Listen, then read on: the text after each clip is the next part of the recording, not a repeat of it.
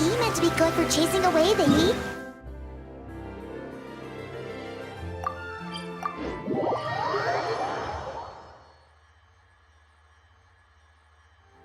The sun is out. Our work's done for the day. Shall we take a stroll?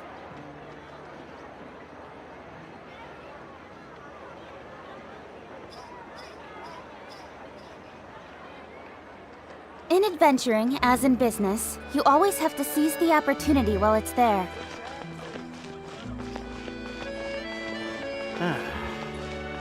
Add astro... I'll think.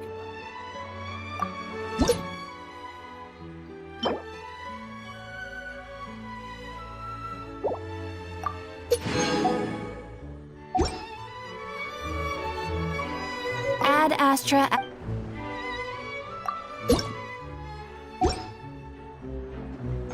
Add Astra...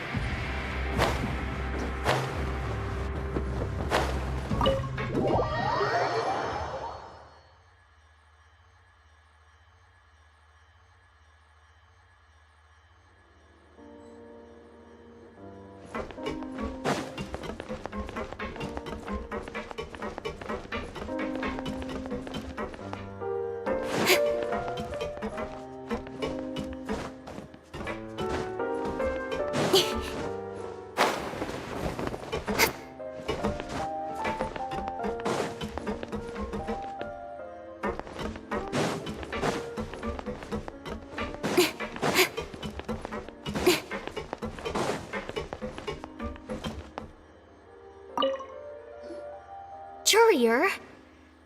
Miss Sijun told me you still haven't eaten. Yeah, I was working on something, so I forgot. That's no excuse for... Huh? It's you two. Junior! Lurvine! We're back! Hello there. It's been quite the mess here recently. How have you been? And you? Are you still taking the secret passageway from the infirmary to work on the ship? Yep. That is still top secret, though.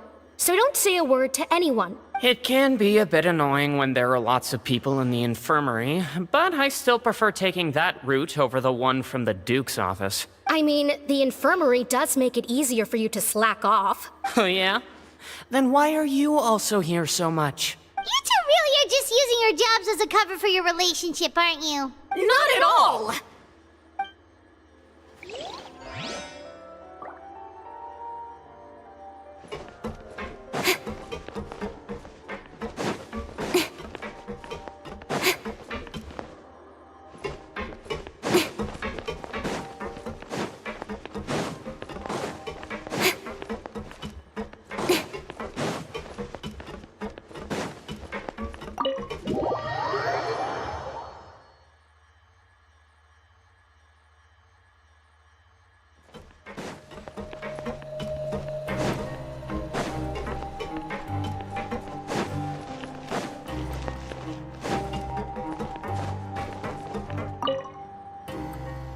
Sijun!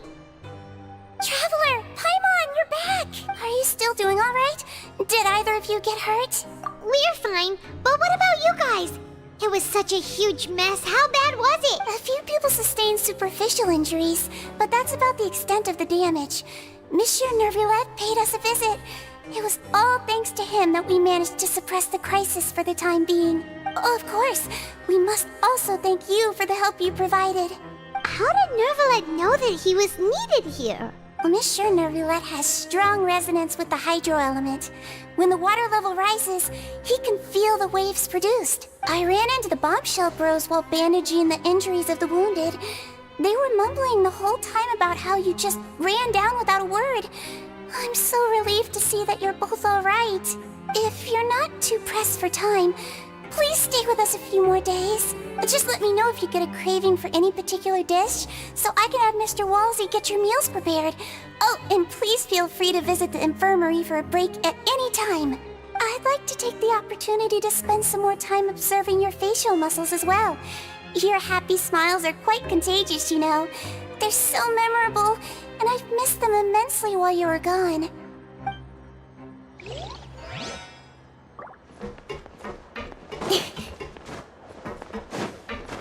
Have yourself a welfare meal.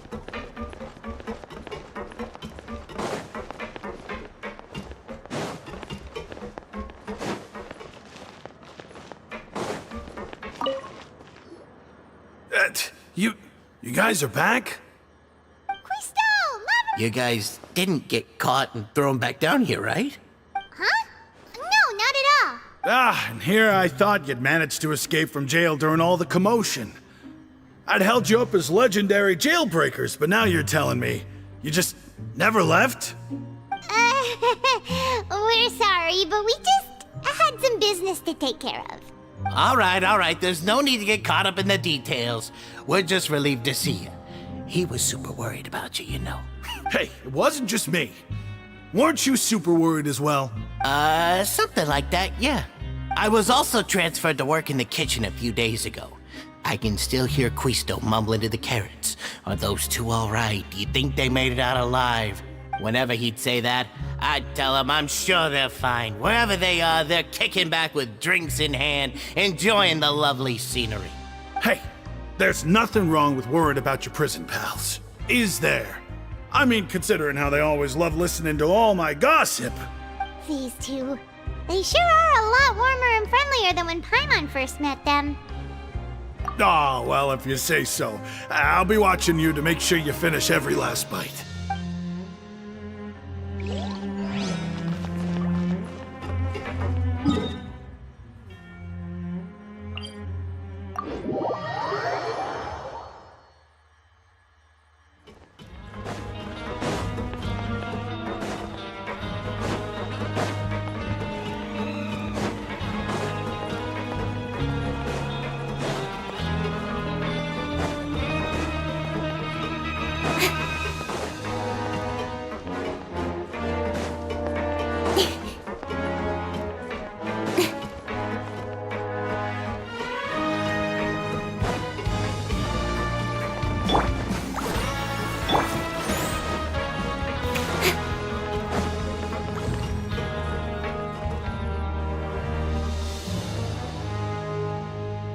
Now guess, what suit will this next card be?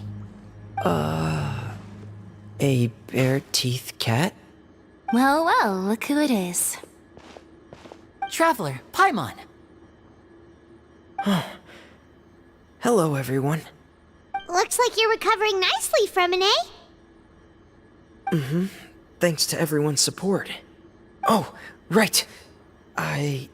I managed to work up the courage to thank Miss Clorand in person. Whoa, how did she react? She told me that it was nothing. It was as if saving a life wasn't a big deal to her at all. She also told me not to worry about it. She didn't want to stress you out, that's all. She's right, and it's best not to dwell on it. Yeah. Okay, but check this out. We went back to the opera house and we met the knave. You met Father? Did she say anything to you? She said a few things that were, a bit hard to understand. And also that she's looking forward to working with us in the future. Her attitude towards you is even better than what we'd imagined. That's fantastic. You should believe her. She has her own way of doing things, and she'll do everything in her power to help those she considers close, which now might also include you. Father is very capable, and also trustworthy.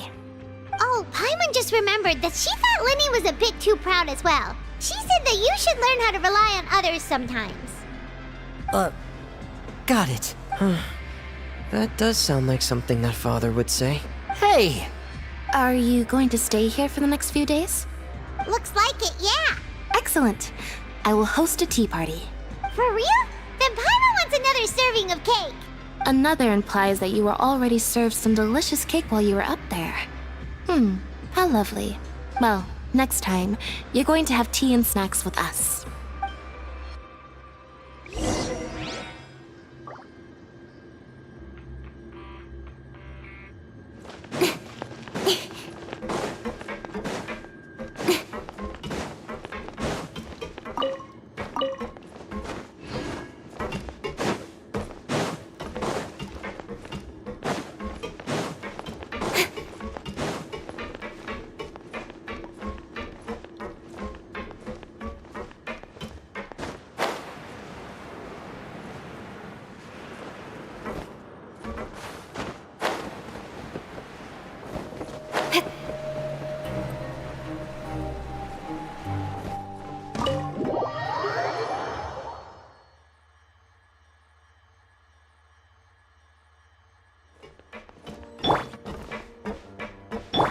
Let's dance.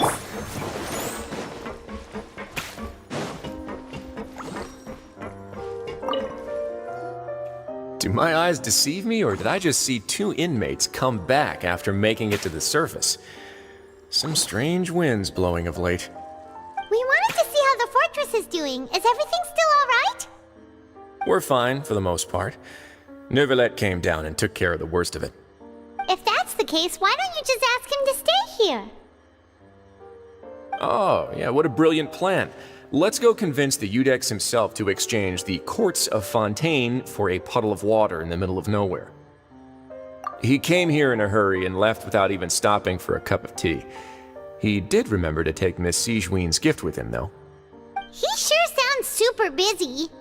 Miss Clorinde has left as well. She also took her gift from Miss Sigewinne. Were the gifts milkshakes? Neuvillette got the milkshake. Clorinde received lipstick instead. Those aren't even remotely alike. Well, it's Neuvillette's own fault for making Sigewinne worried about his health by working so much. But besides that, our head nurse is still pretty fond of picking out beauty products for the ladies.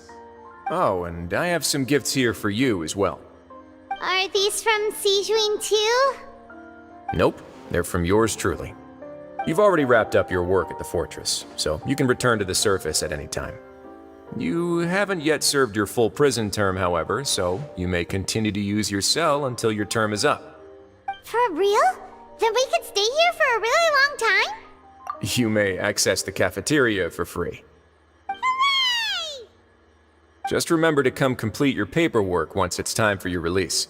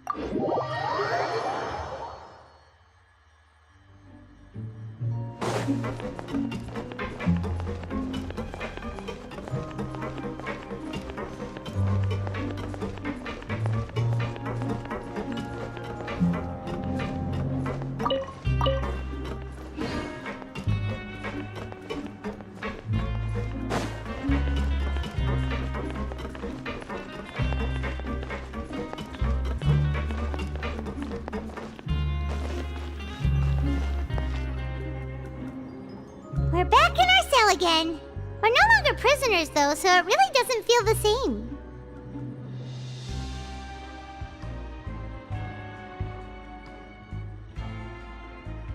Sure feels that way. But the truth is, we never did anything bad to begin with, so I'm not sure why we put so much pressure on ourselves.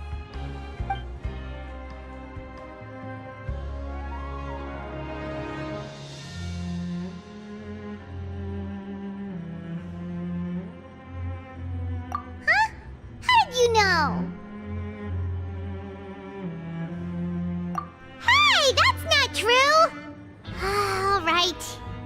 Okay, Paimon just wanted to say that we really are an amazing duo after all. It's like, we've now gone to so many places together and become friends with so many people. We've never stopped traveling or stopped meeting new friends. There are so many bad things in the world, and we're just two people, but we've still been solving problems no matter where we go. Isn't that pretty cool? You're counting Paimon today? Aren't you the only adventurer here? Then let's ask Catherine to give Paimon an adventurer handbook as well. Paimon will also be an adventurer from today forward. Just our thoughts making Paimon giddy. Paimon's gonna crash, so you sleep soon too. The last time we fell asleep here, we woke up to a whole mess outside our cell. The primordial seawater nearly rose up. That was so scary. We should be safe now, right? Alright then, good night to you, Traveler.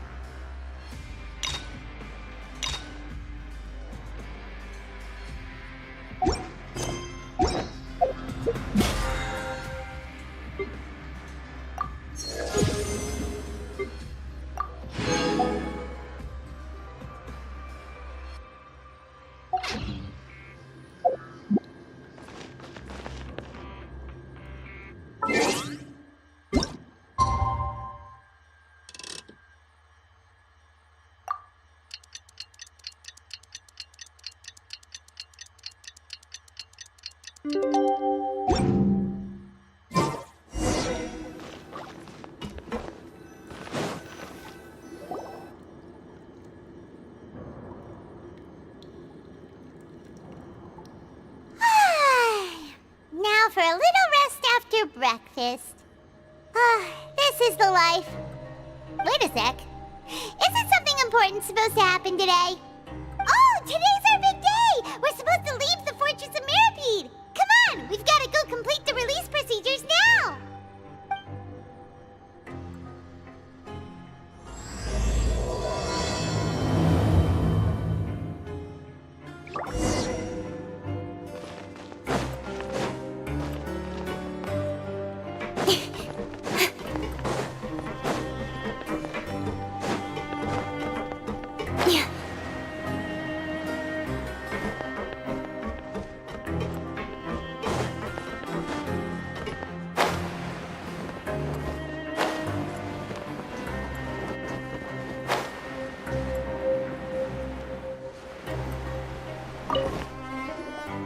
Please, sign here. This document will be effective immediately upon signing, and you two may exit the Fortress of Mirapede via the regular channels. It's been so long since we've been to the surface. Let's hurry up and... Huh? What's happening?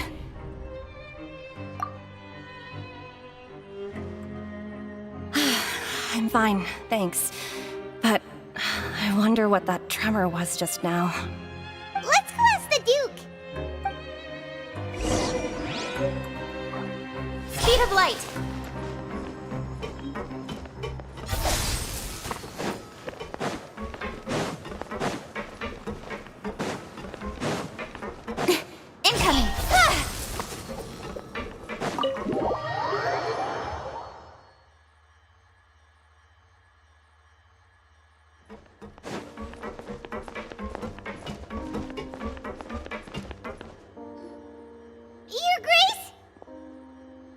Ah, good to see you two. Is there something you wish to see me about? Yeah, what was with that earthquake just now? Ah, that. The tremor didn't originate from the seafloor. In fact, it seems it came from the surface. Over the years of serving as the warden here, I have developed a sense for distinguishing between what occurs on the surface and what occurs underwater. Besides, the seal that Monsieur Neuvillette set in place won't fail so easily. So the fortress is okay? If you recall our last incident, if there really were a problem, there would be crowds of inmates in a panic right now. Huh, you've got a point. Okay, seems we need to get back up to the surface and ask about what happened. By the way, do you know what day it is today? I believe today is this month's pipe cleaning day. Wait, seriously? Ah, yes. Have you completed your release papers? Yep. It's you two. Are you leaving now? That's right! Today is our last day in prison! But now that Paimon says that, it doesn't feel like we were confined here. It's actually been pretty nice. Oh yeah, Paimon feels fond of this place now. Then be sure to come back and visit. I'll miss you. If you've signed the release papers, then you're free to go. The guards will escort you out. You're not going to see us off? I knew you'd ask. All right, sure. Let's go. Well, you actually agreed. No worries, you must be busy. Paimon was just joking. Ah, so you do have a polite side, I see. After being down here for so long, I imagine you must feel like you're lacking companionship. Shall I come along too? Yeah, don't worry, we'll come back to see you. Paimon really likes the cafeteria here. The chefs sure do know how to make good grub. I hope you won't be here as convicts the next time I see you. We'll do our best to stay out of trouble. Well, it seems our work in the Fortress of Mirapede is finished. That's the end of another chapter in our journey. And since Neuvillette was the one who asked us to come here, we should probably go report to him now. Next up, the Palais Mermonia. You're going to see Monsieur Neuvillette? Please pass on our kind regards. I'm sure just your regards will do, no? I believe it would be the polite thing to do. You're right. I've heard the Palais has been terribly busy these days. Tell him that I hope he hasn't been overwhelmed by the recent string of troubles.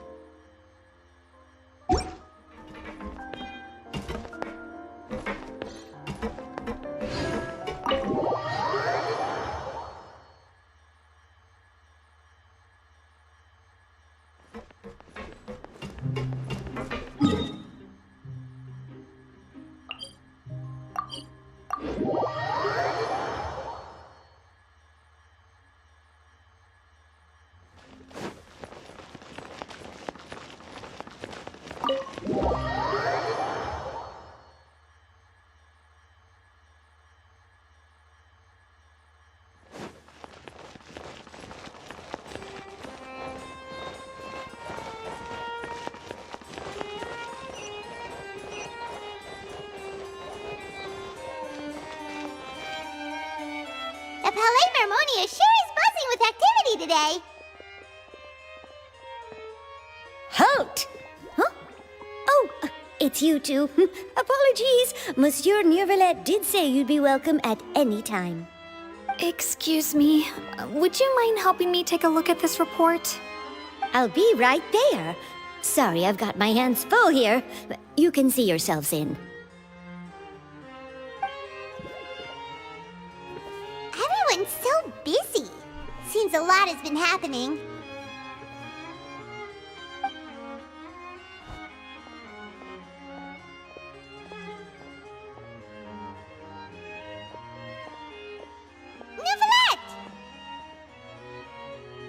Hello. You've come at the right time, but you'll have to wait for just a moment, as there are some urgent matters I must tend to first. In the meantime, please, have a seat. If you'd like to have something to drink, let the Melusine outside know. That's all right. We just ate. Very well, then. Let's take a break over there while we wait for him to finish his work.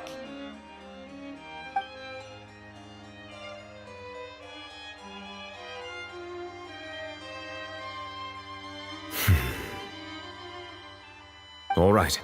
That should wrap things up for now. Are you done with your work? Yes, sorry to keep you waiting.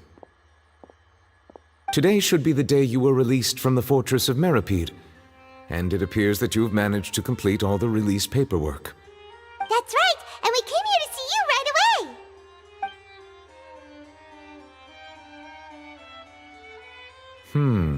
A massive whale. Do you have any idea what that might be? Judging from your description, that cannot have occurred in any ordinary waters, but rather something like the primordial sea. A whale of that size and shape cannot usually be found in the waters of Tevat.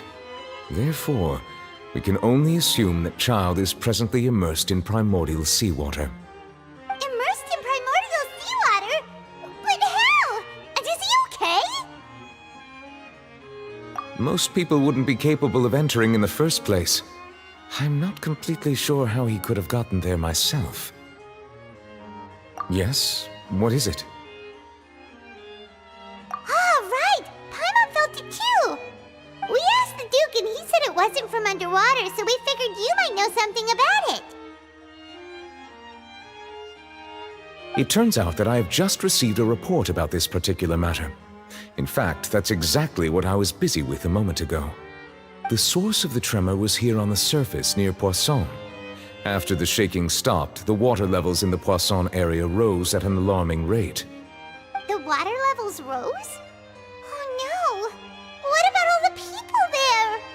Fortunately, the water levels only rose for a short period of time and have already returned to normal now. However, I still have a bad feeling about the whole phenomenon. If the change in water levels is connected with the leaking primordial seawater, then the situation in Poisson may be much worse than it appears. Navia should be in Poisson, right? We need to go check on her! I would also like to go there as soon as possible, but I'm afraid I can't leave just yet. We must immediately formulate disaster prevention plans for the surrounding coastal areas to avoid potential catastrophes.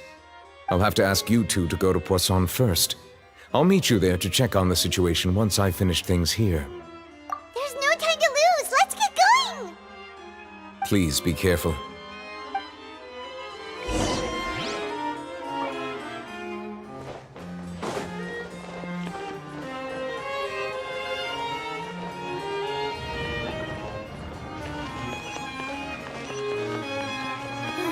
Leaving the Ministry of External Relations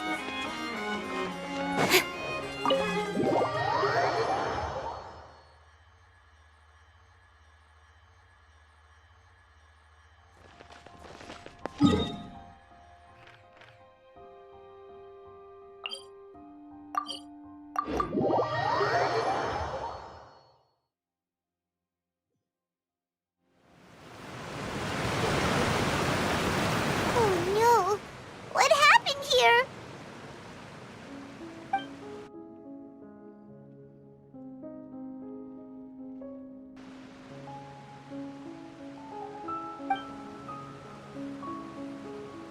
Navia should be around here, right?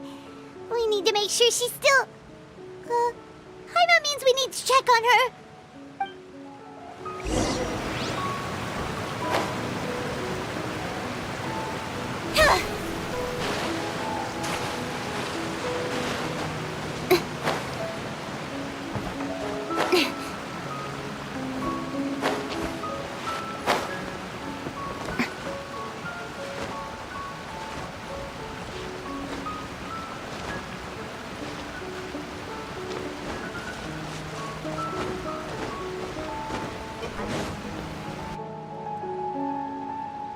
We haven't seen a single soul all the way here.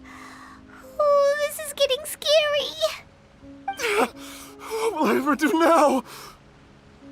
Look! There's someone on the roof over there! Just stay put. We're coming up. Watch your balance. All right, just hurry!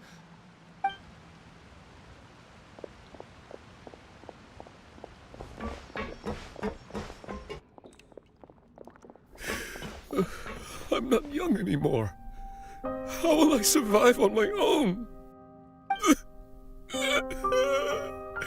My Desiree! Oh, he looks pretty sad. My leg! My leg! How could this have happened?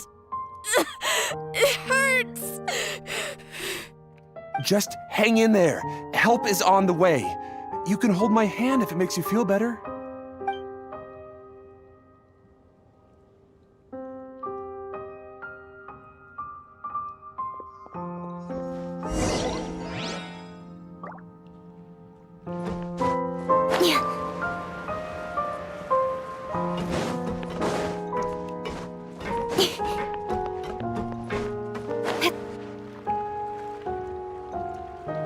Oh, it's Navia! She's over there! Hey, Navia! Are you okay?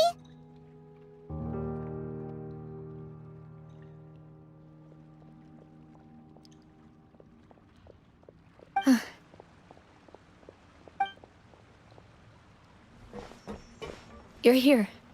We heard there was a situation in Poisson, so we came as quickly— Yes. As you can see, the water level suddenly rose. It caused quite the disturbance, in fact.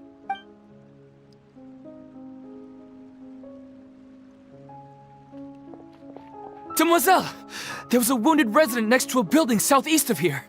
We've already transported him to safety, but we've run out of medical supplies. He's wounded? How badly? He fell, so it's probably a broken leg. He's pretty shaken up. When the water level rose, he desperately climbed up to the roof. Once the water receded and he saw the ground, he became terrified and eventually— He jumped down then. Find the leader of Squad 1 and tell him to take the wounded resident to see a doctor. He should know where to go. Understood. I'll take over his search and rescue mission in the meantime. All right. You'll be in charge. I'm sorry. Where were we? The situation in Poisson? Right. Allow me to explain. A little earlier, we suddenly heard a loud noise. At first, everyone thought that something might have exploded on an aquabus. But before we knew it, water started pouring out from everywhere. The rushing water seemed a little odd, almost like the unique color of primordial seawater. Some people didn't realize the danger and thought it was just ordinary water, leaking from somewhere. Everyone on the street who happened to be close to the water didn't have a chance to escape. As the water levels rose, they suddenly disappeared. Those who realized what was happening started to flee in a panic, desperately trying to get to higher ground. Many were injured in the stampede, and some people fell from significant heights. The Spina di Rosula initiated rescue operations as quickly as possible, but there have been a lot of casualties. Fortunately, the water began to recede after some time, and the chaos came to an end. The water that flooded the area contained primordial seawater, so the lower levels of Poisson are still hazardous. To ensure everyone's safety, I've asked the people there to leave as soon as possible. No one knows if this could happen again. All we can do for now is try our best to help evacuate the residents. We still haven't completed the head count, but we'll have some numbers soon. How awful. And all of this just came out of nowhere. It was quite frightening indeed. I only wish that everything that just happened was a bad dream. Is there any way we can help, Navia?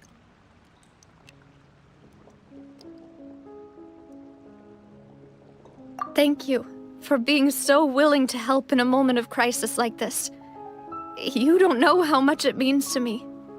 I really can't express how grateful I am. Don't say that, Navia. That's what friends are for.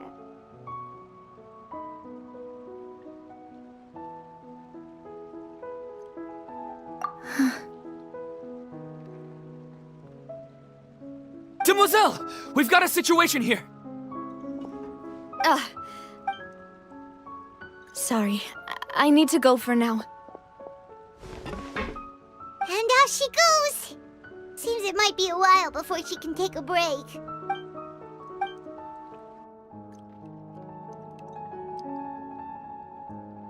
Okay, the wounded are being tended to, and we finished a preliminary head count. More support has just arrived, so I suppose I finally have a moment to focus on my own matters. Of course, we should remain ready for anything, and continue doing our best to rescue others. I'll be sure to have everyone at the Spina di Rosula ready to render assistance. Traveler, Paimon, would you two accompany me to my father's grave for a moment? Huh? Right now? Thank you.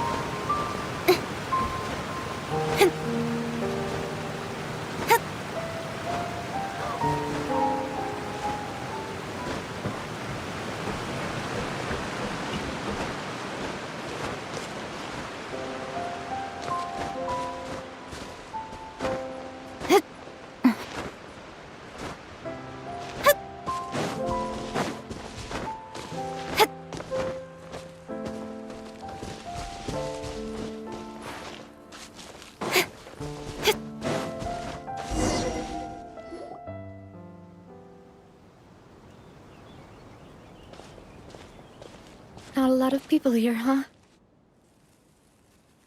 Well, given the time of day and the whole situation in Poisson, Paimon doesn't think there'd be a ton of people here visiting graves. Right. That's how things are now. The living are so exhausted that they've no strength to spare any words for the dead. Navia?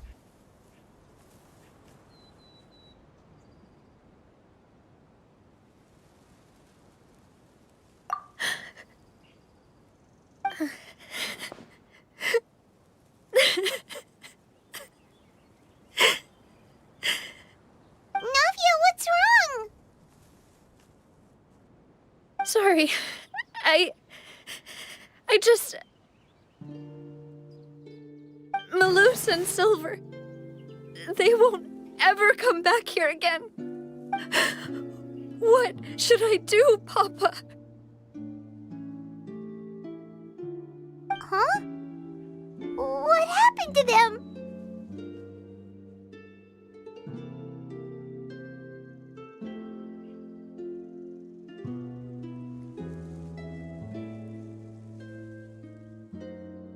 Everyone agreed on the rescue plan, but still, I was the one who initiated it.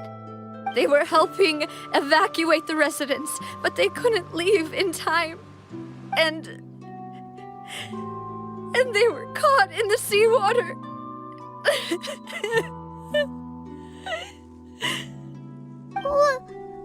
What should we do? I've known them for so long. And I know they weren't afraid. But I could at least hold a funeral for my father.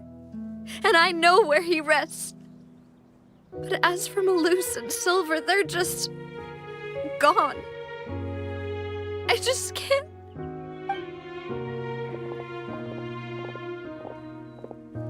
Everything looks so clean after it rains. Even the gravestones. I didn't expect that you'd enjoy a glass of red wine in front of Master Callus's grave. I can understand. Besides, the scenery here isn't half bad.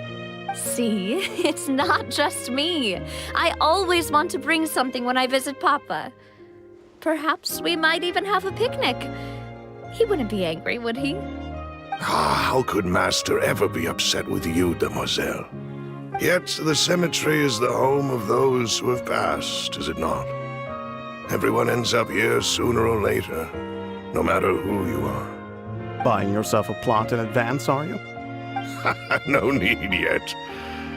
But when I do, I hope you'll let me be buried beside Master Callus, demoiselle.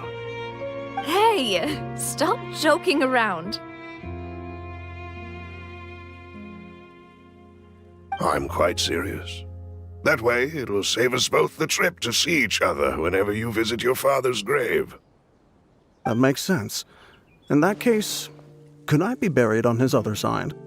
After all, besides you, demoiselle, the two of us could certainly be considered Master's closest companions, no? Personally, I believe we fill those shoes just fine. Why are you bringing this up all of a sudden? Seriously. All right. I'll remember your requests. But I'd really prefer not to talk about this stuff. And what do you mean by saving me a trip? I'd make the journey even if I had to visit you two somewhere else. I'd promised to let them rest in peace here. But here I am breaking that promise. I'm sorry for letting you see me in a mess like this. I don't usually cry, really. Paimon doesn't know how to help you feel better. But, well, she understands how you feel. I had always thought I could make my wishes come true. But now that I think about it, that never solely relied on me. Many things can only be accomplished with someone else's help. Malus and Silver have helped me so much. But by contrast, I could do nothing for them. I'm so sorry. You can spend as much time as you need here, Navia. We'll stay with you. Thank you. Right now, you don't know how much that means. By the way, you can have a look at this. It's a list of victims from the incident that took place here. Obena, Khan, Burnett, Giverny, Francine, Karina, Daisy Ray, Joinville, Julianne, Esson, as well as Malus and Silver. So, everyone else is safe. But it's okay. I know what you're thinking. And you're right. We lost Malus and Silver. But we were able to save more than we anticipated. The overall outcome indicates that the cost was worth... Right! Don't think that way, Navia. One person might be saved at the expense of another, sure, but that isn't something we should ever consider a trade. Malus and Silver were not the price for saving anyone. They're heroes. You're right. Thank you, Paimon. What you said just now was pretty amazing, actually. I'll remember your words. Oh, really? Seems you've become more eloquent in the time since we last met. The knave? What are you doing here? Is everything going well on your side? Yes, my people are carrying out the mission according to your request. All the residents of Poisson have been evacuated, and we're preparing to relocate them to higher ground. As for these supplies, we have everything taken care of. There is no need to worry. Thank you very much. Wait, do you two know each other? We just met recently. Right, Miss Navia? Usually, I would call this a coincidental encounter, but that doesn't quite fit this time. Besides, it never even crossed my mind that a Fatui Harbinger would come looking for me. Thanks to the Knave, Spina di Rosula received generous support from the Fatui, which allowed us to complete the rescue and evacuation work so quickly. Mutual aid is essential to fostering positive developments. We were already in the area, in any case, so it was nothing. That said, I must say that you're a lot sharper than you let on. I'm sure you understand what I mean. I apologize for all the ways in which I tested you previously. We've never worked with a Fatui before, and it's extremely important for us to know who we're working with. My subordinates have reported that Fatui soldiers have been observing water levels and taking head counts in various locations. I hear that they've also prepared a large amount of emergency supplies. I'm quite surprised. This is nothing to brag about, nor do I intend to. It is simply the way of powerful organizations to act forcefully, whether they are doing good or ill. You've witnessed that firsthand, in any case. As I've told this traveler before, I know of the prophecy, and I intend to prevent the impending disaster. Lending your organization a hand was a natural first step in accomplishing that. As such, do not be troubled by this token of our sincerity. Perhaps one day, you'll also be able to help me in the same way. Without your help, there would have been many more casualties. I won't forget your kindness. Furthermore, I sincerely regret what happened to Malus and Silver.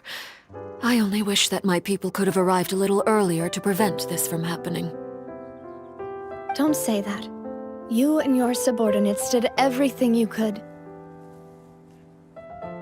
As Paimon said, Malus and Silver didn't choose to sacrifice themselves for any specific person, and they weren't the price paid for others' salvation.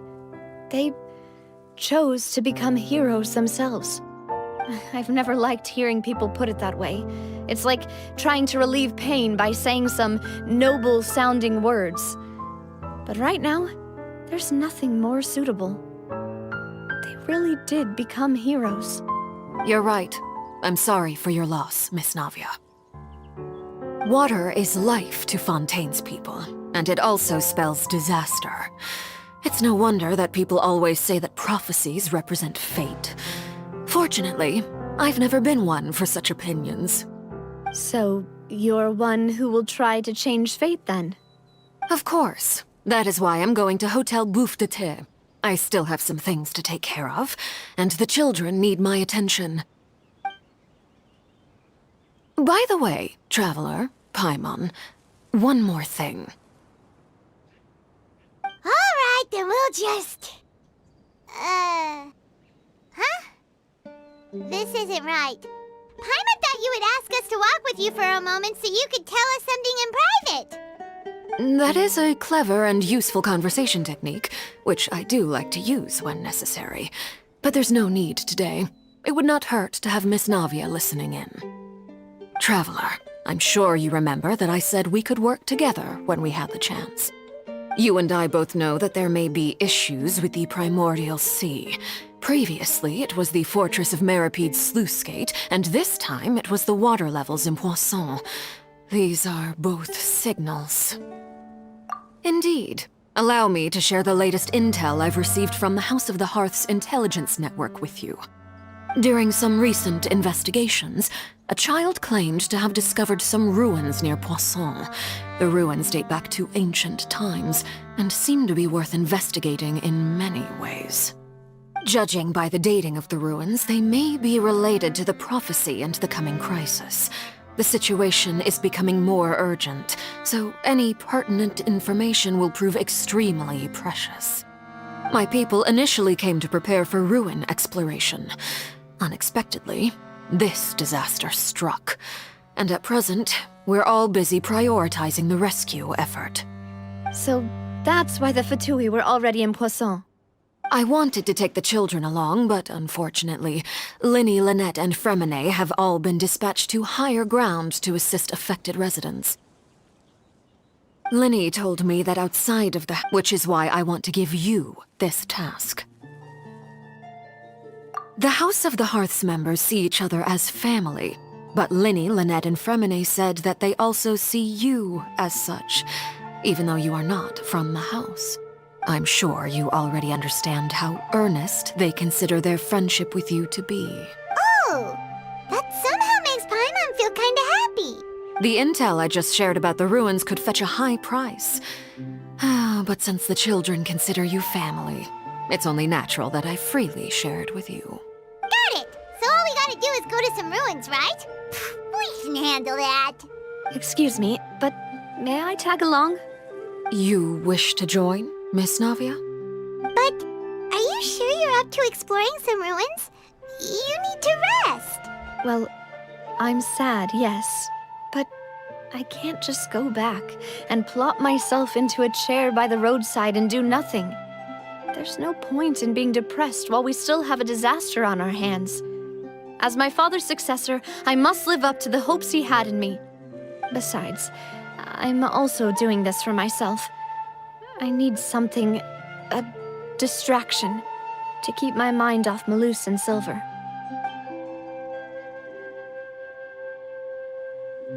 Since you put it that way, I have no objections. What do you say, traveler? All right. The ruins are to the south of Poisson. Here's the map. Okay, the three of us will handle it. Come on, let's pack up and get going.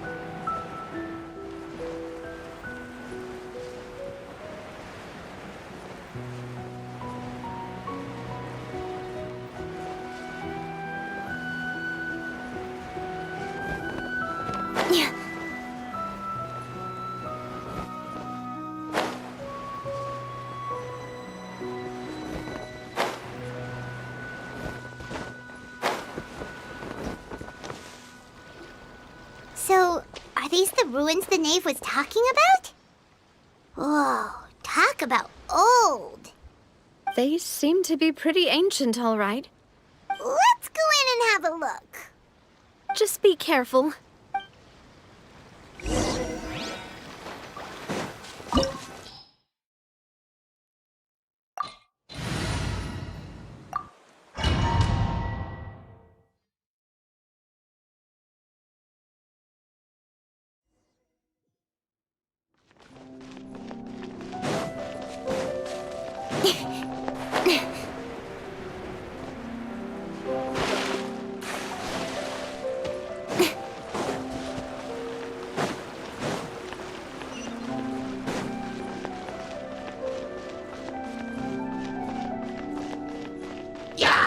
Don't blink! Let the show begin! Propagate! Speed of light!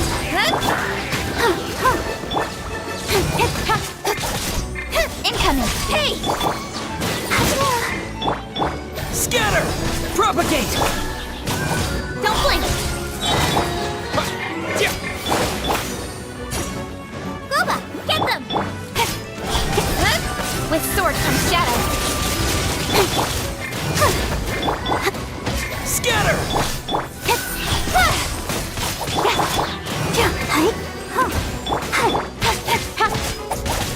Incoming! Nice and spicy! Dada Kundala.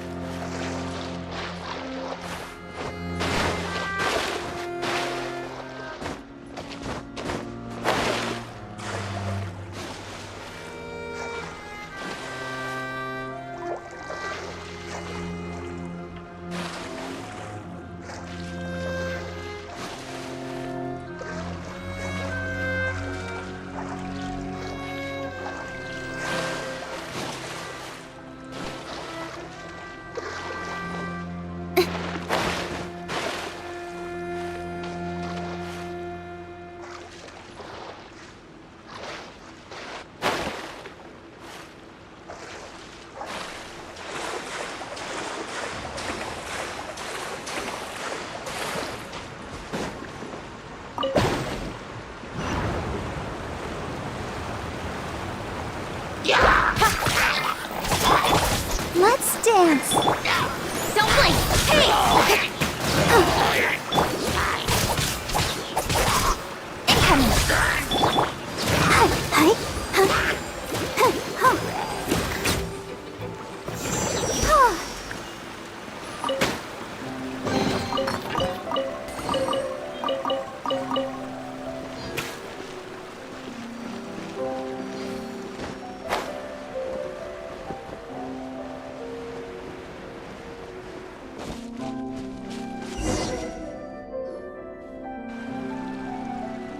This place has also been contaminated by primordial seawater.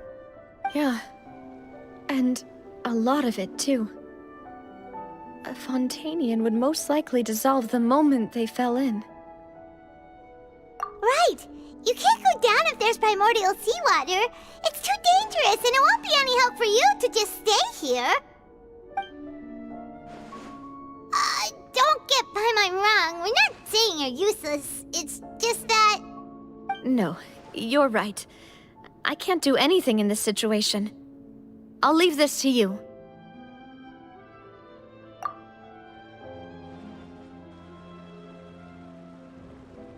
That complicates things. Maybe the only way left is forward. In that case, do you want to wait?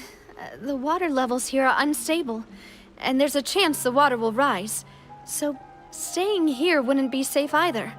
I'll go together with you. Perhaps we'll find the exit just up ahead.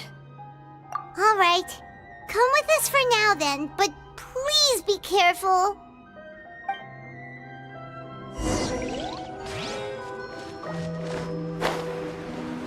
Oh no, it's a dead end! Let's try climbing over from the side.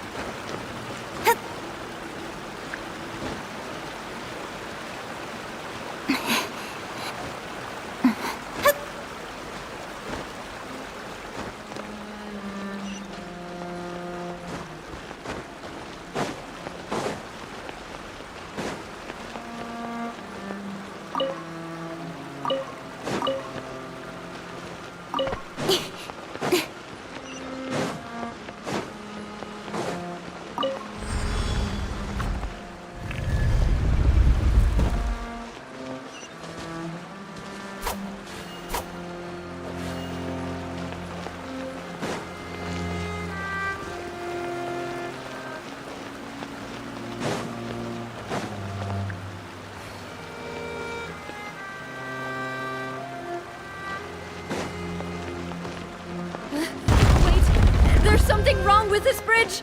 Run for it!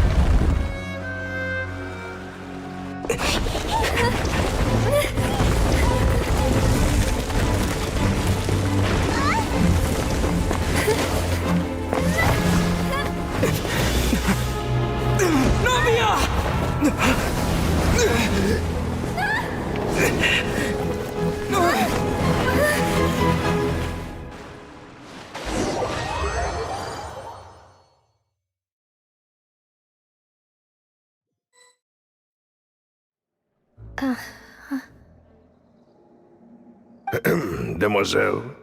Huh?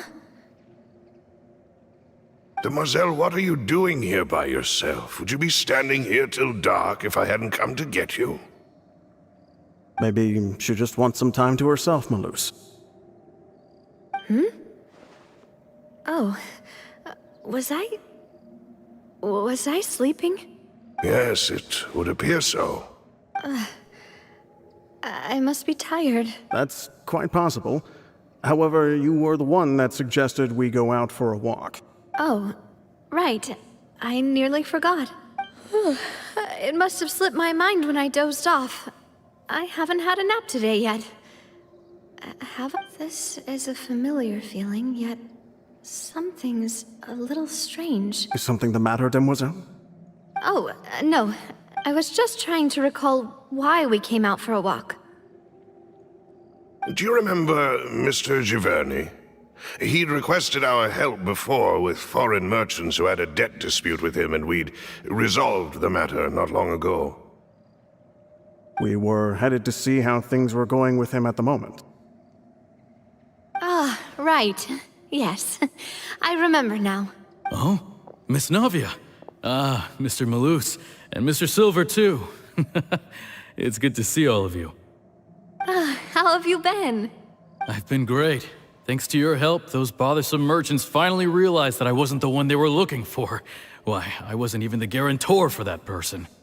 They were knocking at my door day and night. Even my neighbor, Obina, was getting fed up with them.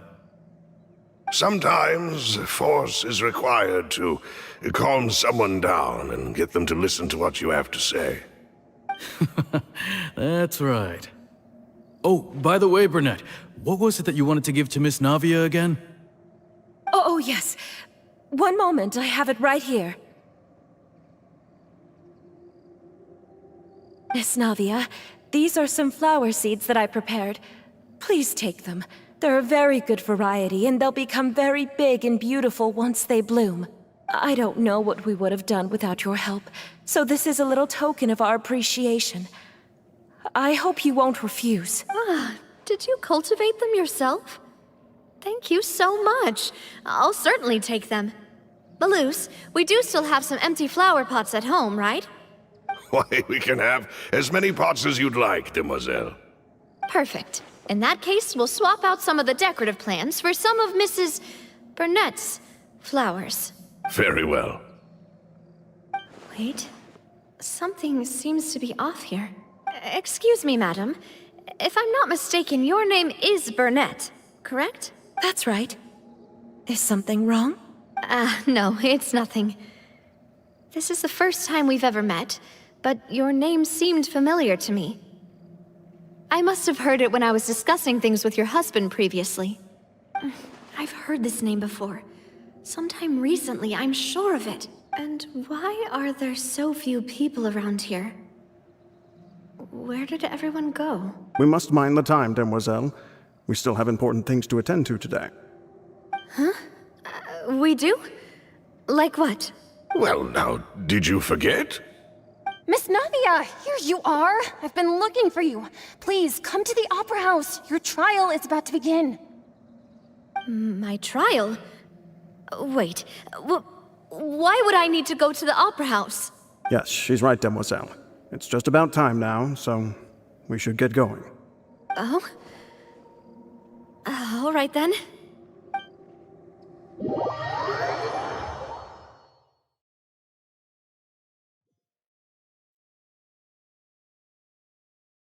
Look, it's Navia!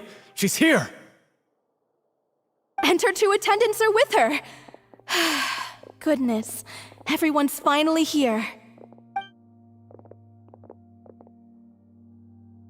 There sure are a lot of people here to see the trial.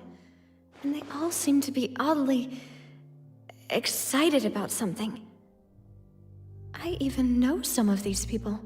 Karina, Desiree, Joyville, Jolien, Essen. Why are so many people here? And why do I have no recollection of this case? And as for the judge... huh? Where's Monsieur Neuvillette? Please sit in the defendant's seat. Don't worry, Silver and I shall accompany you. All right. But are you sure you can stand behind me? Typically, it wouldn't be allowed, but today is an exception. Hey, what kind of place do they think this is? Come on, do they have any idea what they're doing? Seriously. Enough with the whispering! Could someone please tell me where Monsieur Neuvillette is? And why I'm standing trial? My dear Miss Navia, have you not yet realized what you've done? In that case, allow me to explain. As all here know, you are Master Callus's successor, the head of the Spina di Rasula, someone held in high regard by every soul in Poisson. After you took over the Spina, you treated all of us just like the late Master Callus had. If anyone in need reached out to you for help, you responded. Not only you, but your butler, your subordinates, nearly everyone in the Spina di Rasula fought for the well-being of those in Poisson. Wait a moment. Aren't you just proving that I'm a good person? Yes, correct. Absolutely right. And that is why you stand accused. You have helped so many people get through so many difficulties. You are one with us. We are inseparable. We are one big family, all of us who are from Poisson, inextricably linked. And with you being so important, we couldn't possibly do without you. Therefore, this fair and honorable court shall declare you guilty, and you shall stay here. You will be together with us forever. Huh? What are you saying? Everything you have said is correct. I have indeed done a lot for my hometown, and I would be willing to be with you all, but what is the purpose of having me stand here like this? What is there to discuss? Ah, well, if that's what you think, then I have no further comments. How wonderful, Miss Navia!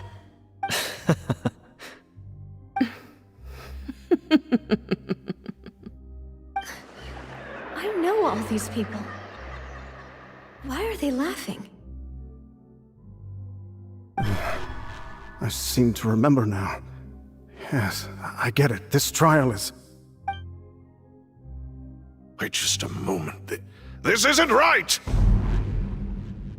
Malus? What was that, Mr. Malus? Our conclusion is very clear and unanimous. Let the court judge her now. She's guilty! Stay here, Navia! You're one of us! Demoiselle, don't admit guilt. This trial means to keep you here forever. I wish to exercise my right to defend Our Lady. Mistress Ronville, you only know of Navia's goodness, but nothing of her utterly independent mind. She was born a free and independent spirit. She has never been tied down by anything. Indeed, even the death of Master Callus couldn't stop her. Her actions cannot serve as proof that she identifies herself as part of any group. She merely acted as an individual, extending her hand to help others. Please do not mistake her actions as being otherwise. Really? As an individual, you say? Don't forget, we are all Fontanians here. This is the nation of justice, the nation of Hydro. Even if Miss Navia only voluntarily rendered her assistance, that doesn't change the fact that her beautiful soul must return to everyone. Water accepts all, blends with all. It will surely accept her kindness. Everything is measured here in the nation of Hydro, and in the end, everyone shall meld together. Thus, when a unanimous opinion emerges, that opinion represents justice. Now I speak for everyone. Our opinion is consistent. Navia should stay. We and Navia are one. And you would call this justice? Preposterous. You are merely jealous that Demoiselle still has a chance to exist as an individual. Have you forgotten how much you all once longed to become individuals, to become independent? Do you mean to defy our justice? If your justice is flawed, then why should we acknowledge it? As you said, we can also have our own justice. Silver and I shall defend Demoiselle. And that is how we will enforce justice. Ugh, my head... it hurts. Demoiselle! Silver, it hurts. My head is spinning. All I can see is stars swirling in front of me. I remember now. Everything that seemed odd from the very beginning. Karina, Desiree, Joyville, Jolien, Essen, and Mr. Giverny and Mrs. Burnett, who we met earlier. Even Malus and Silver. I don't want to admit it, but they're all dead. Don't be afraid, and don't admit guilt. We will protect you to the very end. Absurd! Who are you to say that she cannot be judged? We are the majority, and in the nation of trials, the majority is absolute justice. We are the will of all. Don't let them escape! We shall keep Navia here with us! Mr. Malus and Mr. Silver, must you be so stubborn? How could the two of you possibly hope to stand against the collective? Do not resist. This judgment is fair and just. Navia belongs to us. After all that happened, she should not be left alone in Poisson. What are you saying? No more excuses! He says we're jealous. Jealous? How could she possibly be an independent individual? What's with these people? Who's jealous of her? She belongs to us! Miss Navia, she... Silence! That's...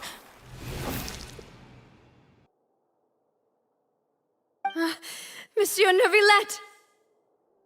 Such commotion is prohibited in the court. The accusations you just presented are nonsense and cannot constitute a proper trial. The court will adjourn for the rest of the day. In this, I shall hear no objections from any unauthorized party. Our thanks, Monsieur Neuvillette. Please leave with me, Miss Navia, while there is still time. But...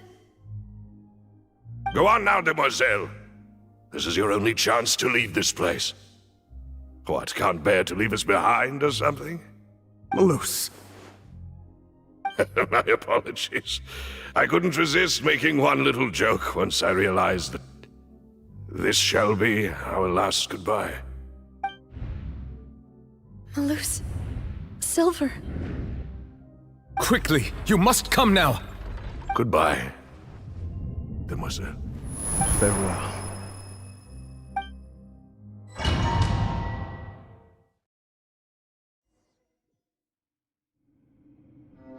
No, wait! Just a second!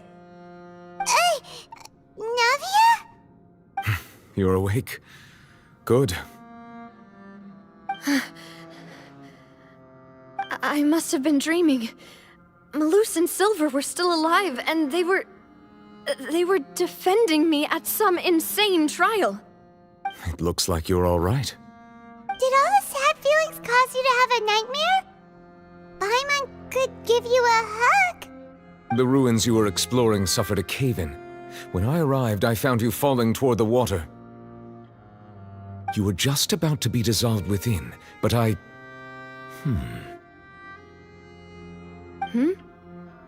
What is it? I think I saw two Oceanids protecting you. It was only for a moment, perhaps even a fraction of a second, but they gave me the chance to retrieve you. Were it not for their intervention, I would not have been able to rescue you before your consciousness dissipated. Wait, did you say Oceanids? You mean like what happened with Vache? Perhaps those two Oceanids were the people you saw in your dream. I always told them that they didn't have to protect me. To think that they'd keep doing so even after death. Please come with me.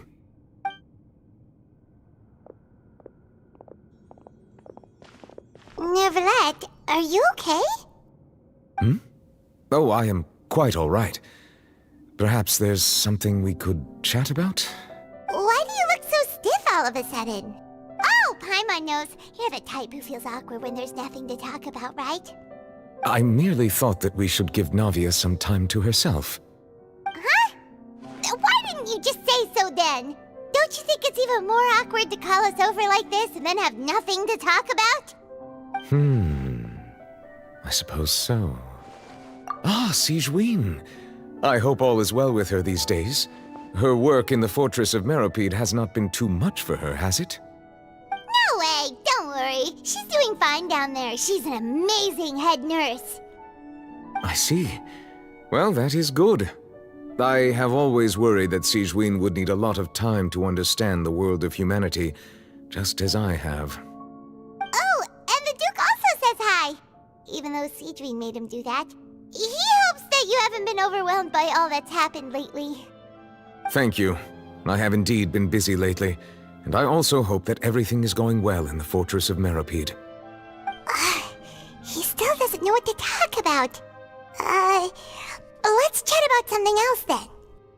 So, Neverlet, you're probably quite the swimmer, huh? Yes, of course. This isn't going anywhere. Let's try something else. How did you find these ruins? Did the knave tell you? Yes, in fact. I had arranged to meet you in Poisson, but when I arrived, I discovered that the Fatui were helping the residents evacuate. They had even transported a large quantity of supplies to the area. Amid my astonishment, I ran into the knave, and we had a chat. She informed me that she had asked you to investigate the ancient ruins here. Yeah, we originally planned to meet up with you, but we thought you might still be busy with all those official documents. We didn't think exploring the ruins would take very long, and who would have thought you'd wrap things up so quickly?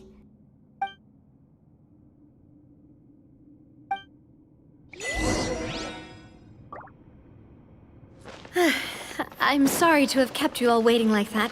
I'm feeling much better now. I guess we should get going again. Will you come with us, Monsieur Neuvillette? Yes, if you wouldn't mind my company. All right! Another one joins the party! Let's get going then!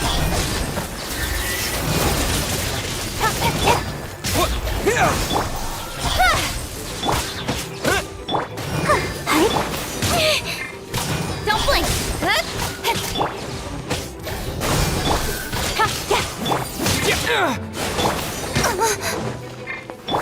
Boba, get the... Oh,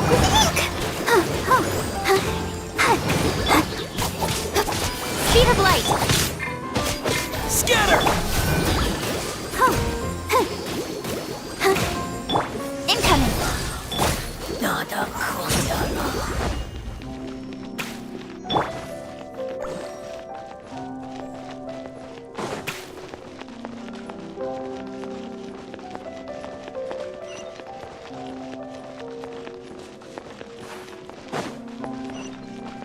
Oh no, another unstable path.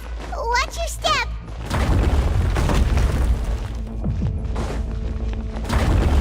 Speed of light!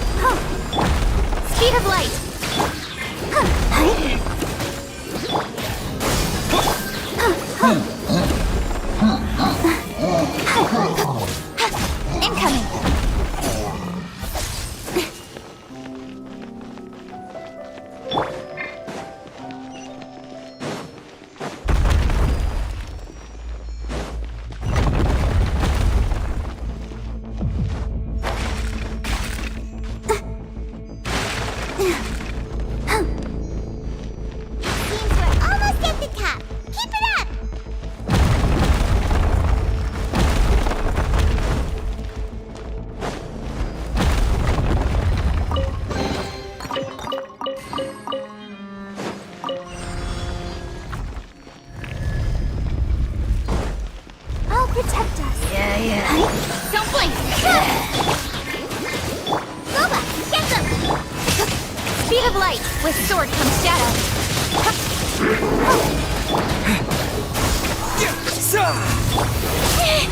Incoming! Hey!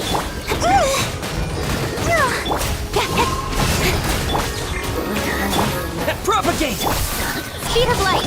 Out of the frying pan!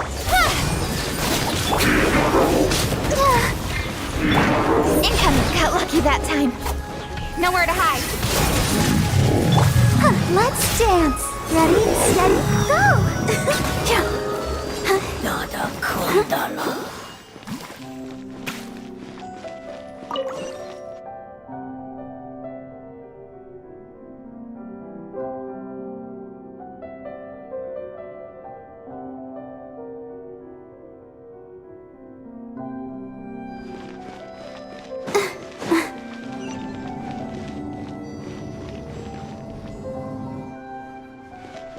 Go, Barbara, go!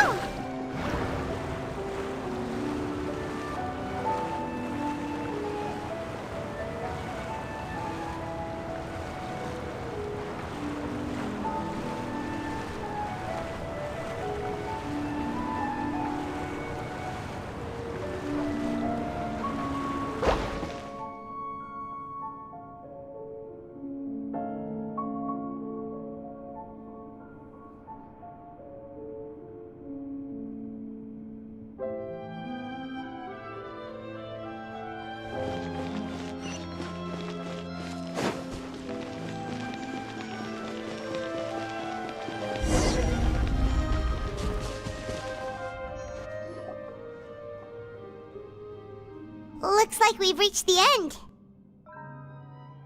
This is the place. There should not be any other hidden spaces in the vicinity. The path sure had some twists and turns, but it turns out that this place isn't actually that big.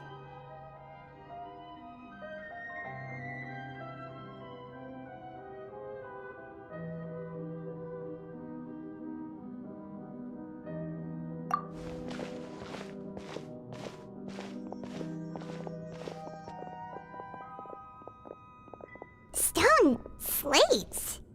It seems like they were put here as an offering. Could we take them down and have a look? Perhaps we should just leave them be for now. There are 4 locations in total, but only 3 stone slates. The slate that should be in the first empty spot is missing. The surrounding walls also show signs of damage. There's something written below. Let Paimon see. Reason dictates that this nation be destroyed. I shall record the history of its future here in its past. Say what? It feels like someone left these slates and these words here for a purpose. But does he mean that Fontaine should be destroyed? That would fit the circumstances dictated by the prophecy, yes. Indeed, the slate's contents correspond to it. Take the second slate, for example. There's a person kneeling here. She seems so dedicated. And there's a whole bunch of other people behind her doing the same. She's facing this... what is this? Some kind of island in the sky? And is that Lady Farina in the third image? Did the Hydro Archon fall into the water? And is that a ring of people around her? Paimon doesn't quite get it. Are they all in the water? The fourth image. I know this one. This exactly matches the content of the prophecy. The people will all be dissolved into the waters, and only the Hydro Archon will remain, weeping on her throne.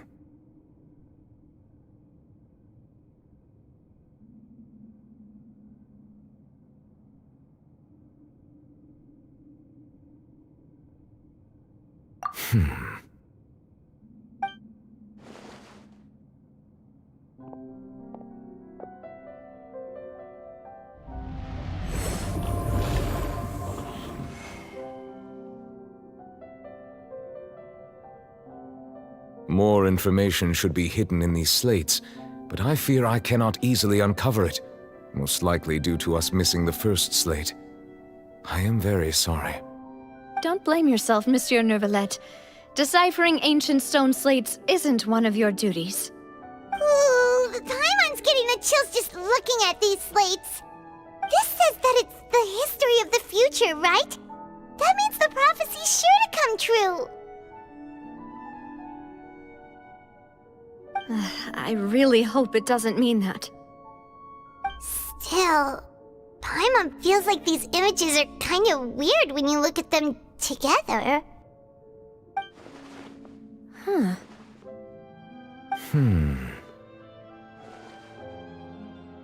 That's right! If the images are in chronological order, shouldn't the fourth, the waters drowning Fontaine, come before the third, where the Hydro Archon herself falls into the water? And yet the order is reversed here. If we go by timing, Lady Farina only emerges in the third image. That means that the person in the second image might be the previous Hydro Archon. Egeria, then.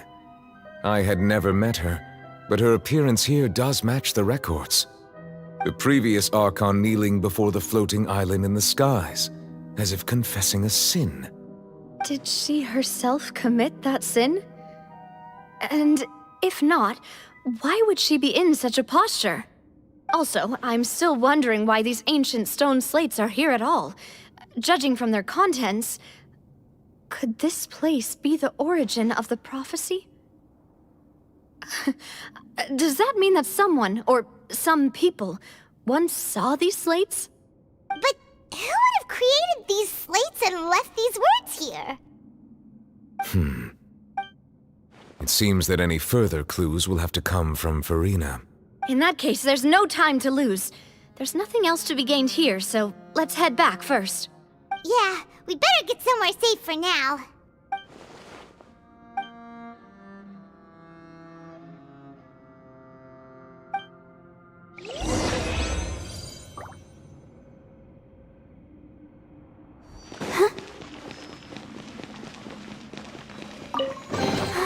Keep going.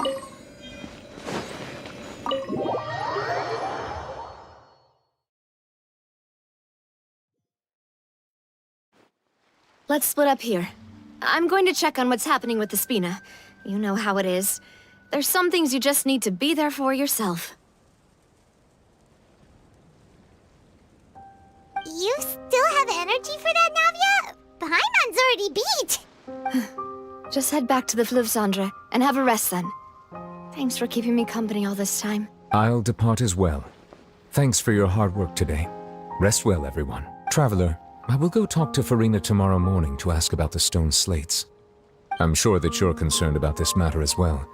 If you have time, drop by my office. I will share the results of our discussion with you. Are you really gonna talk to her about this directly? Will that be a problem? Paimon's getting a little scared now that it's come to this. She has long been harboring secrets and will not give them up easily, which makes it all the more my duty to ensure that she understands the present situation. Alright, we'll leave it in your hands then. You're probably the best person to talk to her anyway. I will be carefully considering my words tonight.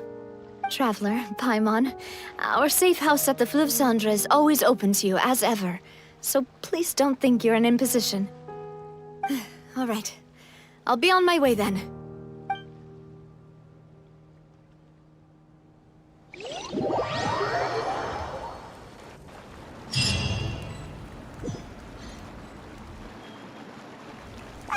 We're finally back! Welcome back. We've got a special menu prepared for you two tonight. Yay! And there's good food too! Navi, no, the boss is the best. Ooh, Paimon's already starting to forget what happened today. Oh, that voice. Is that who I think it is? Huh? It's you two.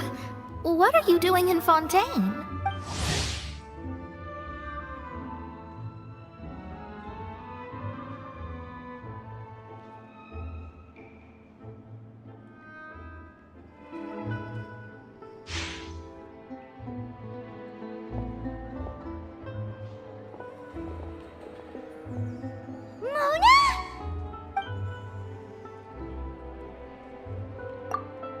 seriously, nobody just uses a scry glass whenever they've got time to just see who they'll meet on the road.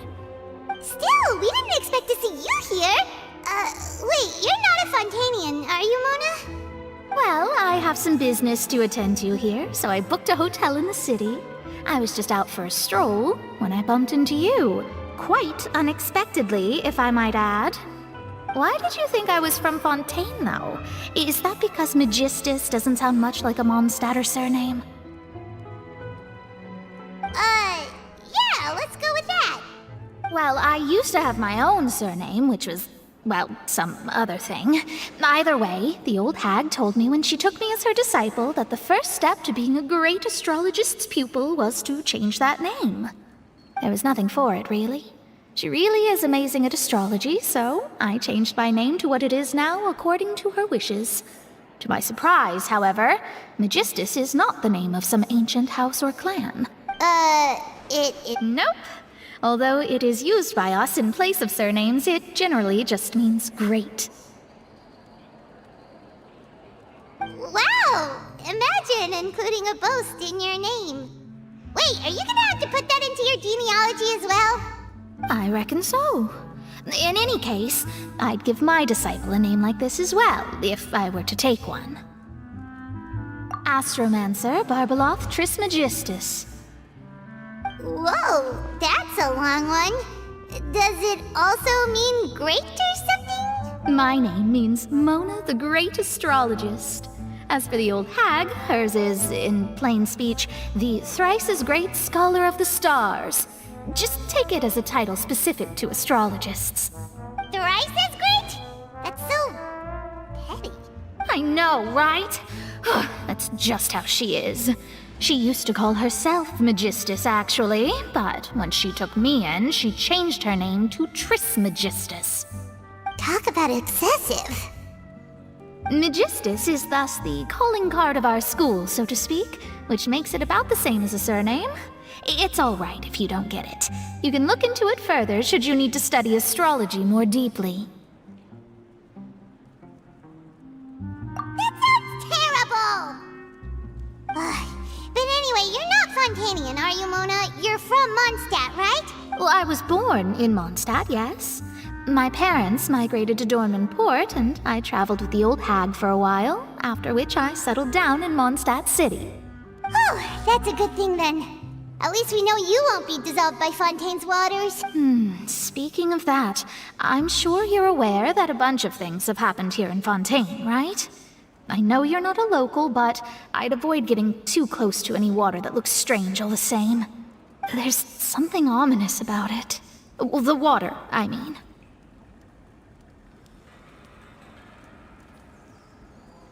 That was the main reason, yes. Just a while back, the Steambird invited me to take part in a panel and speak about the circulation of the prophecy as an astrologist. The invitation was sent quite early on. I don't think anyone expected Fontaine to be in this much trouble. What do you make of that prophecy, Mona? Just tell us what you think as an astrologist. Your word would go a long way to make things more certain and less scary. What I can tell you is that I'm an astrologist, and that this prophecy concerns the fate of Fontaine, even that of all Tevat. Ascertaining this is akin to reading the fortune of the whole world. I'm afraid that this is not something that just anyone can do. If I could do it, you would no longer call me an astrologist, but a visionary. But on the flip side, the prophecy is so huge and powerful that it must surely come from a powerful visionary. Its contents involve the fate of the world. Disregarding it would be a mistake. A visionary? Sounds really powerful and all, but does such a person really exist? Of course. The old hag could do it, and I'd bet there are others amongst those Hexenzirkel colleagues of hers who could do something similar. Huh? Are you sure? All right, I'll help you. It isn't often that I see you with such a serious look on your face.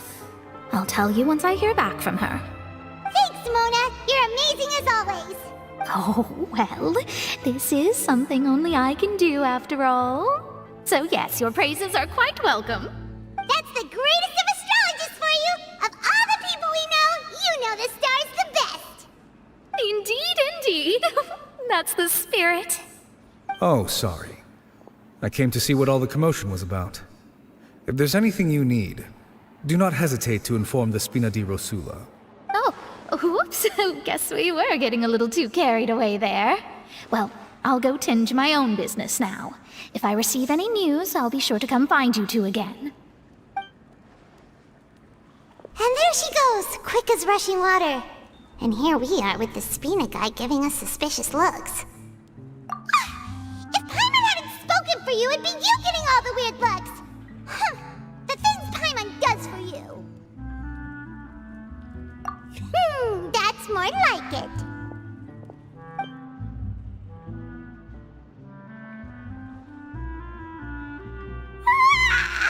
Good morning!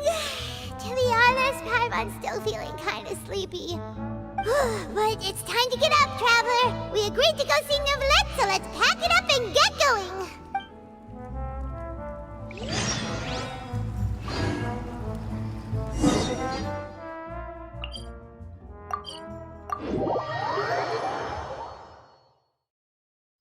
Go, Barbara, go!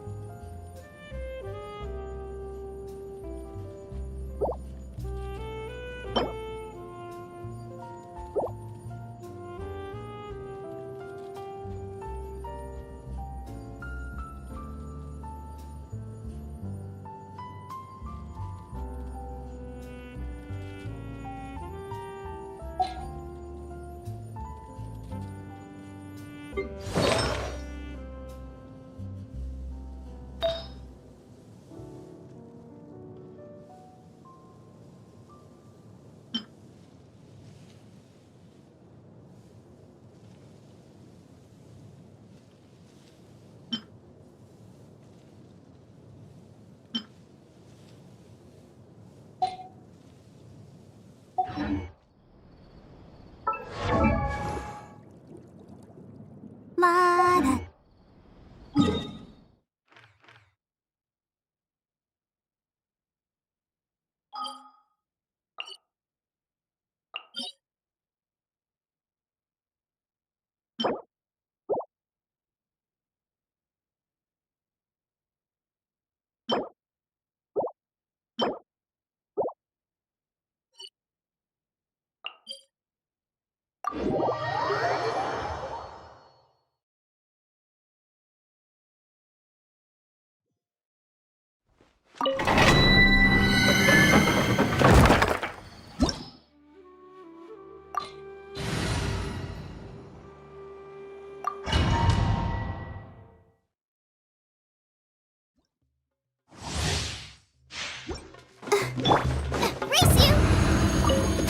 You are not welcome here.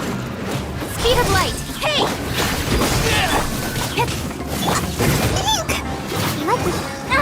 Show begin. Incoming! Scatter! All you've got. Speed of light! Hey! Let's end this now!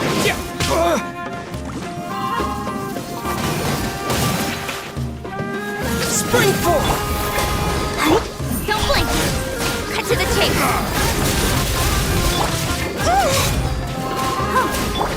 Speed of light. Test my patience. I'm getting sick of it. Don't blink. Let's dance. Oh.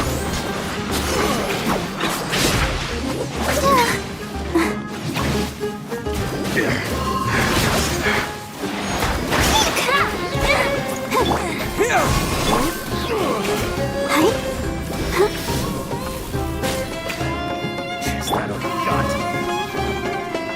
Speed of light. Hey! Nice and spicy. You're toast! Nowhere to hide.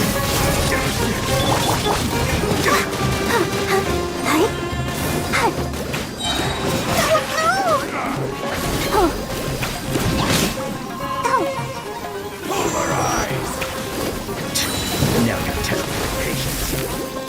I'm getting sick of it. Nova, get them! Let's end this now! Go, Barber! Nice and spicy! Don't blink! We'll meet again. Speed of light! I'll protect her. Let the show begin.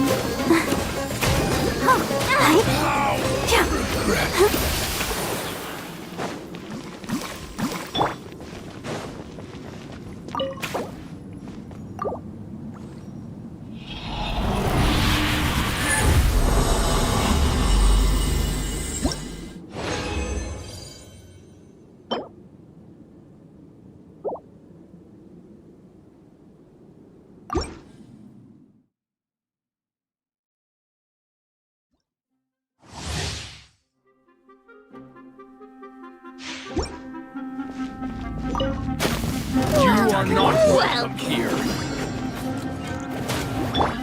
Don't blink! With sword comes shadow.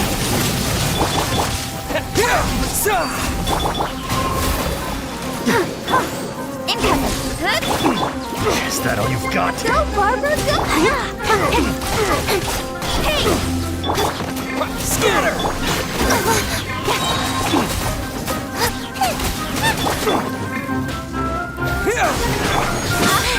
Cut to the chase!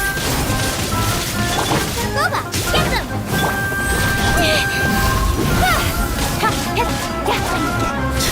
Now you're testing Don't my blink! patience. Hey!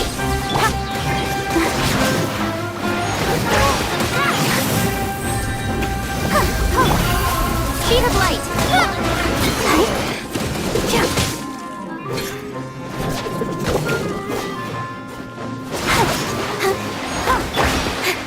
Don't blink! Propagate!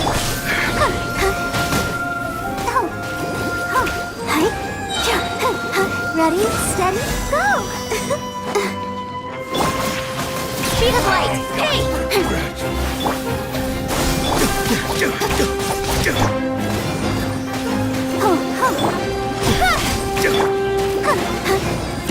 We'll meet again. Incoming! Scatter! Hey!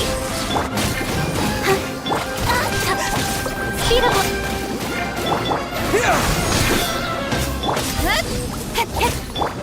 I'm getting sick of this. Incoming!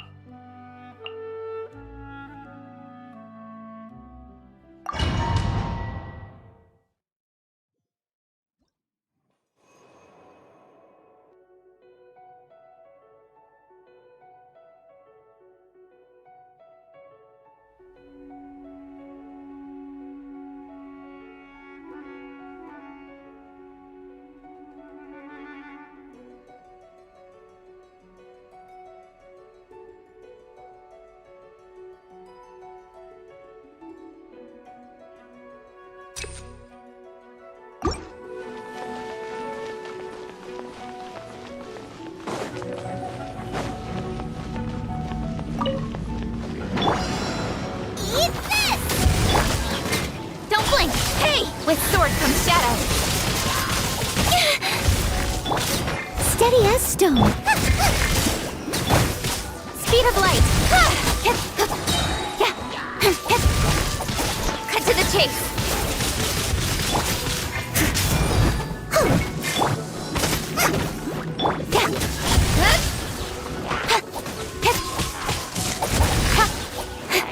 Don't blink. Nowhere to hide. Nice and spicy.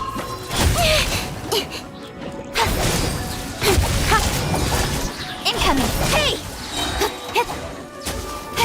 Cut to the chase.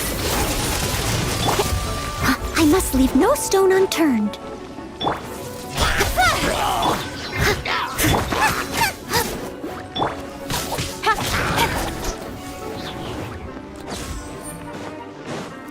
Speed of light.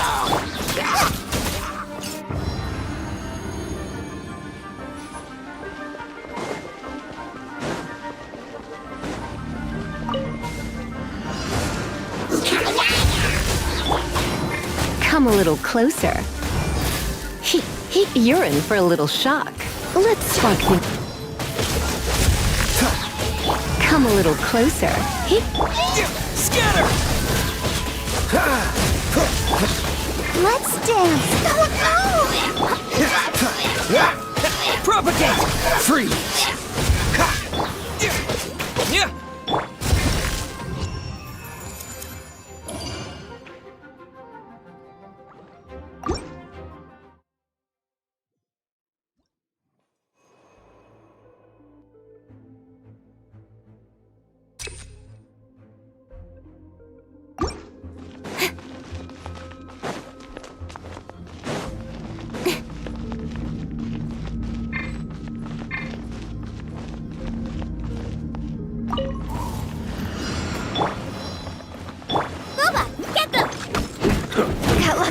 Don't blink! Leave it all to me. Incoming! Nowhere to hide. Out of the frying pan, into the fire! Hey-ya!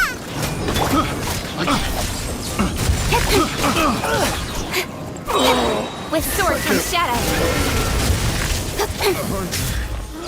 Speed of light. Lauma, get them!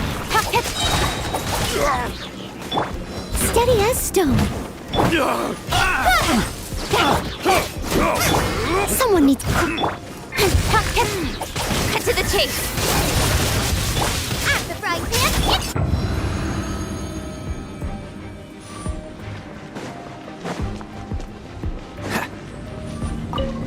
What you got? Dodge this! I'll protect her. Freeze!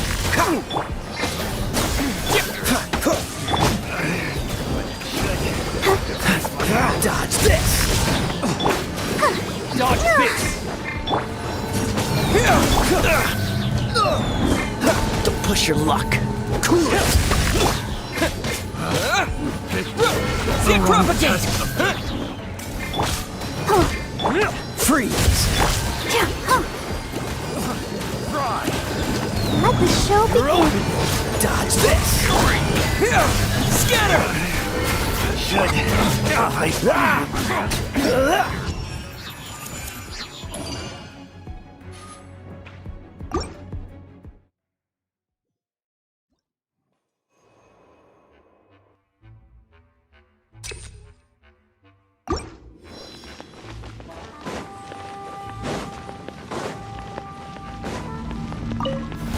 There you are, eavesdropper. Lauma, get them!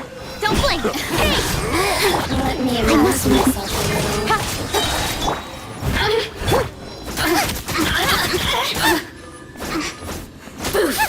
nice and spicy! The more, the merrier! Over here! No one escape! Don't blink! With sword comes shadow. Blink! Over here! The frying pan! Incoming!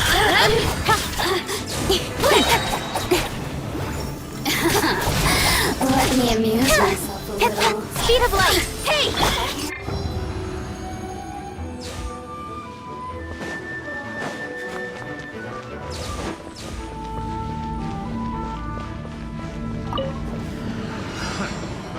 Don't get frostbite. You're in for a little shock. Propagate! Germinate! Cool it! Prepare yourself. Yeah! Go! Freeze! Not so soon. You can't.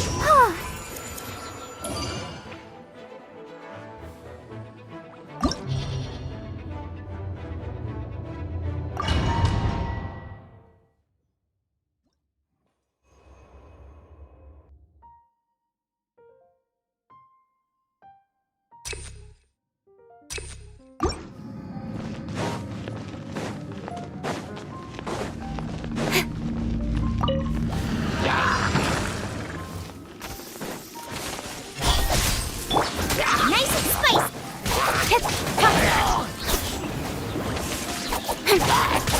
Incoming! You're toast! Nowhere to hide. Leave it all to me. Lauma, get them!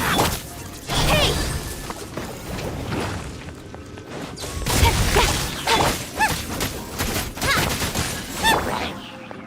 Speed of light! Time to clean up. Out of the frying pan! Incoming! With sword comes shadow. I must leave no Speed of light!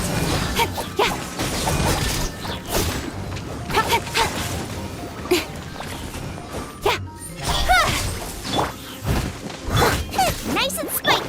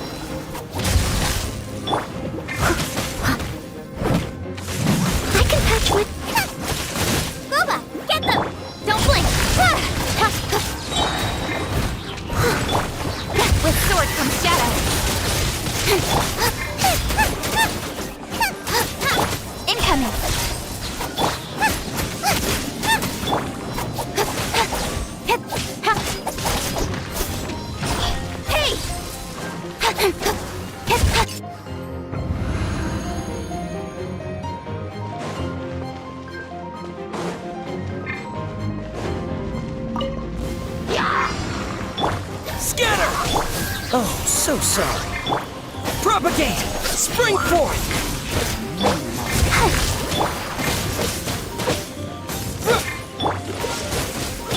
Come a little closer. Surrender and I'll be gentle.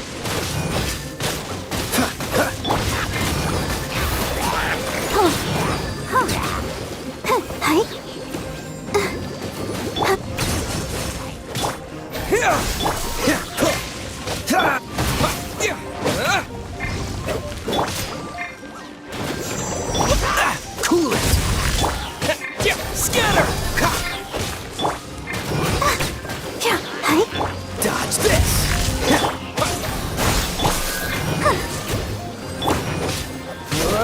Cool it!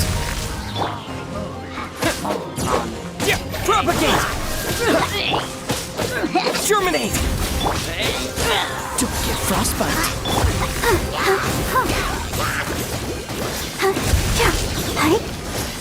I'll protect us.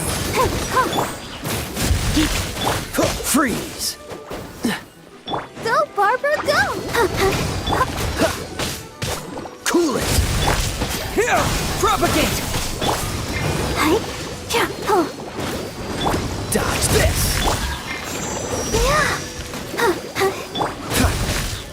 Scatter! Cool it!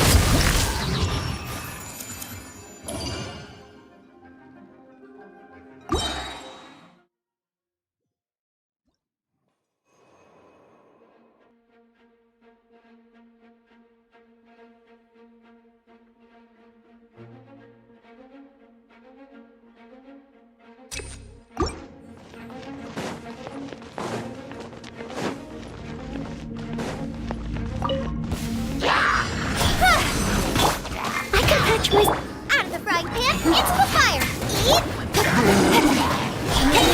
Hey, to the chase. They still need me.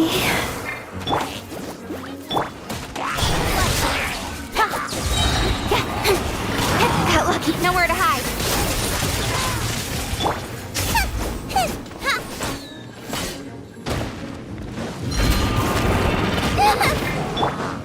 Don't blink.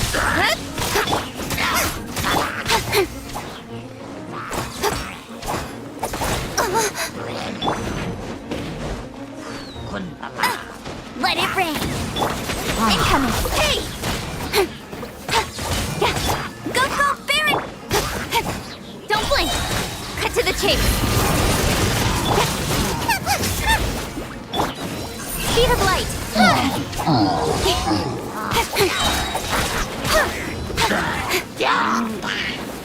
Nowhere to hide. Out of the frying pan. Incoming. Got lucky that time. Hey!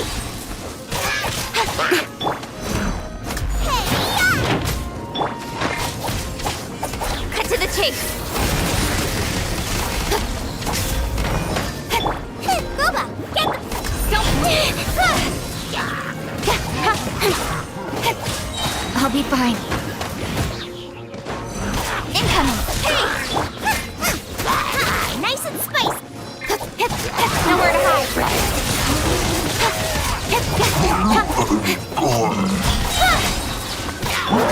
Not so hard. No one escapes my sight. Don't blink. With sword comes shadow. Out of the frying pan. Incoming.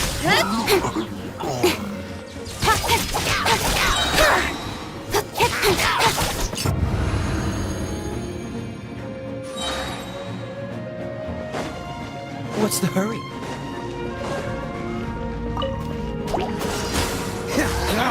Oh, so sorry. Propagate! Scatter! Let's dance. No. Spring forth! Freeze!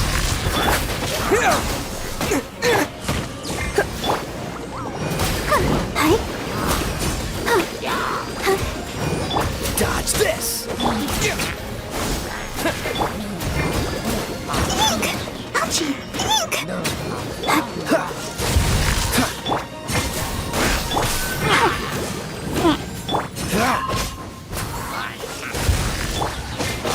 Propagate! What? I'll protect us. Yeah. Go, Barber, go! Cool it! Scatter!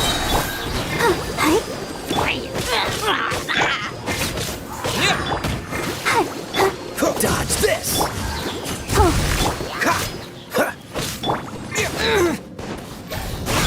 Come a little closer.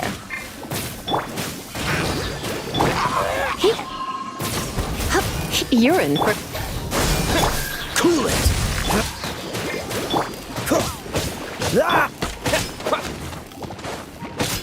Propagate! Freeze! Go, Barber, go! Scatter! Cool it!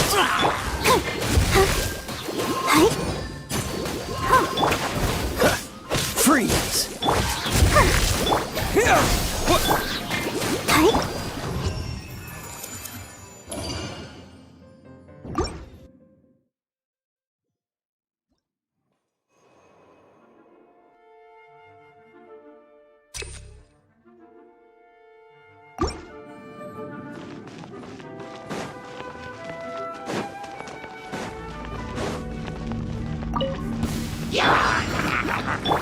Don't blink! Cut to the chase! It's T! Speed of light!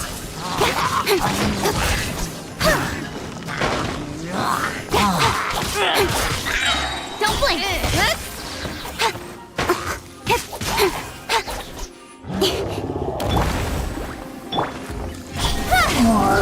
Nowhere to hide!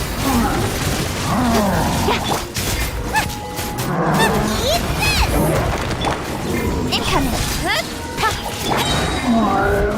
That's cheating! No escape! Speed of light with sword comes shadow. Hey!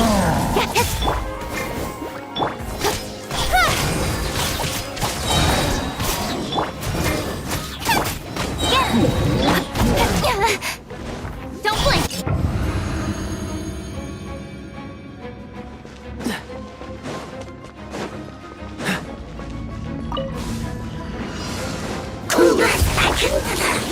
Let the show begin. Don't get frostbite. Try not to enjoy this too much. Freeze! Scatter!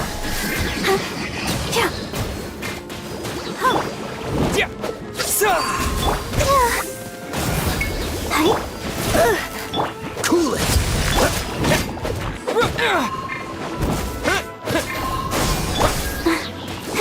I'll protect us.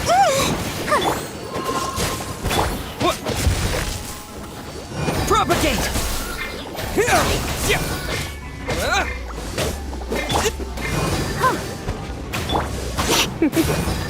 Dodge this! Scatter! Spring forth!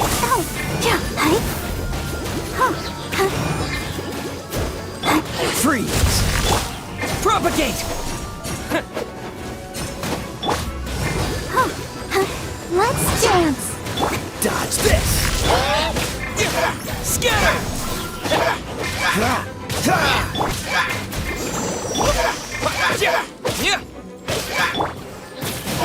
Cool it!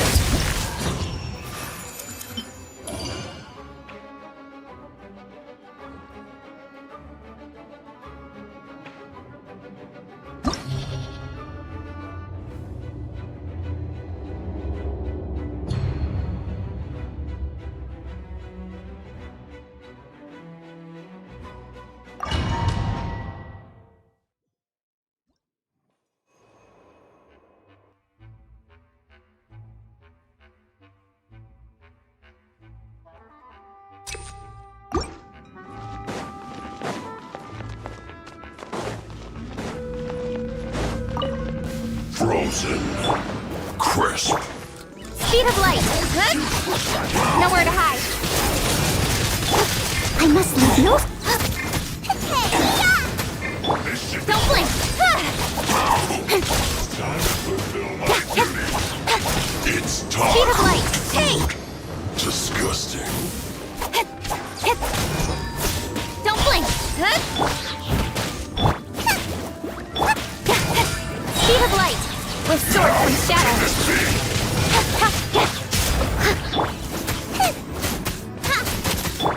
Go, go, big! Incoming! My Hey! duty brought me at an end. Nice and swift! Nowhere to hide!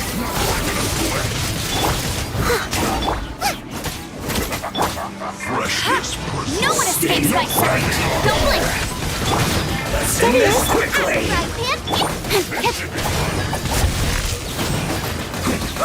Speed of light! Cut to the chase!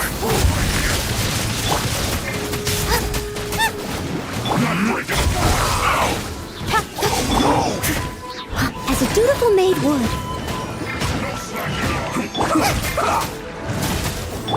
Incoming! Hey! Let's end this quickly! Nowhere to hide!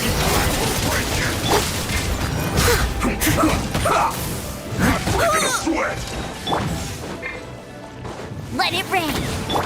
Speed of light! Hey! Nice and spiked! Incoming! With sword and shadow! No! Did I ruin everything? Let's end this quickly! No excuse for slacking.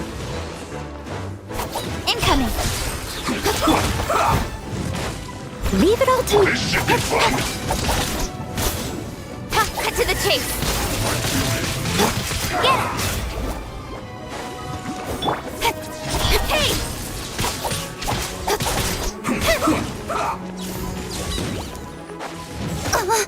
I will not go quietly.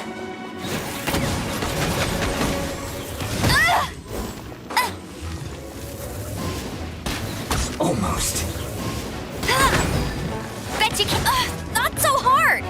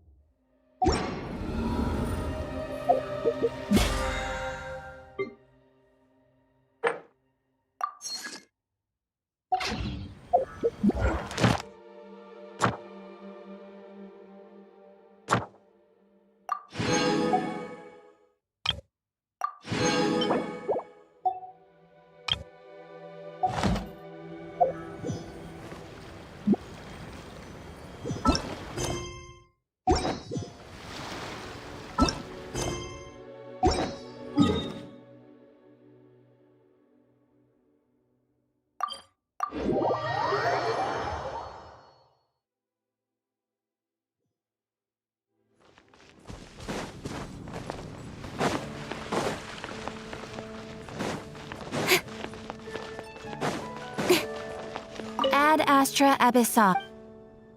Thank you for complete.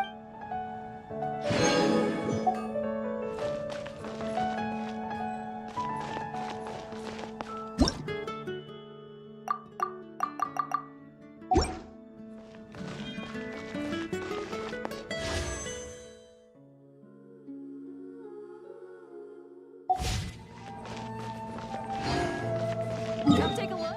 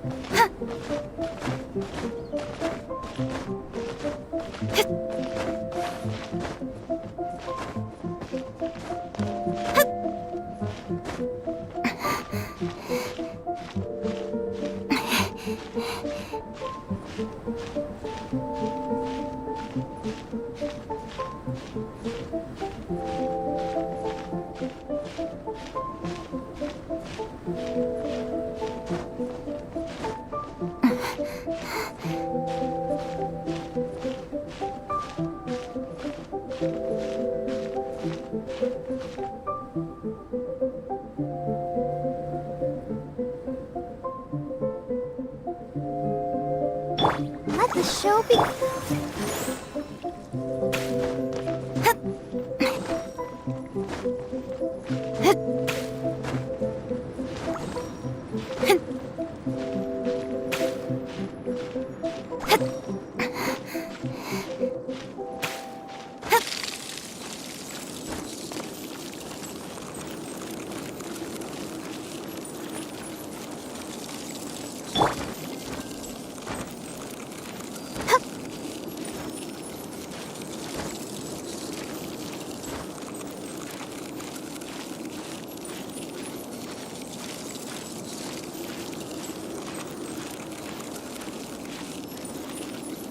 Come on, we can do it.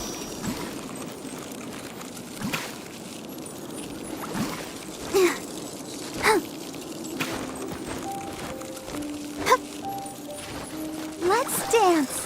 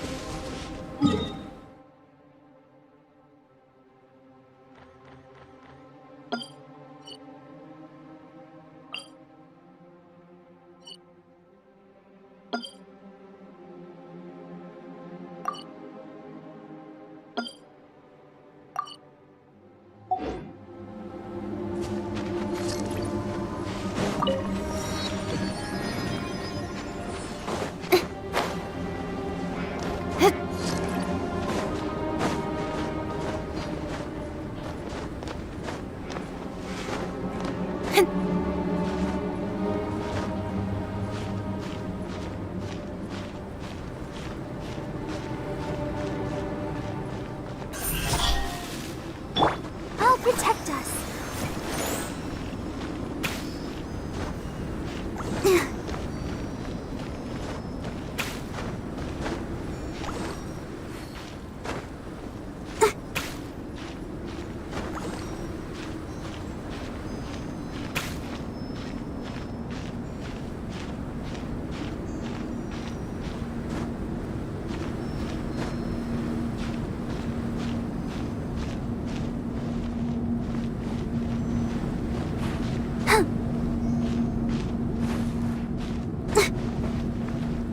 Let the show begin.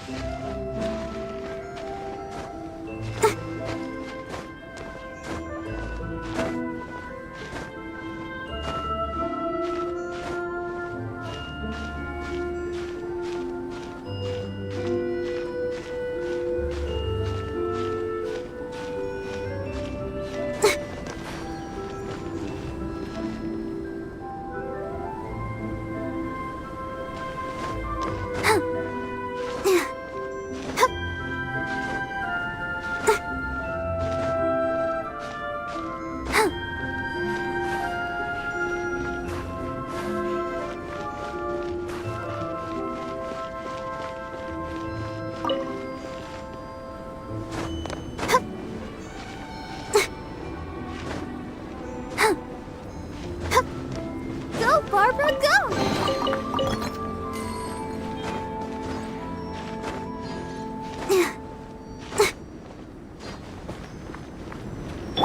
Boba, get them!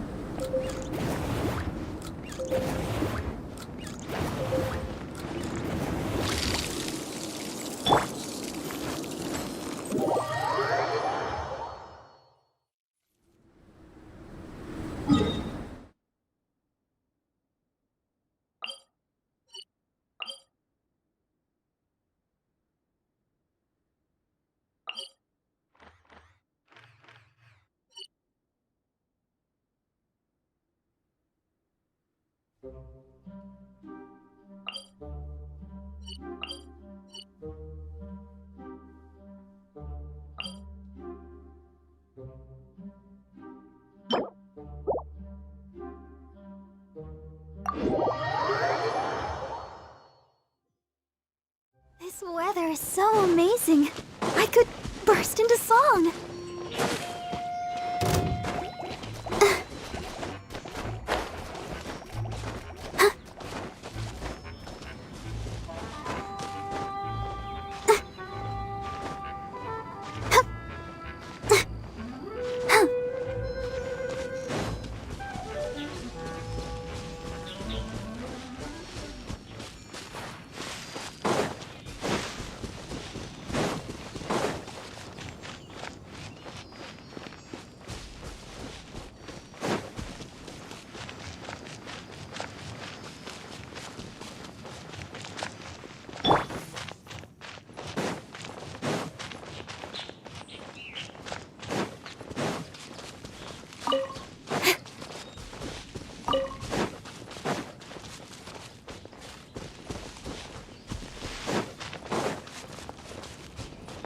Speed of light!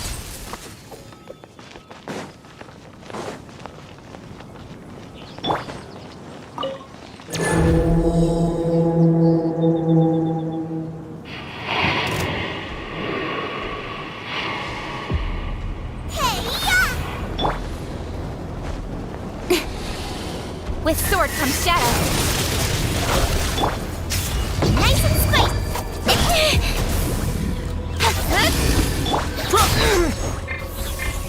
Terminate!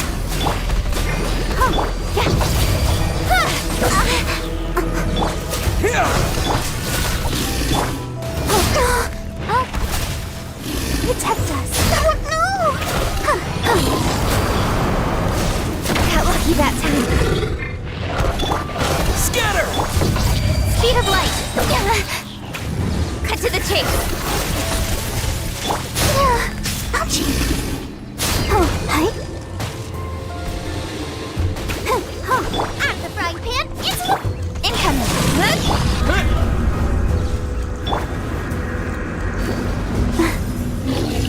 Let's dance! Hi!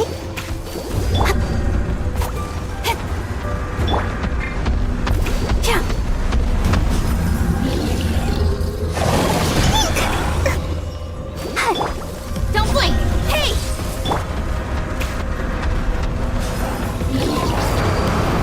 Go, Barbara, go!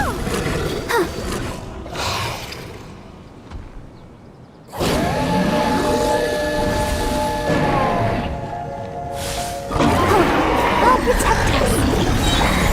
Incoming. Good. Nice and spicy. Yeah. Don't blink. Hey!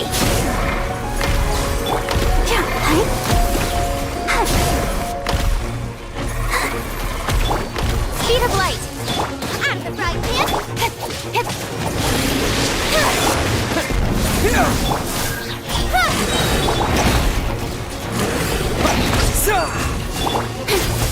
Don't blink! With sword comes shadow! Out of the frying pan! Let the show begin! Oh no! Speed of light! Scatter!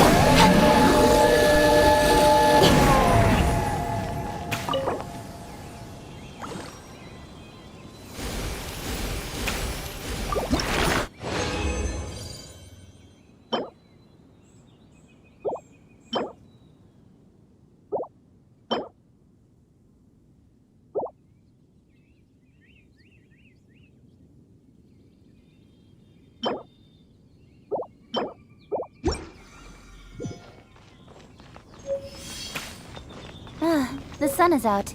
Our work's done for the day.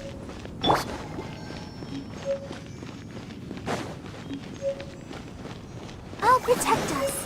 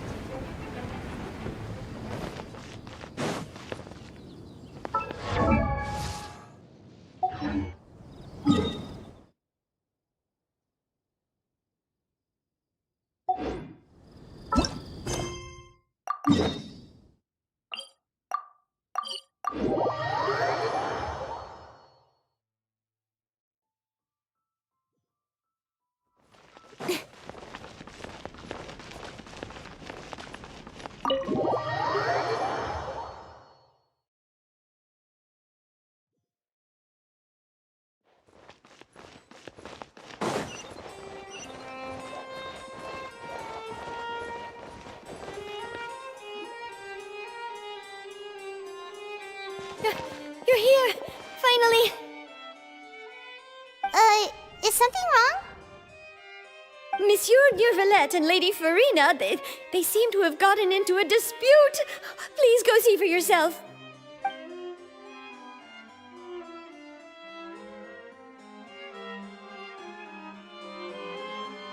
Like I said, I've already explained everything! And yet the problem has not been properly solved. There is little space for excuses between us. It is not my intention to offend you, but please, tell me where you stand. You are the Hydro Archon Focalor, are you not? Look at this. This is a list of the victims from the recent Poisson incident.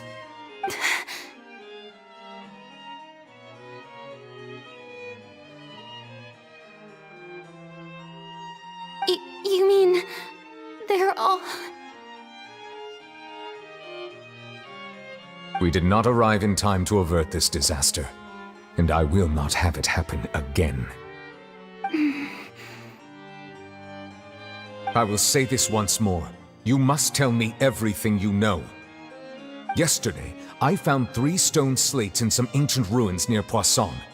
Do you know anything about those? Seriously? You're questioning me like this is a court case now. I don't know anything about that. But you found them in some ancient ruins, you say? That's correct. which is why I came to ask you some questions. There should have been 4 slates, but one of them was missing.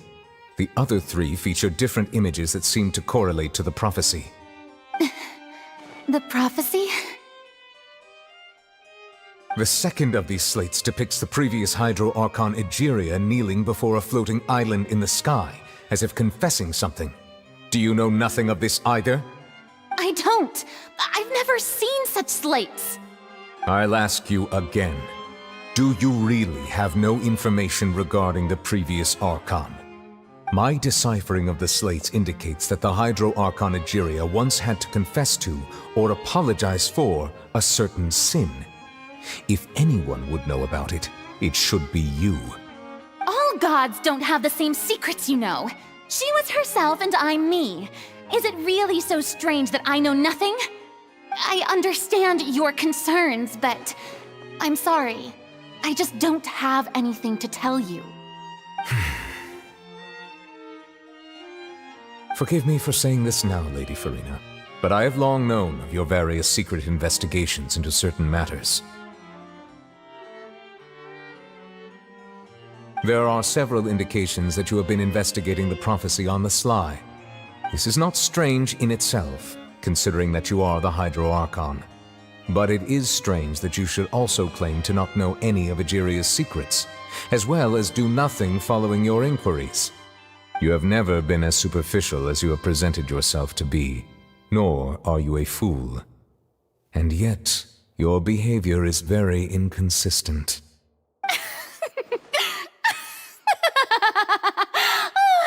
So you've been watching me all this time, have you? I didn't think you were that type. You... Well, since you know about my secret investigations, then you should know I'm actually working to take care of it. There's no point questioning or suspecting me. You're the Eudix, but you're still my subordinate. You should be following my lead.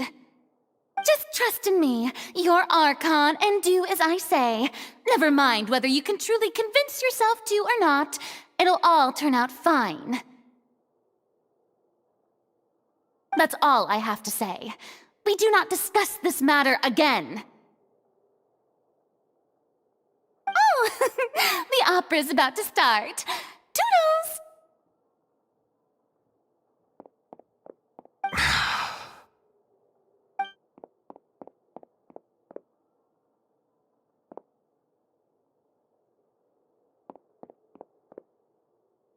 Did Farina not notice us standing by the door? Wonder what's up with her. She was smiling. Huh. She didn't seem in the mood to care if we were listening in or not.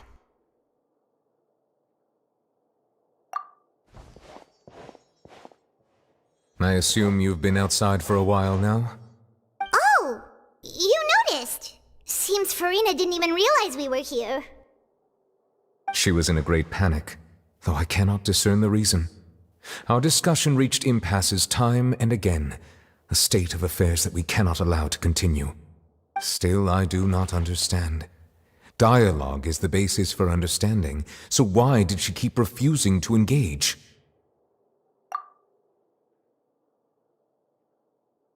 Everyone in her inner circle has noticed that she is hiding some secret. The issue is her attitude. I fear that she will not reveal anything unless absolutely forced to. We may have to create a situation in which she will have no choice but to speak. Oh? Like what? Normally, people will only reveal the truth when standing trial. Perhaps we must have the Hydro Archon experience just such a scenario. But Farina's seen so many trials, and she's really good at dodging questions. How do we make sure that she won't just slip away at the first chance she gets? We will need to consider this thoroughly, join forces with various parties, and then do what we can. If at all possible, I would prefer to recuse myself from this affair, but we must prevent the prophecy from coming to pass. This may be cruel to her, but all Fontaine is in crisis. The information a god possesses is too precious, and so we must take a chance on this. But who will lend us their aid to do such a thing?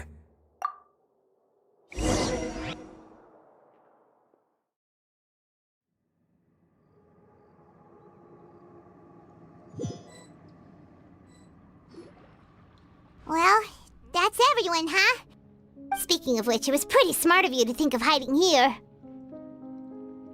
Poisson was just involved in a disaster, so it's presently devoid of people. That naturally makes it the best choice. And here you are drinking tea like it's the most natural thing in the world, huh? That's what family should do. Sit and enjoy a leisurely time together. It's nice to enjoy tea here, you know? Care for a cup? Lend me your ears, everyone. Or perhaps one of you might like to start us off. How about you, friend? Me? No, I don't think I can. Then, how about you, good sir? I fear that I will cause the mood on this boat to become as somber as it is in court. Well then, I guess we're lucky we've got a local like me to organize things. Wonderful, the spotlight at last. I guess I'll be facilitating things from here. That was a little long-winded, don't you think? Oh, you might be right. Anyway, to cut to the chase, our friend here, the Traveler, has brought us together to discuss something. As for what that is, well, let's start by saying that we'll be pooling our efforts together to create a series of traps. Oh, how intriguing. Well, it's just an expression, really. One that I just learned from Chlorand, and used on the spot. So, let's invite her to explain in detail. A round of applause, please.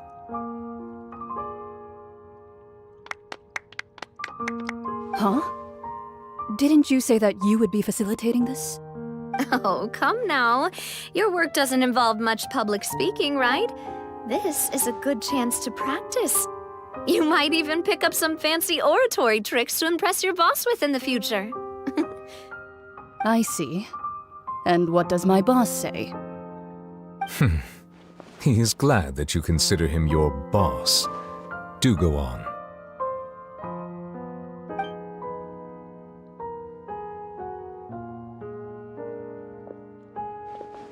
In that case, do any of you have experience hunting? Not that I recall. Fremine and I once used a wooden stick in a basket to catch wild rabbits when we were younger. As for Lynette, oh, right. You were sick that day, weren't you? I've also gone diving to catch some fish before. Does that count? I'm afraid not. You may or may not have heard, but Fontaine once played host to a group known as the Marechaussee Hunters. Though that was their name, they did not hunt animals, but rather various monsters left behind by the ancient dynasty of King Remus. Today, Fontaine's monster population has already thinned greatly, so the hunters have blended back into society, taking up arms in other lines of work. They even left a unique methodology of hunting in their wake. A trap comprises of the following components: bait, a trigger, and a containment device.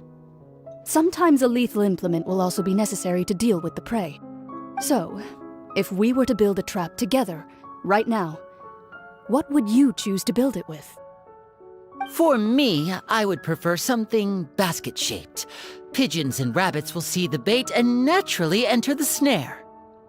Our line of work requires a deft hand, and we're some of the best in the industry, so you can count on our techniques. You used some of those techniques while moving the people of Poisson, didn't you? My subordinates mentioned that you even performed some magic for the bawling children. Yes, and I even managed to gather some intelligence in the meantime. I'm quite the multitasker if I do say so myself. I'm afraid I can't claim that as my strong suit. I prefer more stable methods, like placing bait in the water and waiting for the fish to come within reach. That's the kind of method I would count on. Calm and steady. Exactly the kind of person who would catch loads of fish. And I can be their assistant. With discretion, I'm sure. I'd probably use some sort of mechanical animal. Papa once bought me some small clockwork squirrels, mice, and such. When placed in the forest, they can attract others of their kind. I remember that you liked those too, didn't you? I did. And that would be a good way to go about it. If they're realistic enough, animals of the same kind will follow them all the way to the trap. What about you, Monsieur Neuvillette? I fear I do not have any related experience. That makes sense. You usually solve problems directly, without the use of any such tricks. But I do have one more question for you, Monsieur. If we were to create a trap now, how would you design it? I would like for it to be effective, but bring no harm to the prey. A more gentle trap would be ideal. Kind, as always. However, our intention doesn't necessarily change the containment device and the type of implement we need. If we wanted to kill the prey in one strike, we would need a powerful implement. However, that also goes for prey that must be captured and safely contained. Wait, why's that? Only a hunter who's a true expert at subduing their prey can snare it without harming it. The line that divides life and death is often exceedingly thin. So are we going hunting together? Huh. We hadn't thought of seeing ourselves as hunters. It kinda works, but maybe it's still not the best metaphor. If our means of capturing and dealing with our prey is to put them on trial, then the hunting metaphor is actually quite accurate. But we shall require much more courage than any hunter to judge a god, a being whose seat is an exalted throne. Oh, so that's what's going on. Sounds very interesting.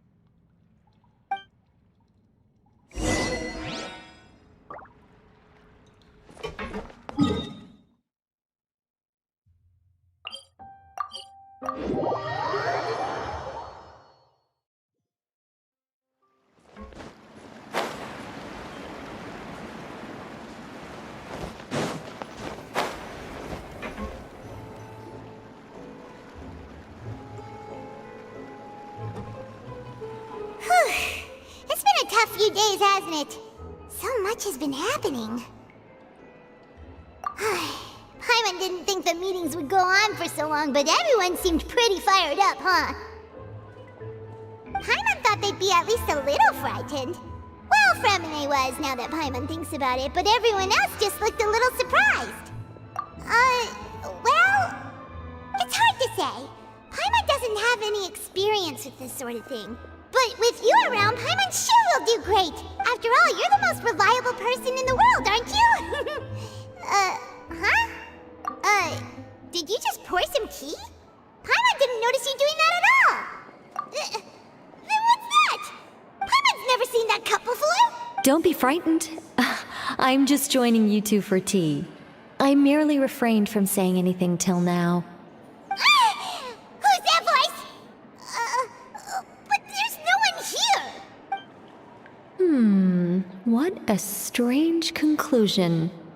But also such an interesting one. You two make such a fascinating combo. And yet, even you feel confused. As such, I couldn't resist but come by for some tea and a chat.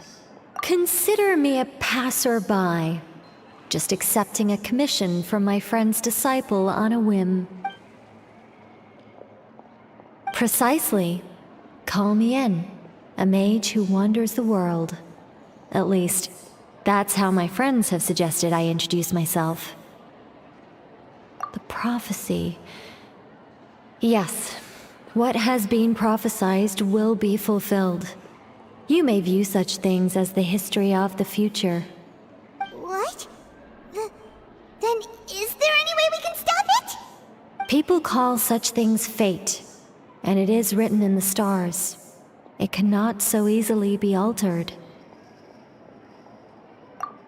Ah, so you've caught on. Just as prophecies are usually only the future as seen from the perspectives of the gods, could things be happening in hidden corners, where the gods' gaze does not fall? Are the things that you shall see different from the fate that the gods perceive? What is she talking about? It all sounds really impressive and important and stuff, but it also sounds kinda scary. I believe that you understand, right? Some things are insignificant, but others, you must reach out to change. Ultimately, fate shall serve as your only guide, no matter what will happen in Tevat's future.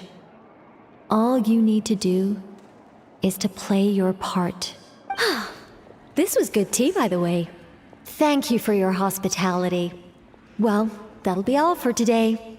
The voice. It's gone.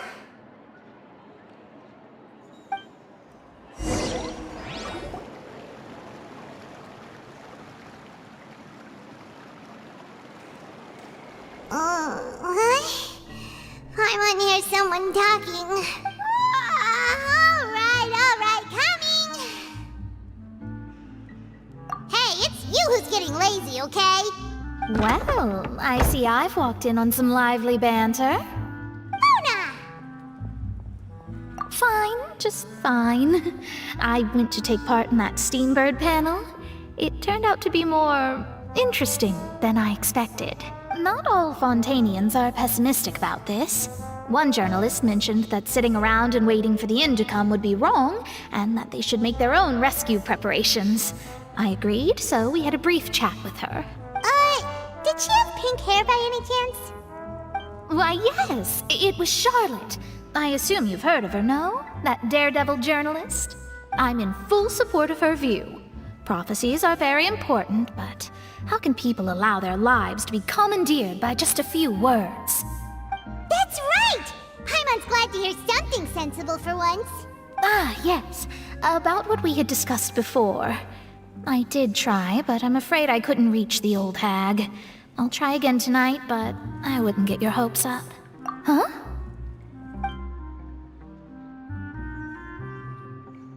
Goodness gracious. Are you serious? She said that even the god's gaze has blind spots. Pretty bold if you ask Paimon. Most people would believe the gods to be all-knowing, right? The Hexen Circle members are certainly anything but ordinary. As for the mage named N, the old hag has mentioned her a few times. She said that N's sense of direction is incredible, and that she loves guiding those who are lost. But I've never met her, and if she were still alive, she'd be... Well, suffice it to say that the hag's at least a few hundred now, and N's been around for longer than that. Whoa, the Hexen Circle sounds like a scary group. But they must really stay in shape to live so long. Their abilities alone are pretty terrifying. If she came to see you personally, then the problem you're facing must truly be of great importance. Well, it's not like Paimon could understand anything she said. Yes, she was quite cryptic, but I suspect she means that there is still a way to turn things around. She didn't say when or what that would be, though, so perhaps it is something that you cannot know right now.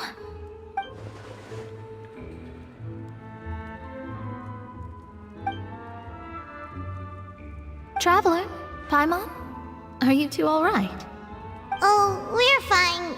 We're just a little down right now. It kind of feels like the end is coming, you know? I see. I feel that same sense of desperation, too. I guess you could consider me someone who has often witnessed fate. So far as I have seen, it cannot be swayed. But even so, I still hope for, and believe in, miracles. Astrology is eternal and rational, but fate may not be. It is cruel, but it can also be beautiful. Perhaps that's what En was trying to tell you.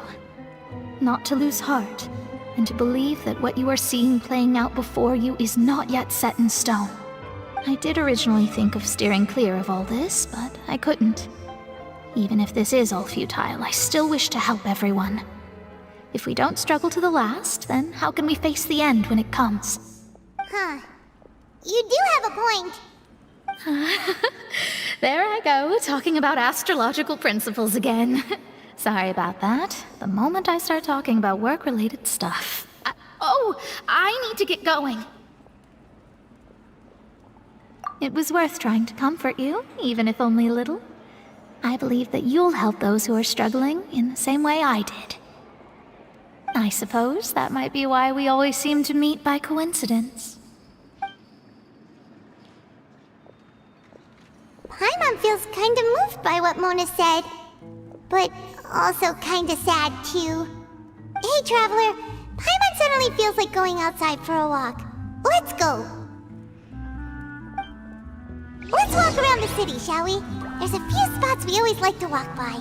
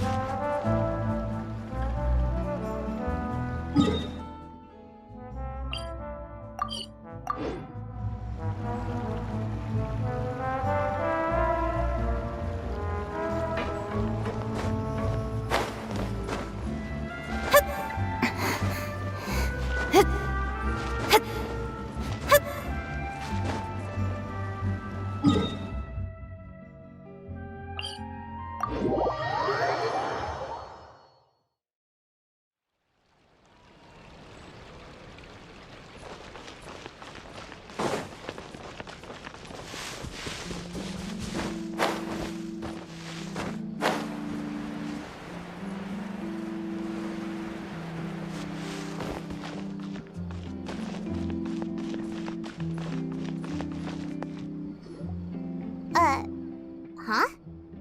Our names are written in this new— Let Paimon see!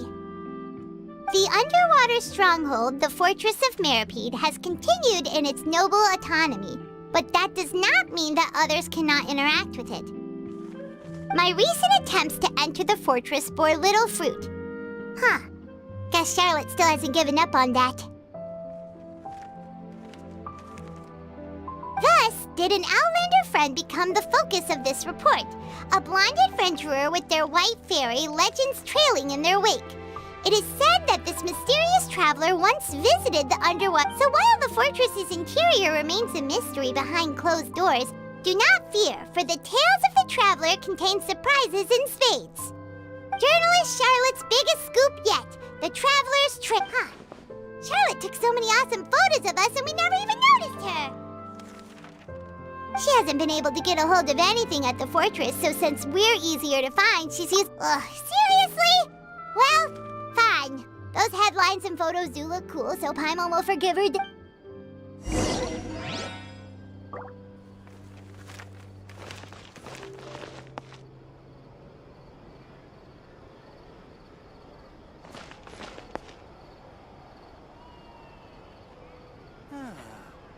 So these are the kind of headlines they're going for these days.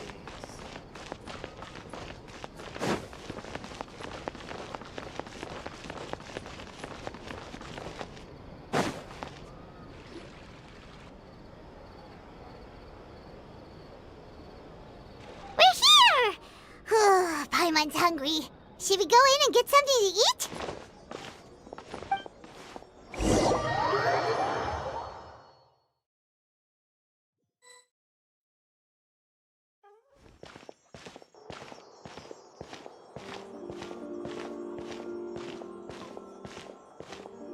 Hey, quick!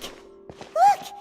That's the limited edition, only 16 slices a day cake!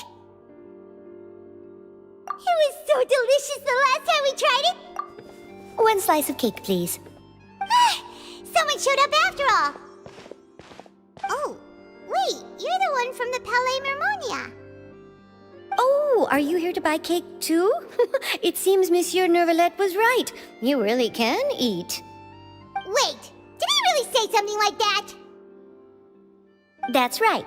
Even he has his own preferences when it comes to food. As for me, I love the cake and coffee here. Do you come here often? Usually every day. Every day? It's part of my daily schedule, apart from work. I shall have my cake and coffee. Then what if someone told you one day that this place would be closing soon, and you wouldn't get to eat cake here anymore? What would you think? But why would it close? Well, Paimon doesn't know either, but maybe the waters will rise tomorrow. You know, like in the prophecy. Oh, the prophecy. To be honest, I haven't paid much attention to that. No, still, even if there'd be no more cake tomorrow, that wouldn't keep me from having some today. No, it's the same for eating in general. You might not be able to eat tomorrow, but if you can do so today, then you should carry on. That's what people call living, you know. Huh. Don't be sad. Excuse me, could I have 2 more slices of cake to go? These 2 slices are for you. Sijouin said that this kind of expression you're making is what humans call being sad. Oh, you know Sijouin? I sure do. She was born before me, and she sometimes comes to the surface to teach us things about humans. She said that humans are creatures that are saddened easily, yes, and you can only lift their spirits by feeding them delicious food. So please try the cakes here. I've got something else to do, so I'll be going now. You two try to stay in a good mood after eating, all right? Bye!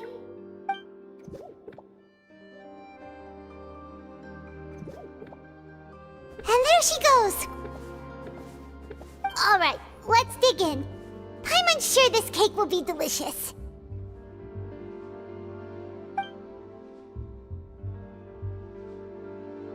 It's more delicious than last time! And the flavor gets even better with a sip of tea.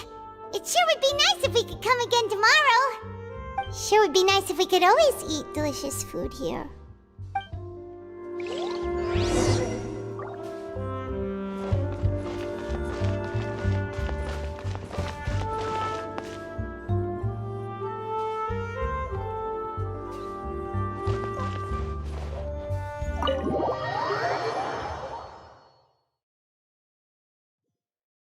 Oh, we're near the Steambird office. Let's go look for Charlotte and have a chat.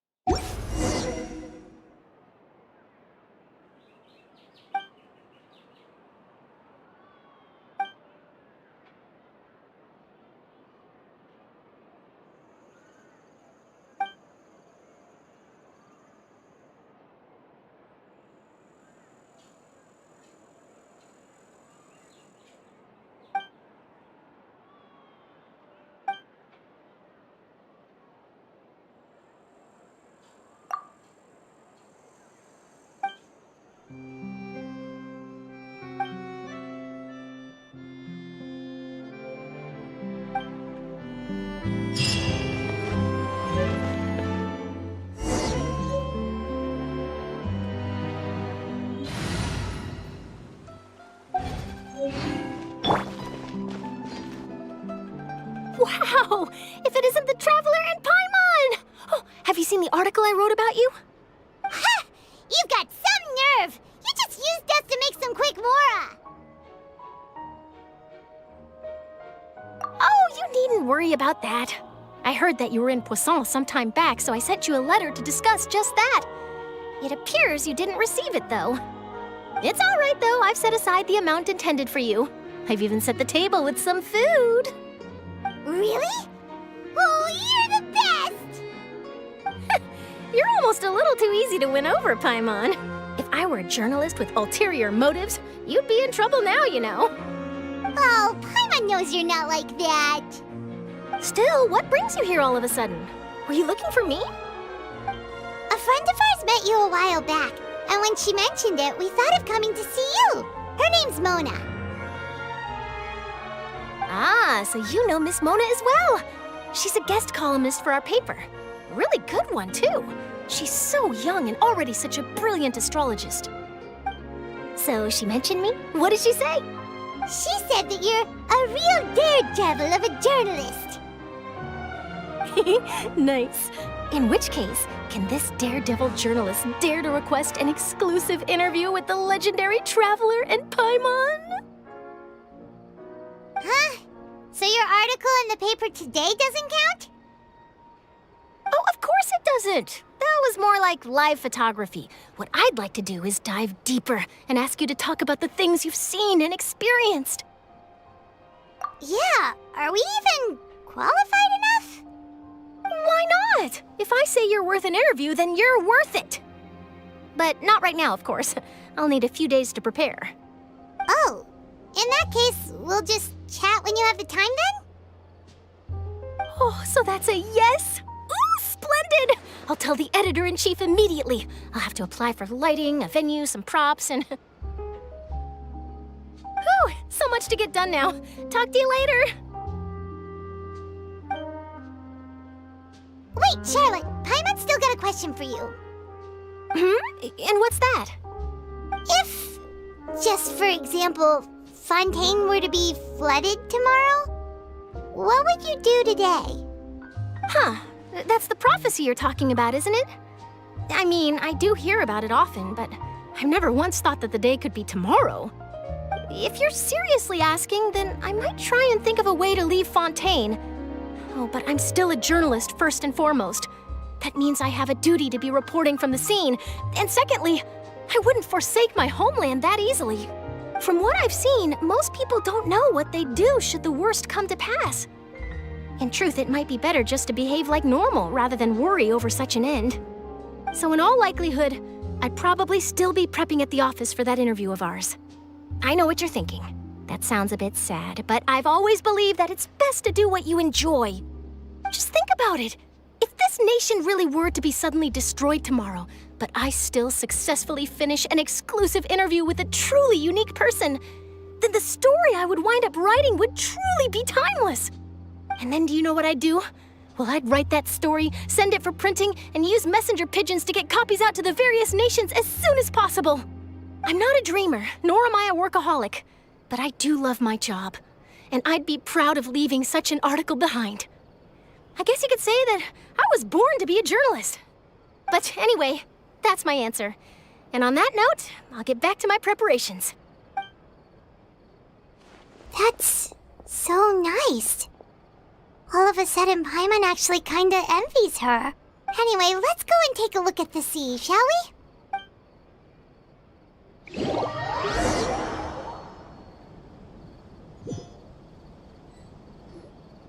The sea breeze and scenery can be a pretty soothing combo, huh? Paimon's been thinking. If it wasn't Fontaine, but all of Tevat that would be destroyed tomorrow, where would we go and what would we do? No, Paimon should ask, if you could choose, what would you like to do?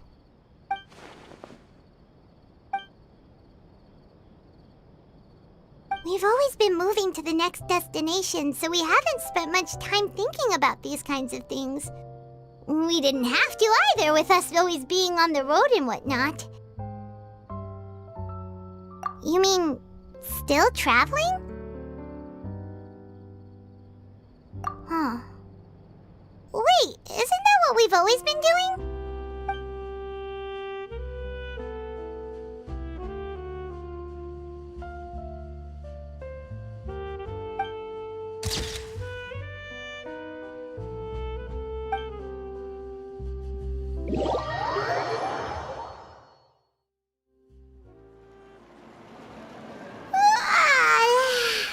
Feels like you'll grow mold if you stay here long enough. But it's still better than the Fortress of Mirapede, that's for sure. It's not only damp there, but salty too. Ah, so the two of you are still here. Wonderful. Oh, you're from the Palais Mermonia, aren't you? Yes, I'm Isadora. Monsieur Nervillet sent me to look for you two before. I heard that afterward you went to the Fortress of Meropide.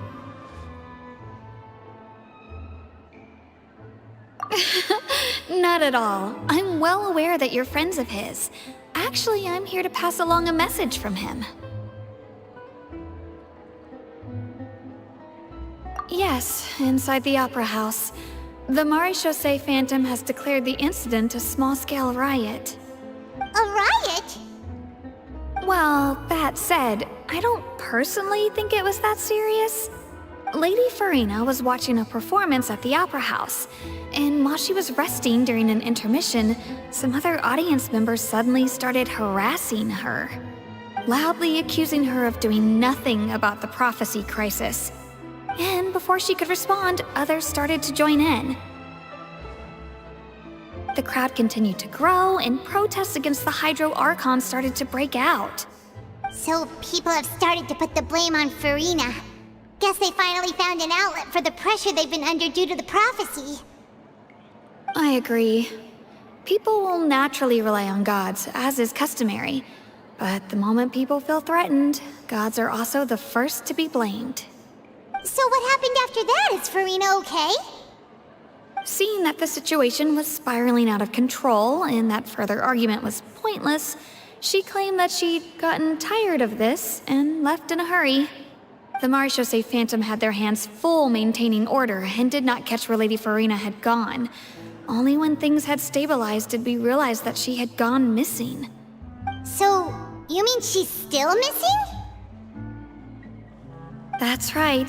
The Maréchaussée has dispatched many people to search for her, but we don't have any leads yet. That said, I don't think there's much to worry about. She is a god after all. Even if she were to fall into the hands of rioters, what could ordinary people do to her? Good.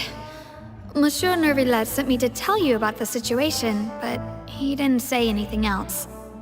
Don't worry, this is more than enough to go on. Thanks for keeping us informed. Ah, is that so? Well, alright then. In that case, you two take care. I'll be heading back to the Palais now.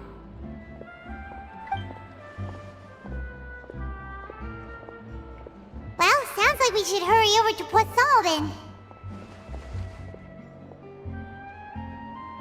If we know Farina, she won't try to fix things in this situation. Instead, she'll look for a place to wait out the heat. And, as we also know, she may be loud and dramatic, but she doesn't have a heart of stone.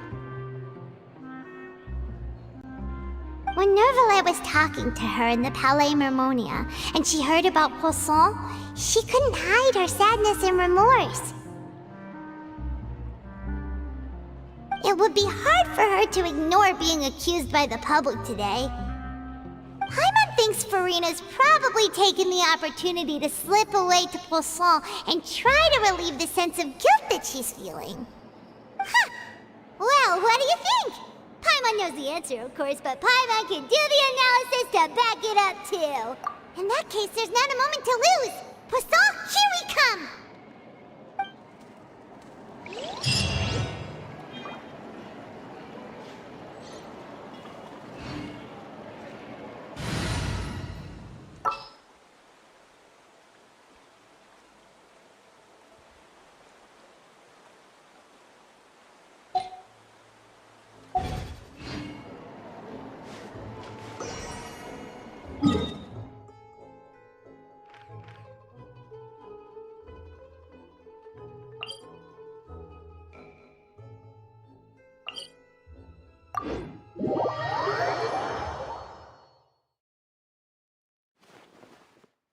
This place looks deserted. Guess I'll...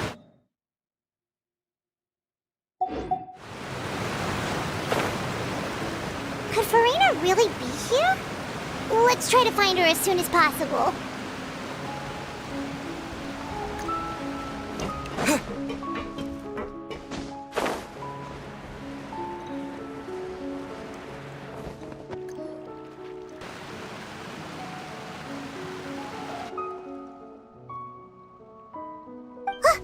That's Farina, right over there! She really is here all on her own.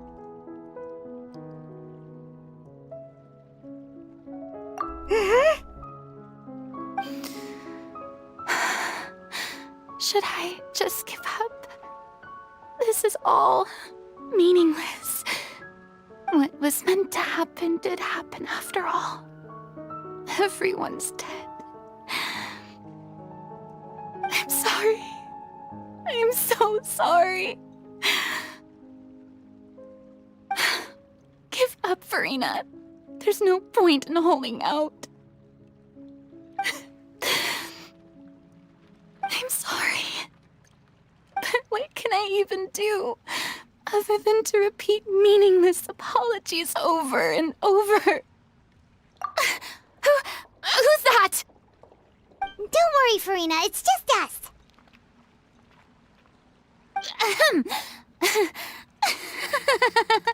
So it is you, blonde traveler from another land.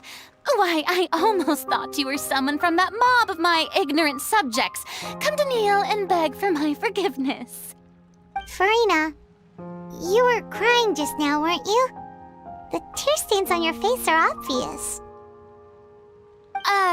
What do you mean, tear stains? Oh, I remember. The show at the Opera House earlier this morning was so moving. I'm still trying to process it. Who did that uncivilized rabble think they were, disturbing my enjoyment of the arts? They even dared to tout their Archon. I must teach them a lesson. I can just imagine their twisted and frustrated faces once they realize that I'm nowhere to be found. Oh, and I'm sure Nouvellette and those people from the Maréchaussée Phantom are freaking out right next to them, too.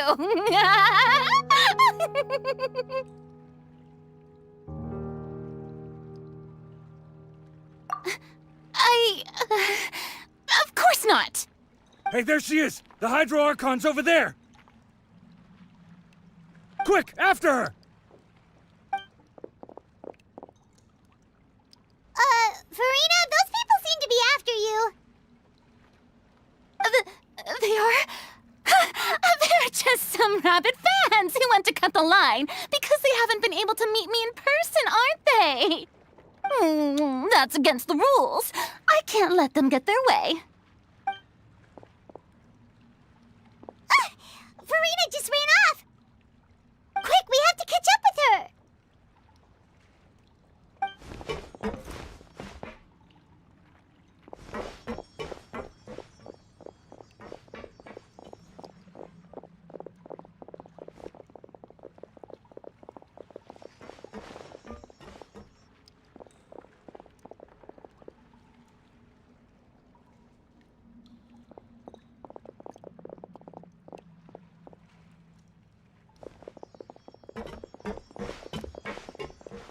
This should be the place, right? Hey, Farina!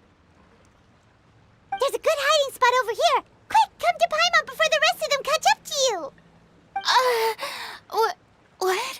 What is this place? Hurry, they're almost here! Fine, fine. I suppose haste is warranted. Lead the way.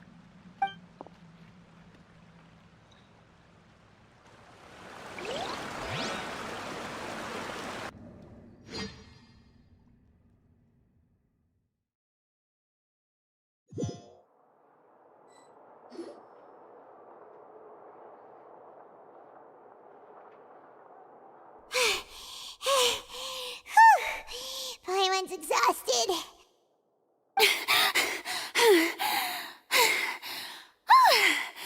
I'm so tired. I totally thought they had caught me. No, I mean, I merely gave in to the sheer enthusiasm they displayed.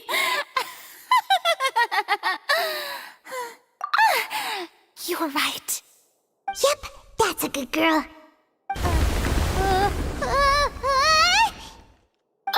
What's happening? The ground's shaking. Is it an earthquake? Yeah, a quake of this kind preceded the flooding in Poisson, didn't it? It can't be. It's happening again. Well, there's no need to worry too much about that. Neuvillette made some emergency plans, so the evacuation should go a lot smoother this time. Yeah, I hope you're right. But the people of Poisson, they've already...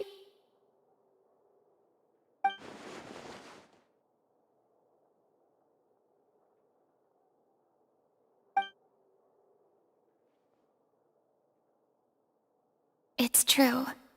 I've been investigating the prophecy for hundreds of years. I once had informants all over Teyvat, searching for clues and feeding information back to me. I've tried all kinds of ways, too, to hold back the sea.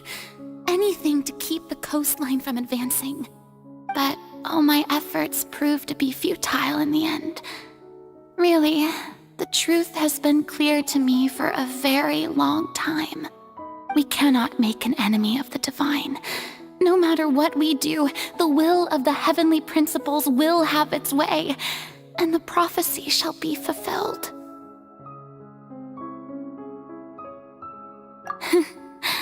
Give up.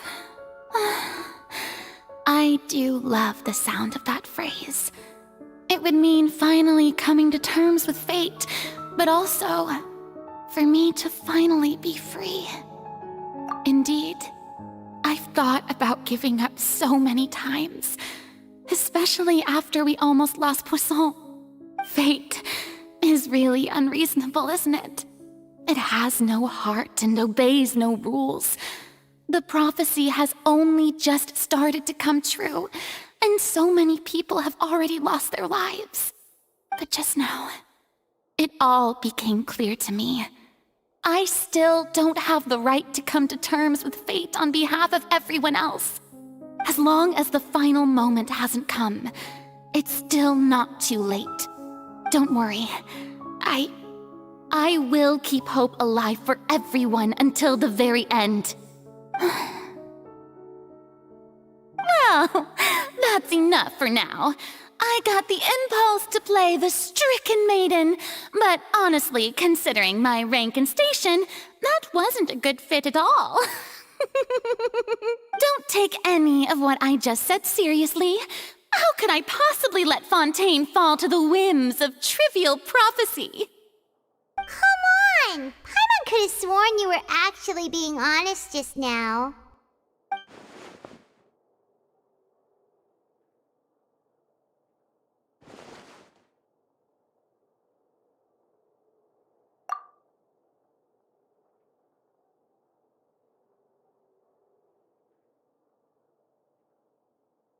Share my burden. That's impossible. It was fated right from the start that this would be my duty alone.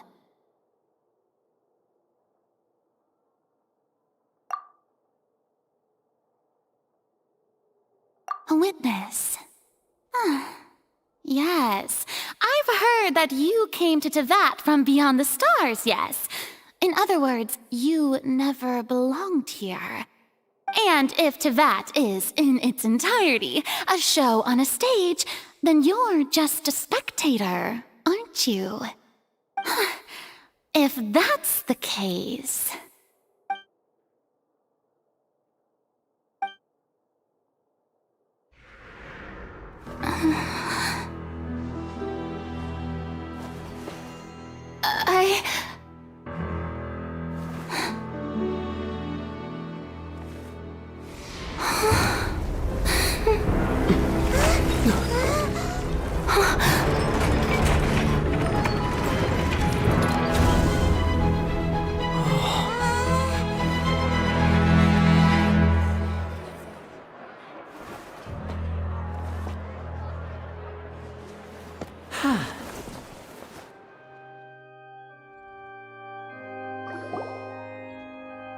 Ladies and gentlemen, this concludes my opening performance. Now, without further ado, we may proceed to the trial of our god. So this is what it is. Yes, you deserve praise for the effort you took to raise the dramatic stakes. Do not forget, however, that I am Focalor, the god of justice, the embodiment of justice itself. Does it not strike you as even the least bit absurd to bring the very concept of justice to trial? May I interpret these words as your refusal to stand trial? In that case, you will have the opportunity to defend your honor through a duel. You would draw your blade against a god? I see. It seems like you have made up your mind.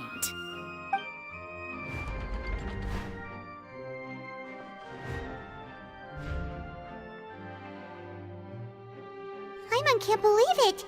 She just surrendered. What the heck is going on? Did I just see an Archon surrender to a human? Wow, how utterly humiliating. Lady Farina, what is the meaning of this? Shh!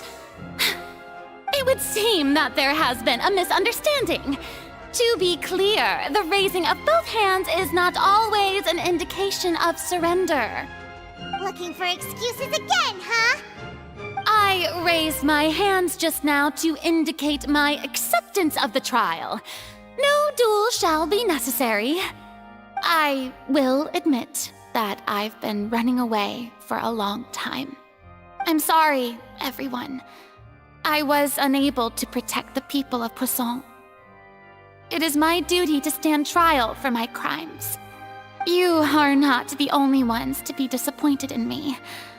I, too, am exceedingly disappointed in myself. But now, it is time for the Hydro Archon to show you her courage and resolve. I, Farina, will use this trial to show the world the true meaning of justice! This time, I will protect you. Applaud and rejoice! One of the most outrageous and fantastical arcs known to the opera epiclese is now unfolding before your eyes. Mark my words, this shall be one of the most exhilarating and brilliant shows ever to grace the stage of Fontaine! The trial of the Hydro Archon, Focalor, will now begin! Woohoo! Oh, now we're making history! Why does it feel like Farina just took over the whole thing? Like, come on! Didn't she just get forced to stand trial for her crimes? Also, even though she's still acting super dramatic, she is taking this seriously this time, right? All right, then. Who will be my opponent in this trial? The court asks the prosecutor to please take the stand. Is that so? Very well. Then please speak, witness of Tivat, my accuser and fated opponent.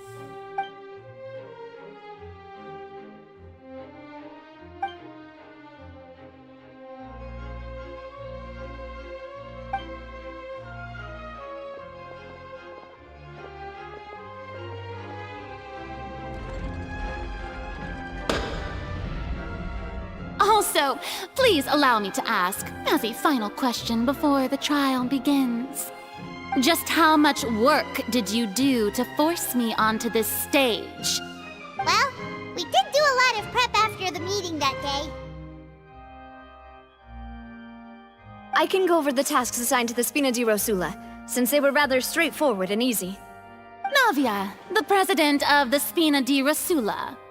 Most of the people who participated in the disturbance this morning were my subordinates. They changed into plain clothes and came to the Opera House as regular audience members. waiting for the perfect opportunity to incite insurrection against you.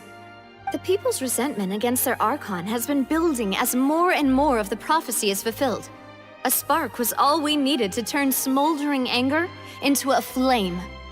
Moreover, according to our understanding and analysis of you, when something like that occurred, you would likely flee the scene and head to Poisson by yourself. So, we arranged for a second group to lie in wait there.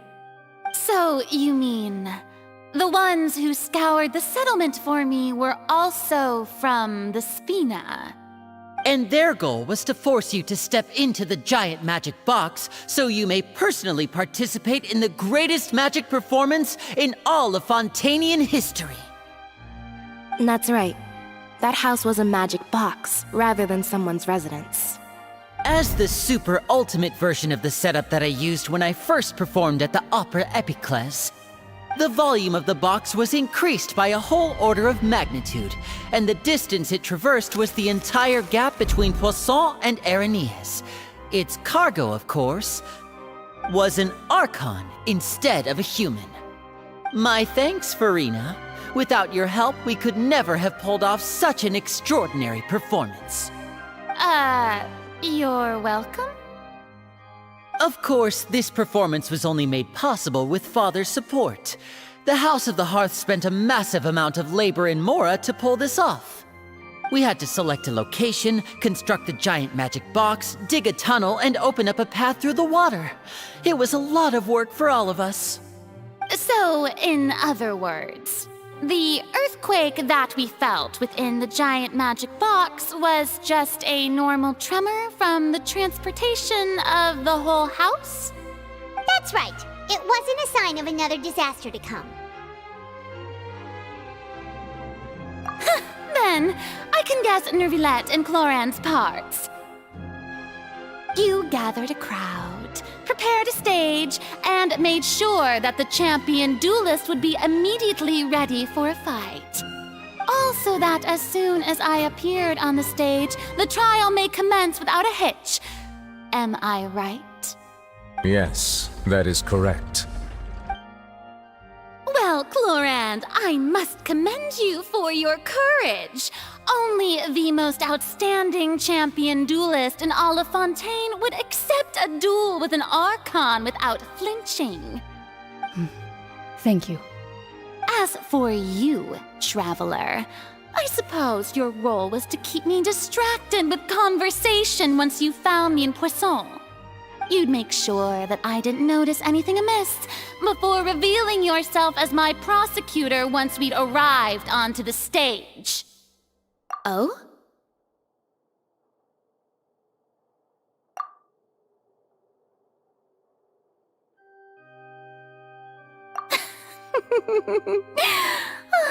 Is that so?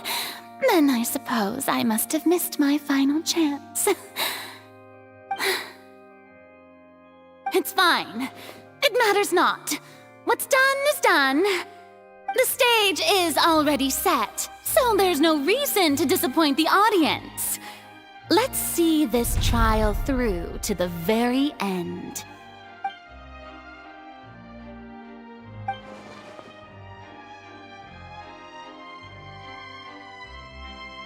Sir Prosecutor, please allow me to pass this along.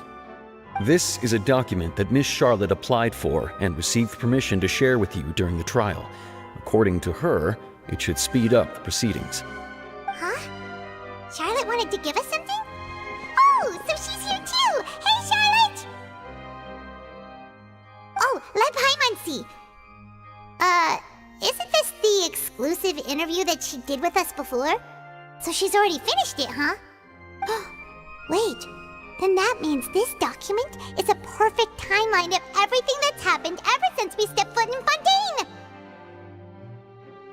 So in other words, we can refer to this anthology of evidence every time we want to use something from our journey as evidence for an argument!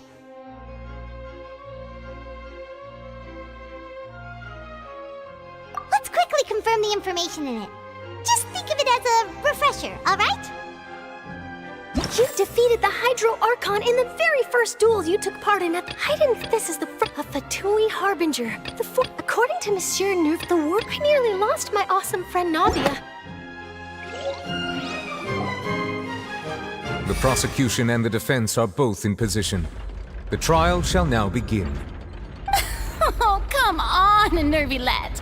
There's no need to repeat all the unimportant legalese. Just fast forward to the part where the prosecution lays out my offenses. As the defendant and the lead actress of this performance, I still haven't even been informed of my supposed guilt in all of this. Of course, it is only natural for humans to struggle to understand the actions of a god. However, you will need more than that to convict me of a crime. That's true, but my charge here is unrelated to your conduct as an Archon. Instead, I would like to charge you as a fraud who's never been the Archon in the first place. Wait, what was that? Lady Farina's a fraud? Hey, I came here thinking that we were going to try the Hydro Archon for forsaking her duty, but did I hear that right? She's not our Archon at all? Charge accepted. Lady Farina, do you plead guilty to the charge? Lady Farina. I plead not guilty. How can I be guilty? There is no way that I, Focalor, otherwise known as Farina de Fontaine, a member of the Seven and the Regina of all waters, kindreds, peoples, and laws of Fontaine, could be anything other than your true Archon. Yeah, even though Lady Farina can be rather eccentric, isn't it going too far to doubt her very identity? Yeah, I've never questioned her identity either. Sure, Lady Farina can be super irresponsible, but what grounds does that prosecutor have to make such a huge claim? I have cause to believe that common sense will prevail in this case. Many of the members of the audience have known me as the Hydro Archon ever since they were born. There would be no fooling their memory. See? Even the Oratrice has decided to show me its favor. Are you sure you want to commit to a charge that will never be upheld? If you wish to drop the case, I can promise you as the God of Justice that you will not have to face trial for making a false accusation. We will treat everything that's happened as a dramatic spectacle and move on with our lives. What do you say to that? Huh. An argument with near impossible odds, huh? We have to not only refute Farina's claims, but also overturn the long-held beliefs of the people. Well, I tried to give you the chance to surrender. If you must persist, then let me ask. If you believe I'm not the Archon, then what manner of being do you think I am? And if I was not the Archon, then how did I manage to live for over 500 years?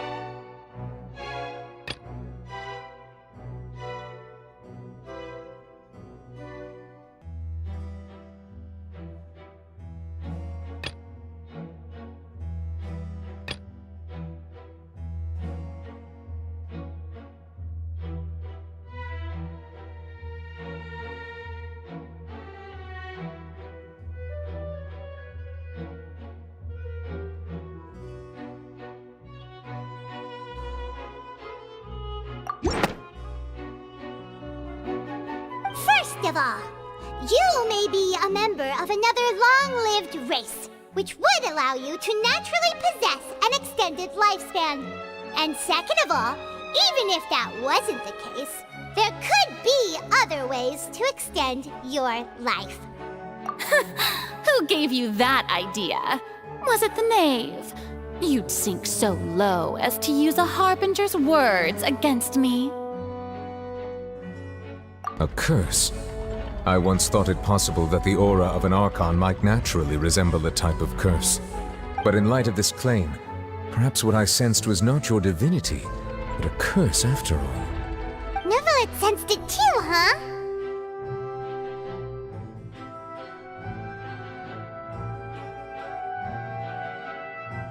Lady Farina is actually a human? Well, it is true that it's extremely difficult to tell humans and gods apart just by looking at them. It's not impossible.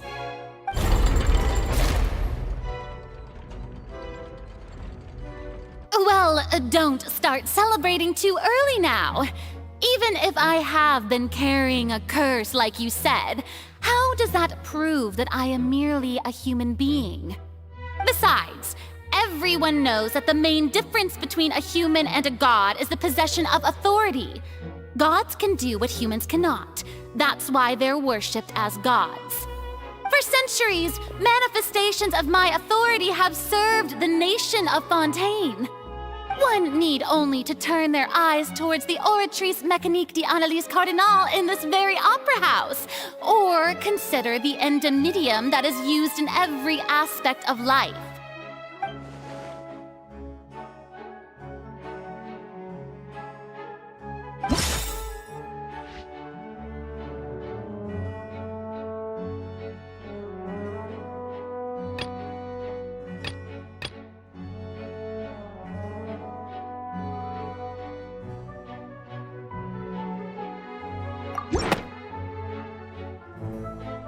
You tried to reference the Oratrice, but weren't you as confused as all the rest of us when the Oratrice declared Child to be guilty without any proof?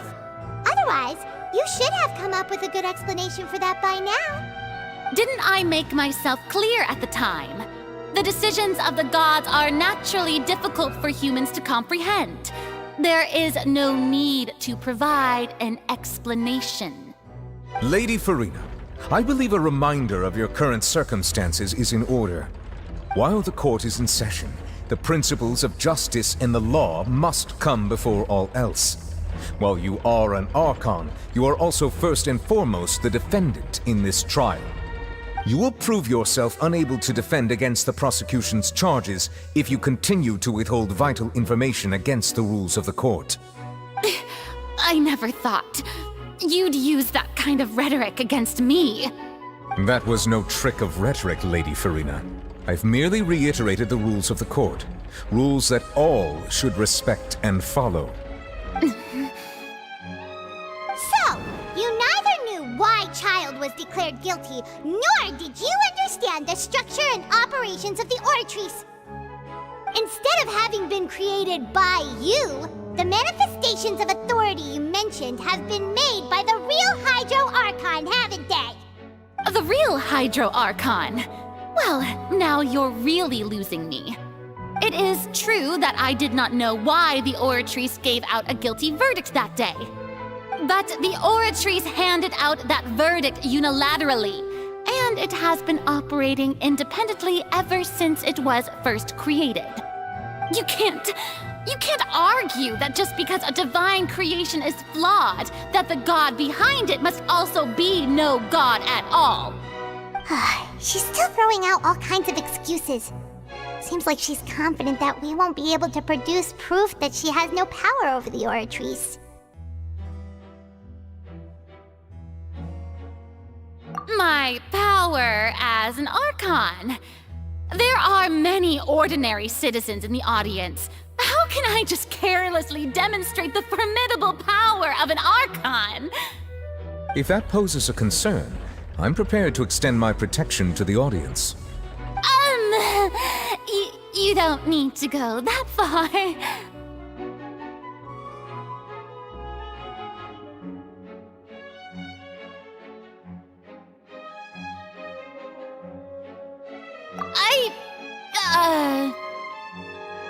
Aren't you the Hydro Archon? Or is it that you can't even wield the power of Hydro, much less the authority of a god? Indemnitium! Yes! It's all because of Indemnitium! All Archons derive their power from the faith of the people, and I've converted the people's faith in justice into Indemnitium! Thus did I give up all of my divine power to provide everyone with energy for their daily lives. Have you ever seen a more magnanimous god? Isn't that a huge stretch? Yeah, no matter how generous an Archon can be, how could they give up all their power? Can a god with no power even still be called a god? It seems like nobody's buying Furina's excuse. Hey, come now, everyone! Please don't stare at me as if I was a liar! I'm still the same Furina you knew, right? The one that you loved! Shouldn't you want to believe in me? Please? You've got to believe me! If what the prosecutor said is true, she really has committed a grave offense. Did she deceive all of us? And all of our parents and grandparents too? And all of our ancestors? Ever since they were born? Enough! That's enough! Tell me then, if I'm not the real Hydro Archon, then who is? If you have no evidence of another Hydro Archon's existence, nor can you find anyone who can back up their claim to be such, then what grounds have you to say that I'm not actually the real deal? Wow, she came up with yet another argument. How can we refute her now? Seems like she really doesn't want to give up.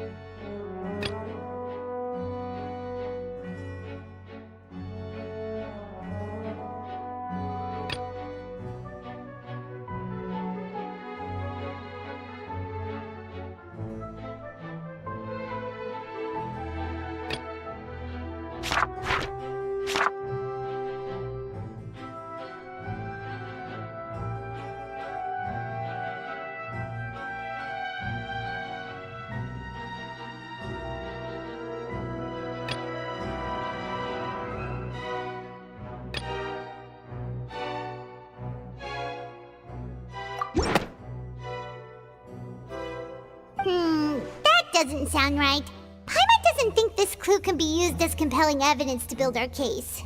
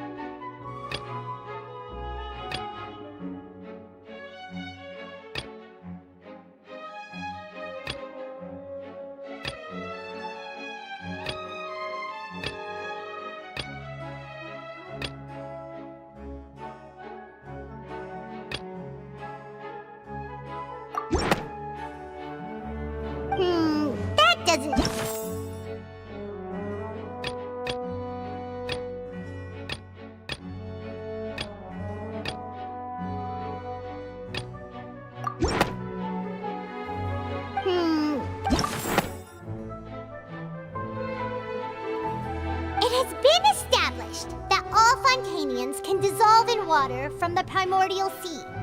And that means... Since you insist on claiming to be a god and not a human, then there's a method that you can use right here and now to eliminate all suspicions of you being the latter.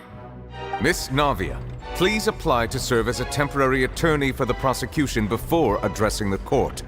Though you act in partnership with the prosecutor, you must still adhere to proper procedure. Super sorry, Monsieur Chief Justice.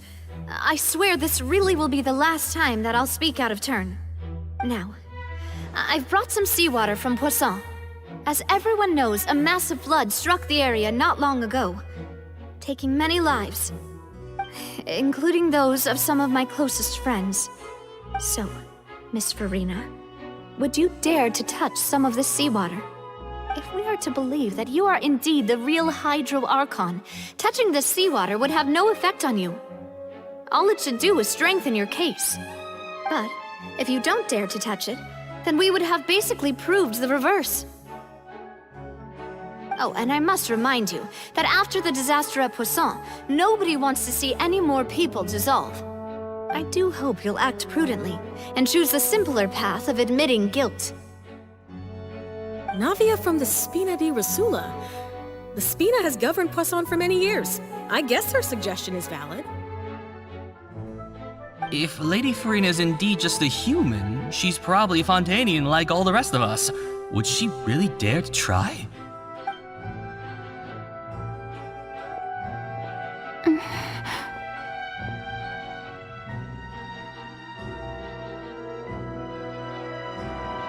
Lady Farina, this test has been unilaterally proposed by the prosecution. As it falls outside the realm of standard court proceedings, you possess the right to decline participation. Well, of course he had to tell her that. But refusing to participate is basically the same as a confession of guilt. She's just staring at the water without saying a single word. It really does seem like she's quite terrified of it. That could only mean... What's going on? Is she really planning to... That's not what we thought she would... Due to the inherent risk of the test, Lady Farina, you may... Hey!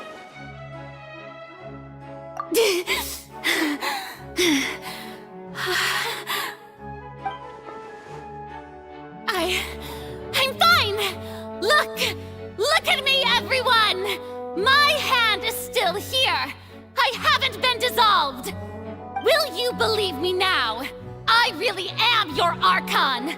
I'm nothing like a normal human who would fall apart as soon as they touch this water! Really, was this not the most obvious thing in the world? Miss Siegewin? If you're present, Miss Siegewin, please come forward and attend to the defendant. Siegewin? Don't be nervous. It'll just take a few seconds. Let me see. That should be enough. Please announce the results of your evaluation to the court, Miss Siegewin. As everyone doubtlessly saw, Miss Farina was displaying symptoms of hyperventilation and flushed skin. These indicate that she was experiencing the adverse effects of exposure to primordial seawater. The extent to which she was affected is the same as other humans when exposed to primordial seawater of a similar concentration. Thank you, Miss Siegewin. Lady Farina, you may return to the defendant's stand. Oh, wait. What did she just say? I didn't get dissolved! Shouldn't that be enough to prove my innocence? Well, considering your tendency to run from your problems, we did originally prepare a direct sample of the seawater around Poisson. However, after extensive discussion, we exchanged it for a sample that is not concentrated enough to dissolve an actual human. After all, on the off chance that something entirely unexpected might occur, we don't want anyone else to lose their life to the sea. Yeah, so out of regard for Farina's life, you secured a low-concentration sample and asked the head nurse to serve as an expert witness. It's a great thing that the direct sample wasn't actually used. Farina could have... I can't believe... You...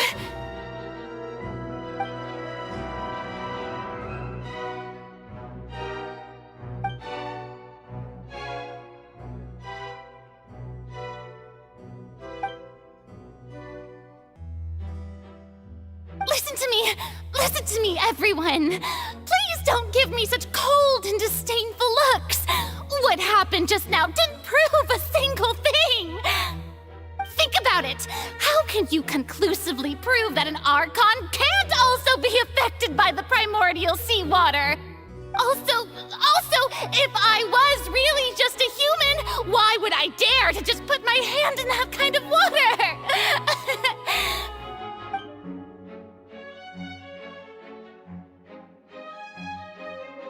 Please, anyone, just listen to me! I swear, I really am your Archon!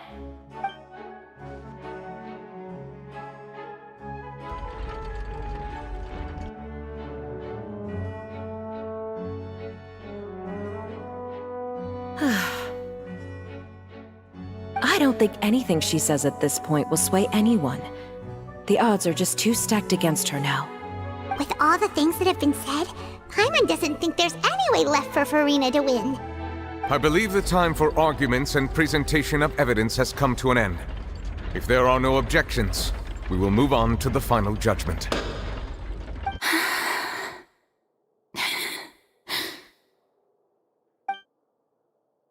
I don't think anything she says at this point will sway anyone. She's too stacked against her now.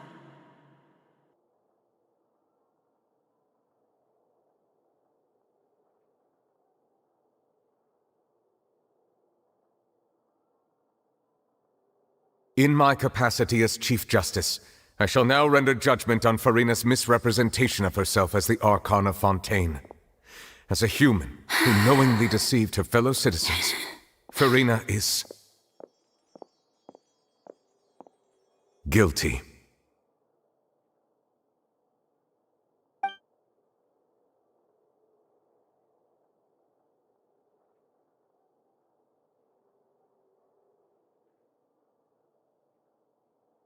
We shall now turn to the Oratrice Mécanique d'Analyse Cardinale to render the final verdict on the charges.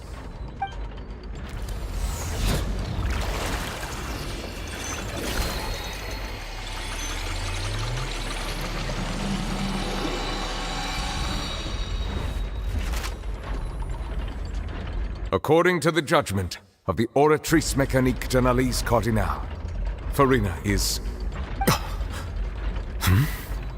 Well, what's wrong? What's the Oratrice's verdict? No, the Oratrice also displays a guilty verdict. Isn't that correct then? However, the exact wording of the verdict is thus. The Hydro Archon, guilty, to be punished via the death sentence. The death sentence? That's actually one of the available sentences? I've always thought that it was just a myth. The one and only time the death sentence has been handed out at the court, and it's been given to the very person we've worshipped as the god of justice? What an unexpected twist. Farina's been sentenced to death by the Oratrice? We just wanted to use the trial to show her the seriousness of things so she'd tell us the truth. How did things escalate this quickly? This outcome is indeed quite strange.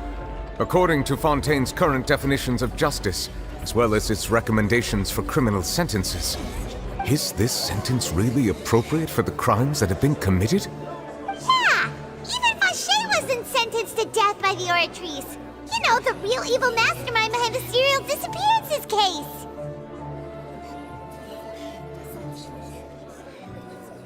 Indeed.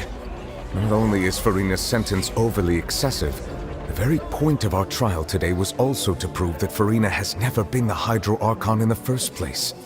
But now, the Oratrice seems to have deliberately invoked the title of the Hydro Archon. What does this mean?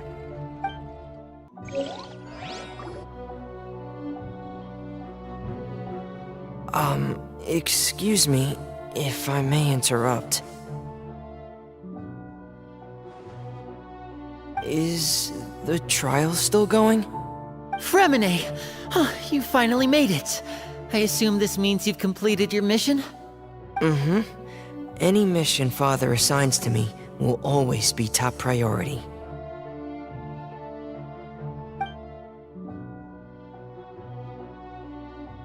Is that the first prophecy slate? Huh. So the knave privately arranged for Fremine to try and find the missing slate. I looked everywhere and finally found it at the bottom of the sea. It took me a long time to get around some dangerous stretches of water. But has the trial already concluded? Then doesn't that mean I've come too late? Oh. Thank you for your hard work, Mr. Fremine. Please allow me to review the record left on the slate. Traveler, I believe that you have already seen the other existing slates, and would like you to come here and confirm their contents.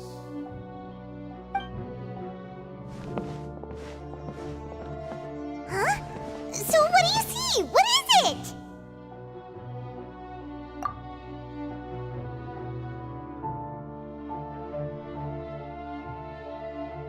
I believe I have now made sense of the Hydro Archon's crime. It has to do with Fontaine's lost history. Huh? Isn't the Hydro Archon just guilty of deceiving her people? Oh, wait, no, that's Farina, and we've already proven that she's not the Hydro Archon. So when you say Hydro Archon, do you mean the real Hydro Archon we've been kinda talking about? In truth, everything that you've encountered in Fontaine up until this point can be traced back to the contents of these stone slates. However, I'm uncertain as to how much sense they currently make to you. Okay, let's try to recall the contents of the other 3 stone slates. Paimon will do her best to help you remember.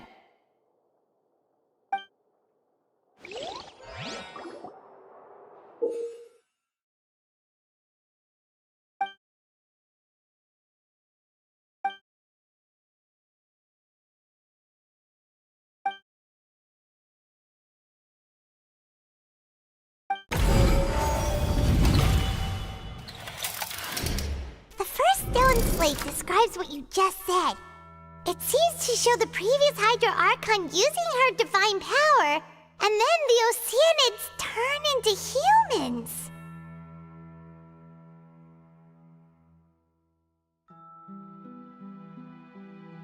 Does that mean that Fontainians are transformed Oceanids?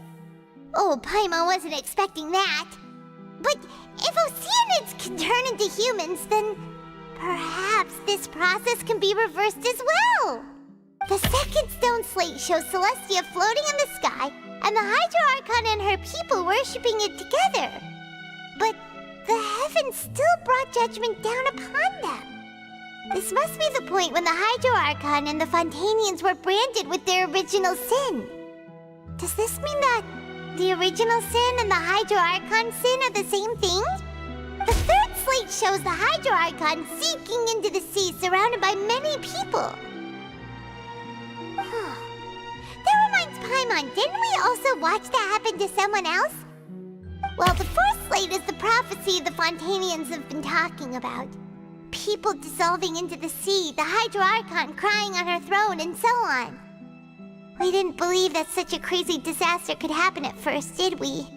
But after that incident, it was just a question of when and not if.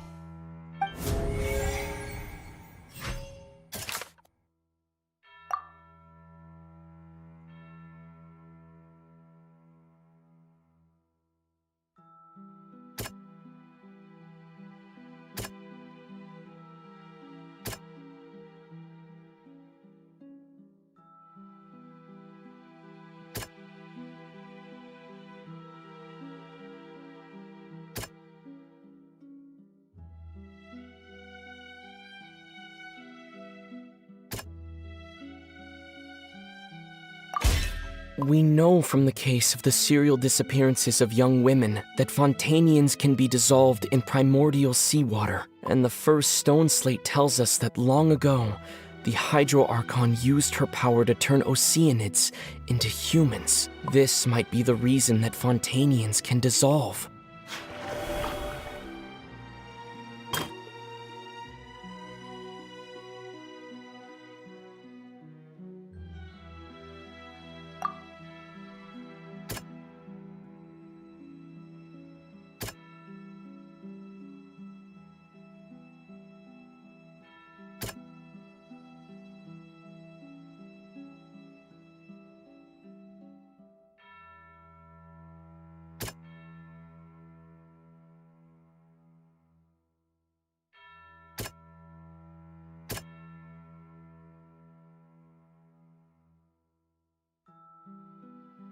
That doesn't sound...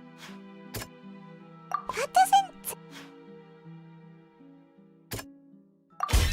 Perhaps what is about to take place has all happened before. The true sin of the Hydro Archon that Nervalette mentioned, and the original sin cast down on the people of Fontaine by Celestia, as recorded on the stone slates.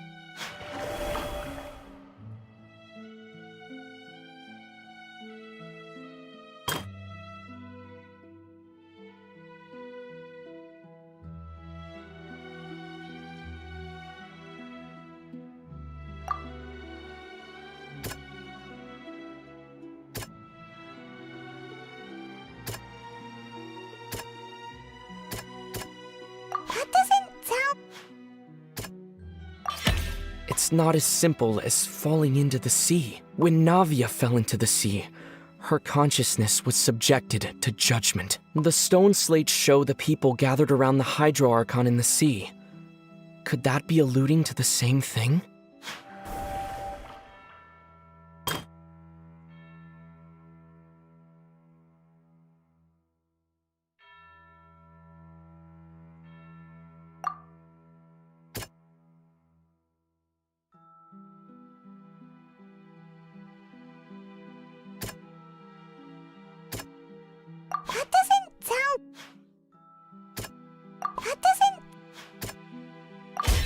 The prophecy from the stone slates found its way into society, but not many people believed it at first. The fortress of Meropide was nearly flooded with primordial seawater, which we know can cause Fontanians to dissolve.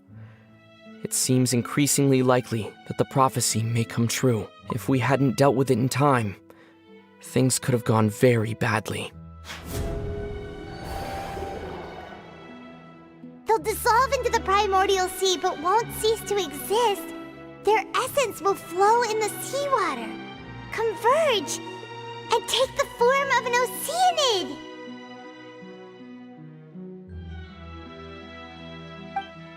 The Hydro Archon was sentenced to death in court, shocking everyone present. Perhaps Navia fell into the water inside those ruins, and she nearly dissolved. She was surrounded by the people of Poisson in a court within her consciousness, and was forced to take part in a trial meant to make her stay. The eruption of the primordial sea at the fortress of Meropide was the surest sign that the prophecy was about to come to pass no matter what.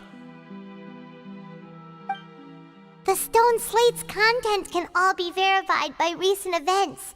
If we combine what we know together, loads of truths should come to light.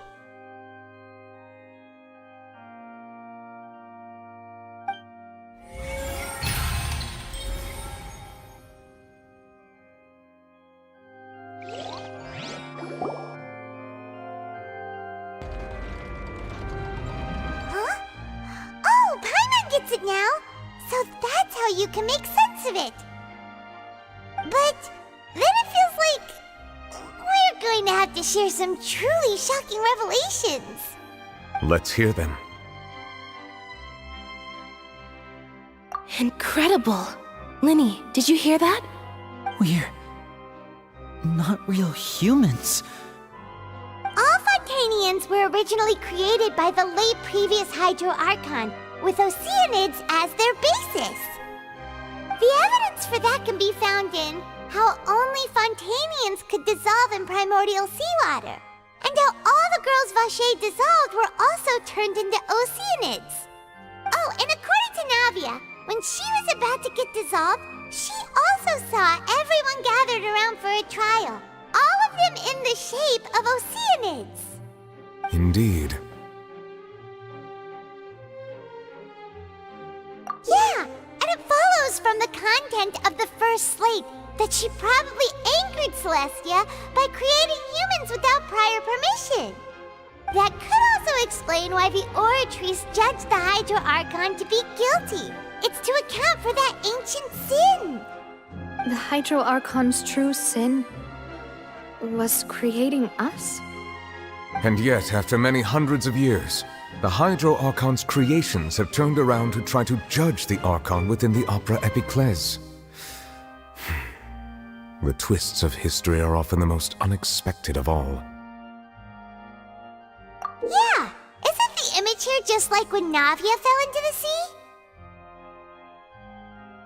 So wouldn't it be trying to show the image of the Hydro Archon also falling into the sea once the prophecy has been fulfilled in the fourth slate? In the end, the people will all be dissolved into the waters, and only the Hydro Archon will remain weeping on her throne. Only then will the sins of the people of Fontaine be washed away. Did Paimon get all that right? You've made some keen deductions. I must say, given how much you still don't know, it is impressive that you've already managed to connect so many pieces of the truth. However, while you were able to decode all the information on the slates, they've also been etched with an additional layer of hidden information using a different power source. When we were at the ruins, I tried to decipher the hidden information recorded in the slates. But since we only had 3 slates at the time, I was unable to come to a full conclusion.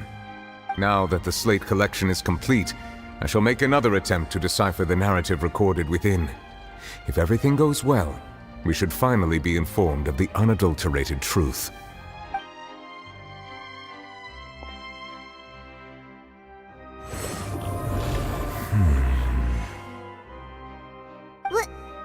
Well? Did you get it? I believe I should share this truth not only with you, but with all the people of Fontaine as well. I will try to briefly summarize it for you.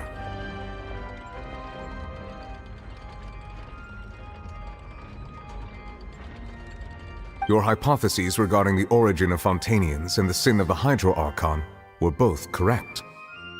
In the Fontaine of old, the previous Hydro Archon sensed the yearning of her Oceanid familiars for life on land.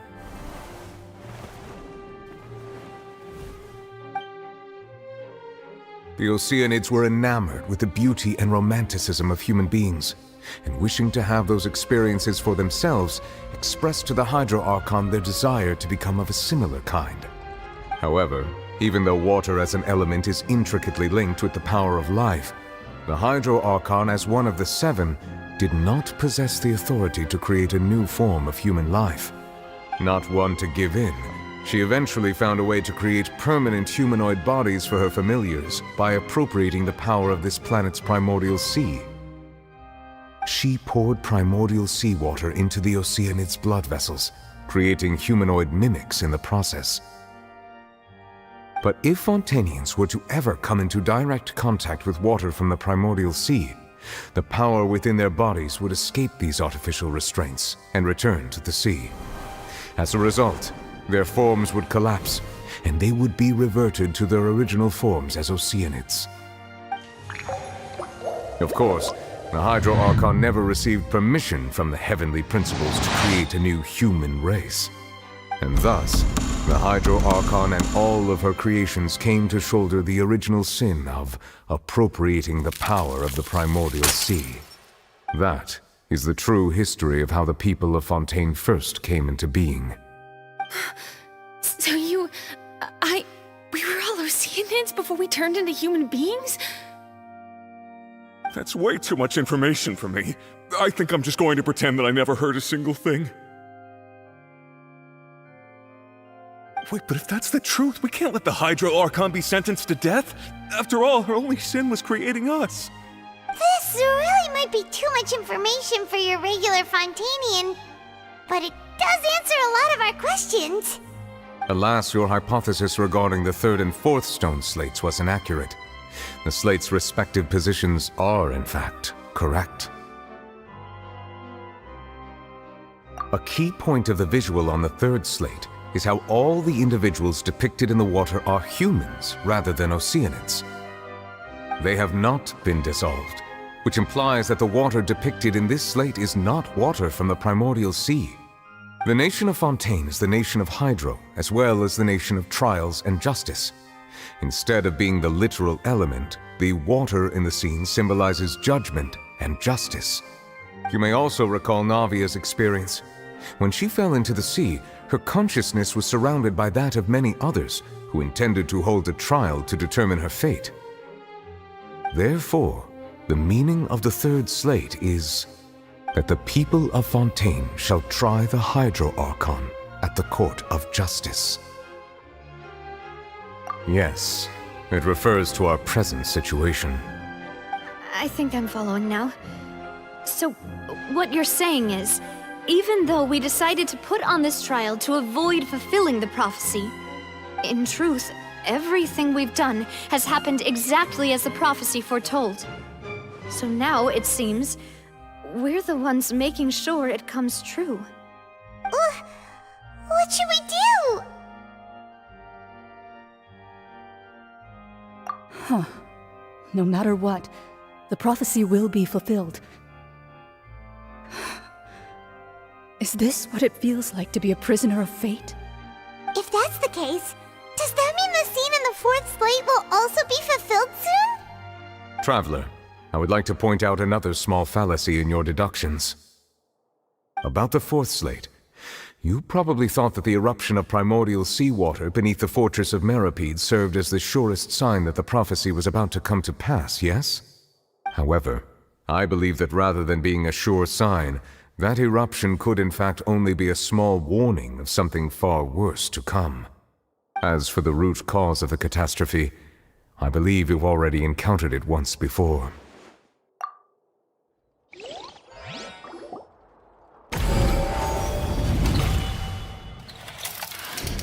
This eruption was just a small warning of the things to come. We must find the root cause of the disaster.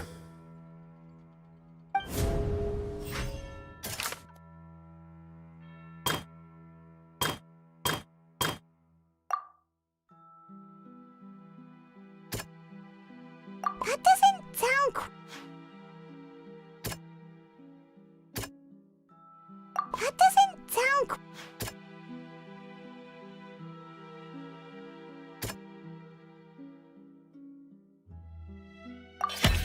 It was both dream and reality. If we're talking about a true culprit, that could only be that thing inside the primordial sea, right? The truth, the original sin, the trial, and the root cause of the disaster.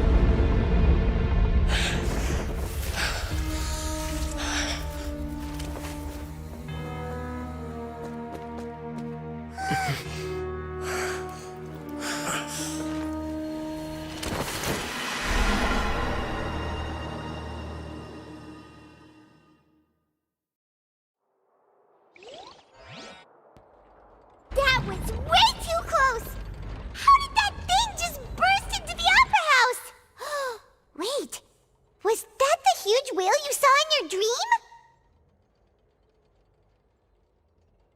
So we've met it at last. I understand very well why it has chosen to make an appearance here. That whale does not belong to Teyvat.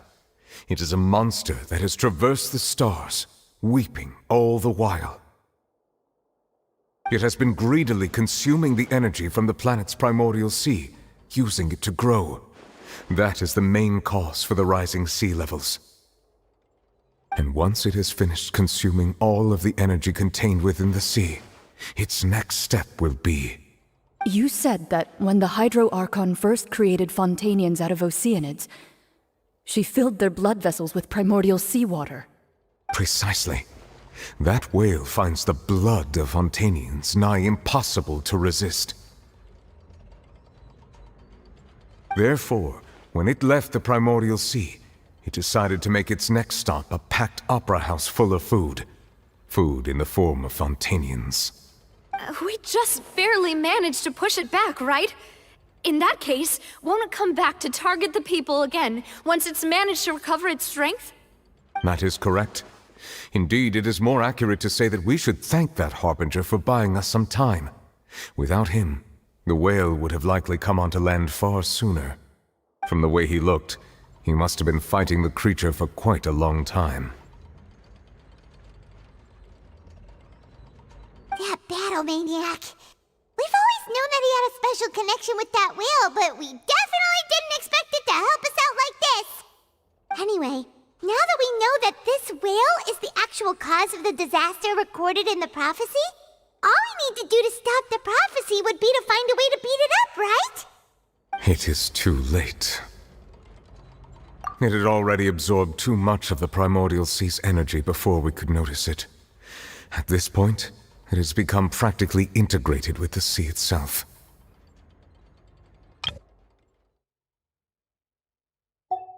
Even if the entirety of Teyvat were to be destroyed, it could still survive and swim off towards some other world. That's not something I will accept. We've already done everything we can, and we even found the true culprit. We've come so far. You can't just tell me that the last hurdle is some impossible foe. That's just not fair. Indeed, that's not how a grand performance should end. I'll fight it to the end, no matter what. So the prophecy will be fulfilled no matter what, huh?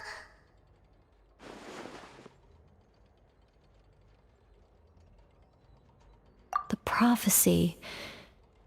Yes, what has been prophesied will be fulfilled. You may view such things as the history of the future.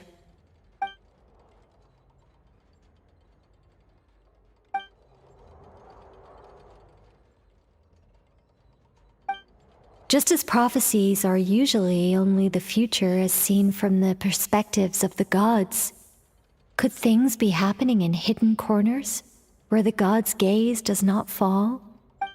Ultimately, fate shall serve as your only guide, no matter what will happen in Teyvat's future. All you need to do is to play your part.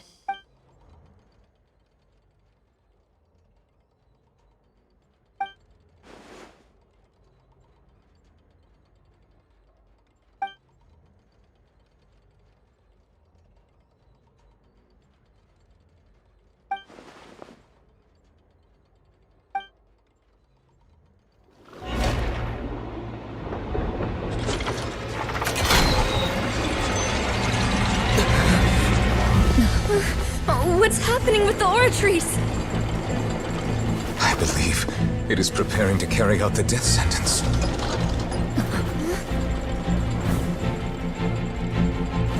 Furina!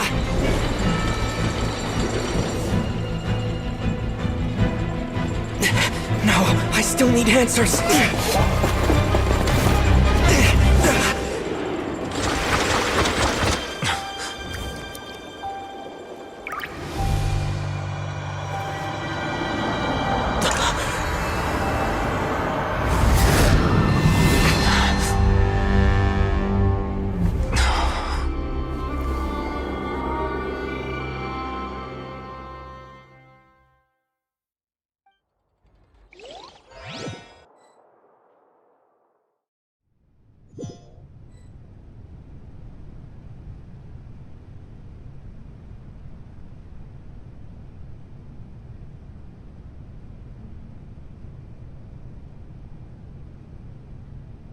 You...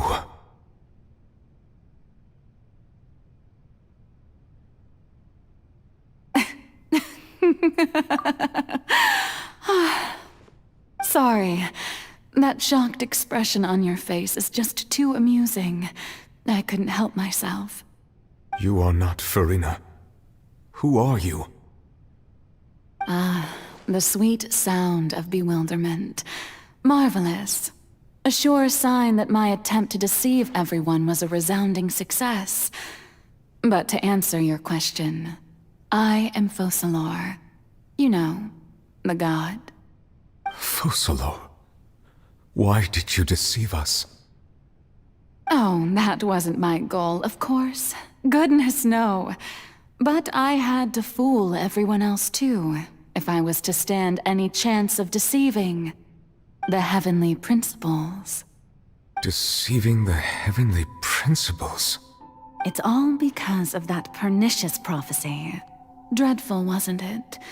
Everyone doomed to dissolve. Fontaine condemned to be flooded.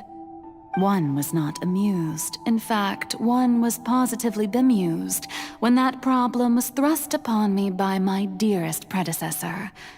That's the former Hydro Archon Egeria, for the uninitiated.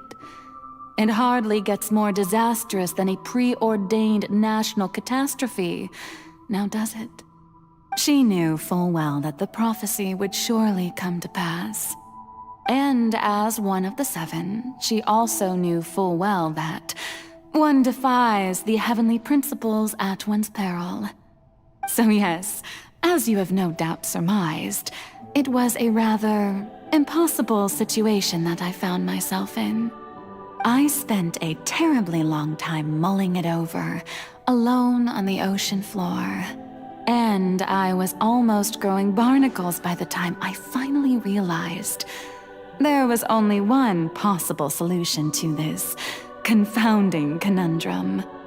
I had to outwit the heavenly principles, allow the prophecy to be fulfilled, ostensibly at least, while saving everyone at the same time. I'm a genius, I know. I can only assume that's why Egeria chose me as her successor. Although, looking back now, it was hardly the inheritance one dreams of.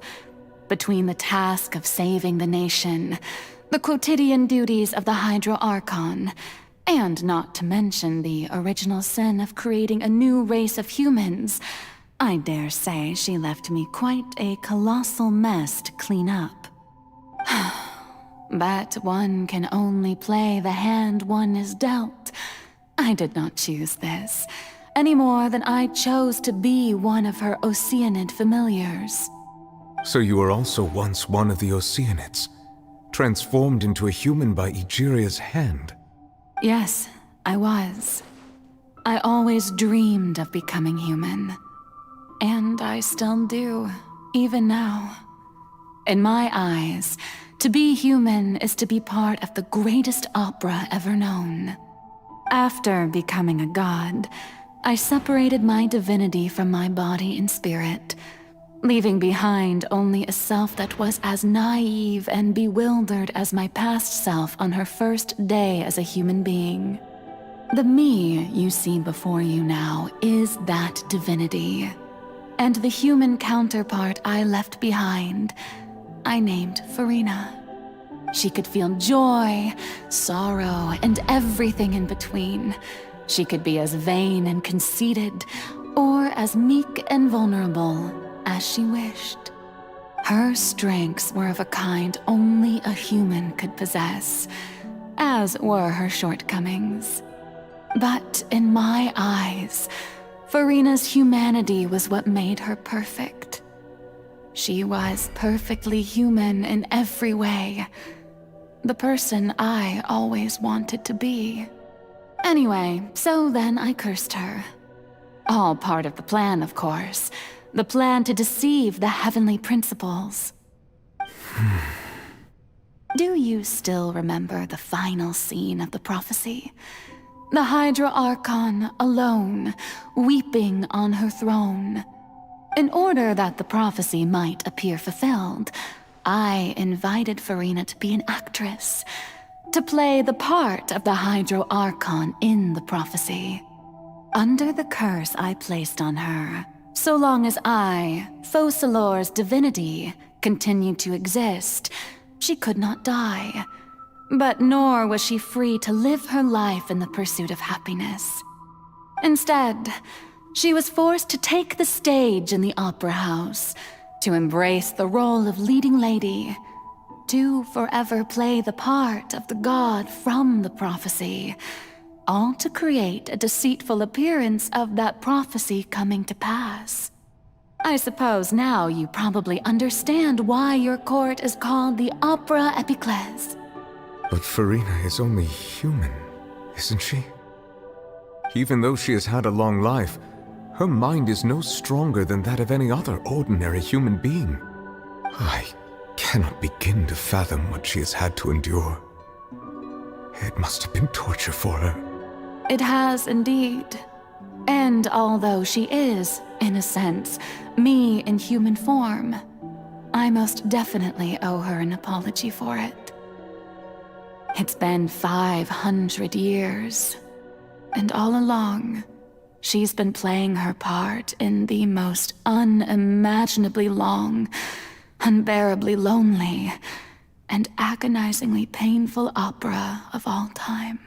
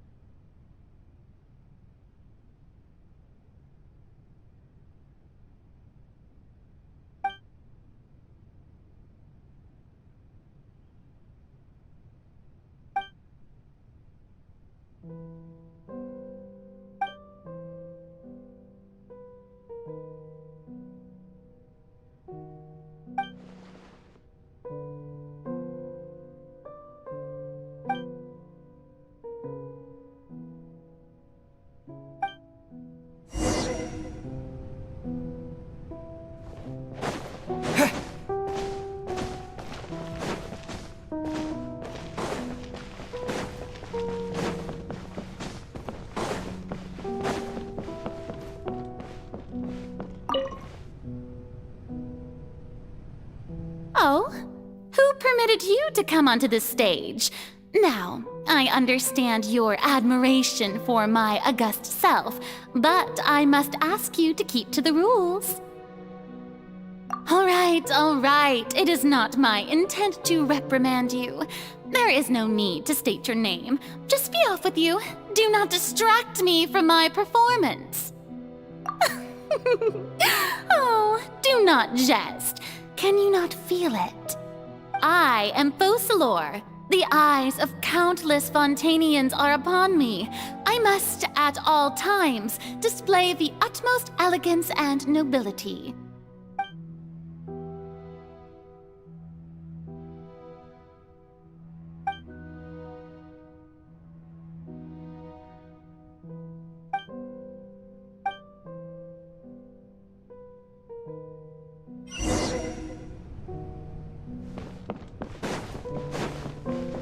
Dear audience, the performance is experiencing a technical difficulty, but worry not. The gods shall resolve it soon enough.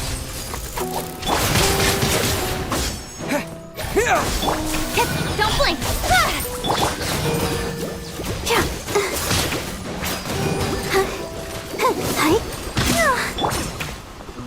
Speed of light!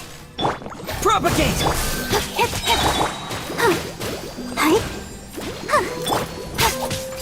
Nowhere to hide.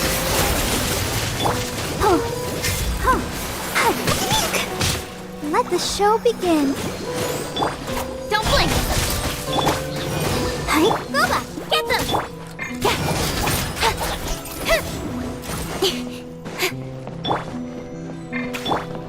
Hey, what gives?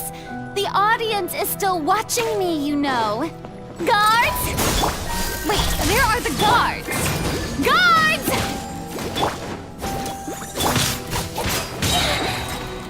Don't blink! With sword comes shadow.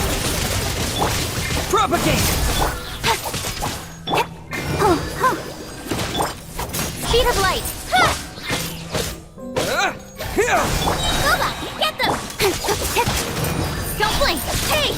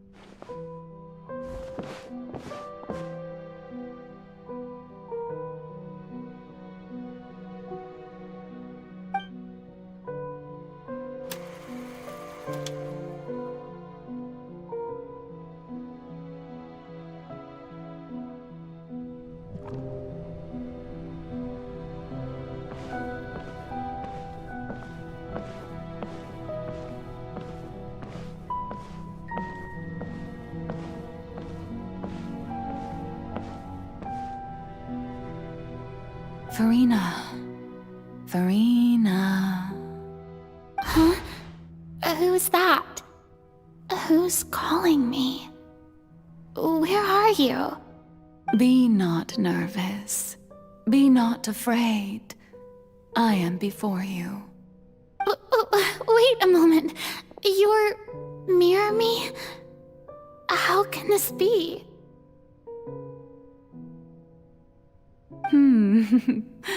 Mirror you, huh? You know what? That's not bad. Let's go with that. Mirror me? What do you wish to say? The prophecy. Have you heard of it? What prophecy? Wait. I know. I think. I don't know why, but it's in my head somehow. The people will all be dissolved into the waters, and only the Hydro Archon will remain, weeping on her throne. Only then will the sins of the people of Fontaine be washed away. Oh, very good. You know it well. What's going on? I can't seem to remember anything clearly. The only thing I know for sure is this prophecy. Will it really come to pass? Yes, it will. And that is why I've come to you. Disaster will come to Fontaine sooner or later. Things will develop just as the prophecy declared. There is no escaping it. But doesn't that mean everyone will die? I'm a Fontainian just like them. Will I dissolve too? Oh, don't worry. Magical meetings exist in this world precisely to give people a chance to turn things around. It is the reason why you met me today. I will tell you how to save everyone, but you may have to suffer somewhat. Oh, so there's still hope after all. Goodness, you frightened me.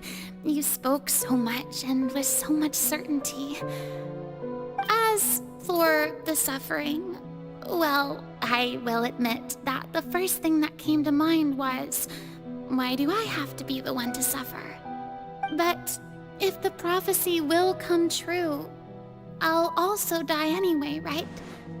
So if I've already met you as my magical meeting in this world, if there were scales, with all the people of Fontaine on one side, and my pain on the other, is it not obvious where the scales should tilt?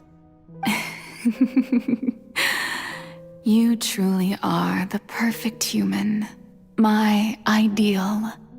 I suppose this would also be the justice that belongs to you. Huh? Don't worry, it's nothing. Listen well. Fontaine has just lost its Hydro Archon. I need you to play a role. That of the new Archon. Play as a god? That's right. You must begin a never-ending masquerade. You must never let anyone suspect your identity. If you can keep it up, then I shall have my way of defying this prophecy. But should your identity be revealed, then all hope will be lost. But how will I do this? A human assuming the role of a god without being exposed. Don't worry. What you must do is not to turn yourself into a real god. You simply need to play the role of a god as humans imagine them to be. Being a human yourself, I'm sure you already know what such an entity would be like. Remember, your true challenge will not be pursuing divinity, but contending against humanity. I'm still not sure I understand, but I'll try. I'll try to do this. So, how long am I going to have to play this role? To accomplish this mission, you will have to stay on the stage for many, many years. You will endure and not grow old until your task ends. But I promise you, all will eventually end in a magnificent and dramatic trial, and everyone will be saved. A trial, huh? How exciting. I'll be looking forward to it.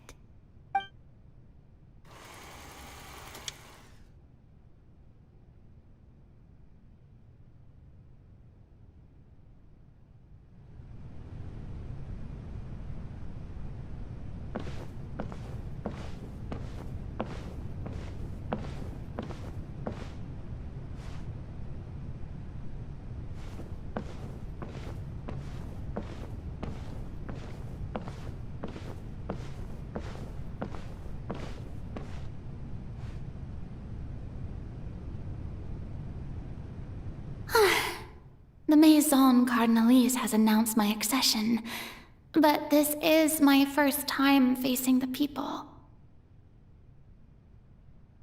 What should I say to most appear like a god? To be honest, I still don't know. Perhaps I should first try to act natural.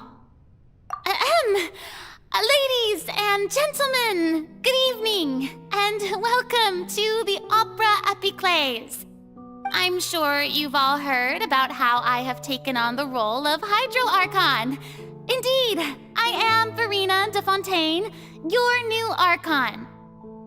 In truth, I know little about becoming a nation's new god, but it will be my honor to guide you all. As the god Focalor, the god of justice, I shall do all within my power to lead you into an age of fairness and justice. Once again, thank you all for coming. If you should have any questions or suggestions, please send them to the Maison Cardinalise. The future of Fontaine will require us to work together, after all. This should do it. I thought I might stammer, but thankfully, I was able to convey my thoughts just fine. Okay, and next. That's the new Hydro Archon. Is this some kind of joke by the Maison? I would have thought that a being that surpasses humanity would be a bit more assertive. Hey, did you hear that? She even told us to send her suggestions there at the end. Shouldn't gods be all-powerful? She's being so modest. What's the difference between her and an ordinary person, then? If you ask me, perhaps the succession didn't actually happen. She might just be a Maison-backed puppet. Wait, what's going on? Why is everyone suspecting me of being a fake? Oh, this is bad. If I get exposed here, there'll be no saving the people from the prophecy. Right. Myrmi said that I just need to play the role of a god as humans imagine them to be. Calm down, Furina. Think. What do the people want? How would they imagine a god to speak and act? Assertive, with a strong sense of presence. One who can dispel all doubt. That is the character I'm fated to play.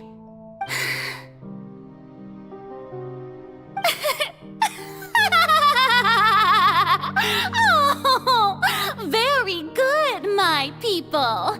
Only ones such as you are deserving of my rule. Now, I was wondering if some weak puppet were to one day come onto the stage and claim ownership of this opera house, would the children of Fontaine follow them? Well, it seems that you would all see right through them. Having passed my test, you are qualified to witness wondrous trials alongside my august self, here in this opera house.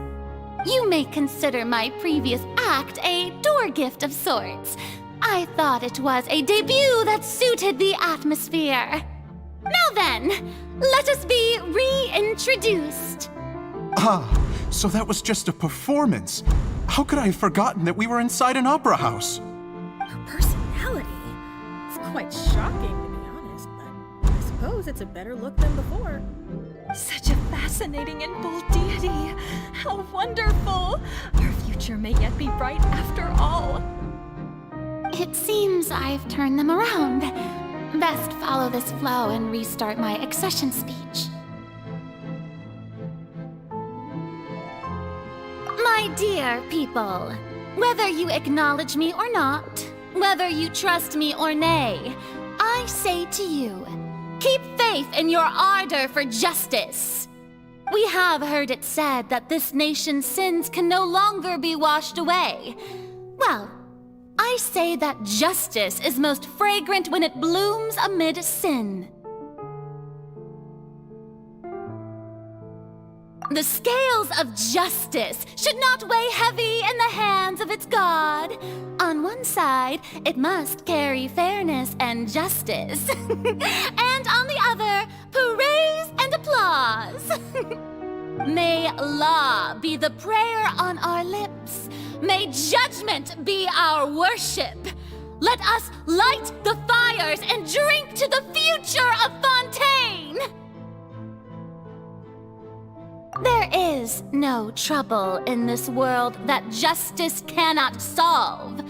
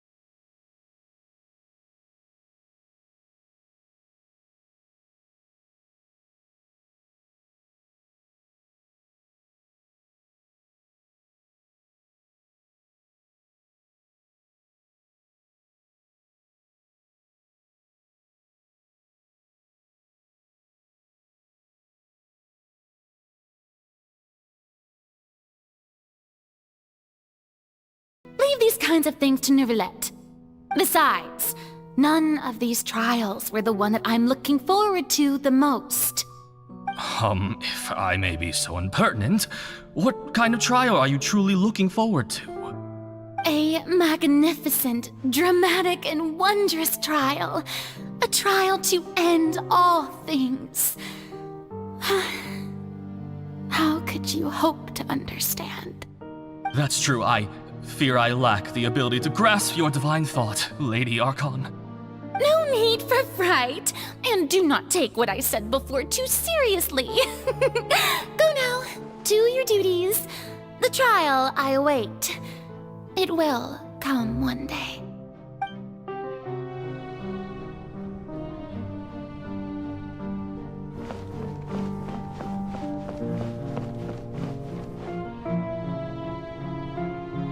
Lady Farina, I don't know what to say. Thank you for agreeing to see me. No need to thank me. Or rather, thank your own sense of perseverance instead. Long have you stood in line to meet me, have you not? Oh, I'm afraid that's just an inevitable consequence of my divine charm. All right, Deoteria, is it? How is your son's illness? You remembered me, and you knew of my family, too.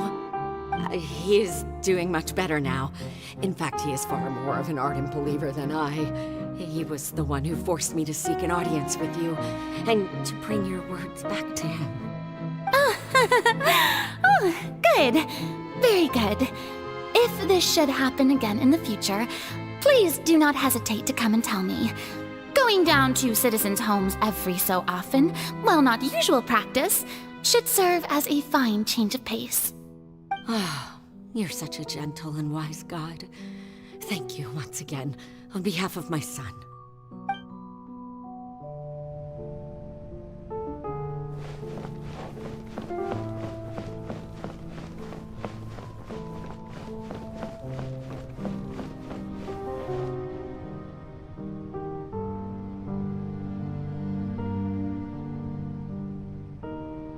Lady Farina, here are the latest hydrological reports. As for the specific parameters you asked to take note of, I'm afraid things still don't look good. I see. It's as I thought then. As your god, I did already expect this, but I wanted to see how far your human wisdom would allow you to analyze it.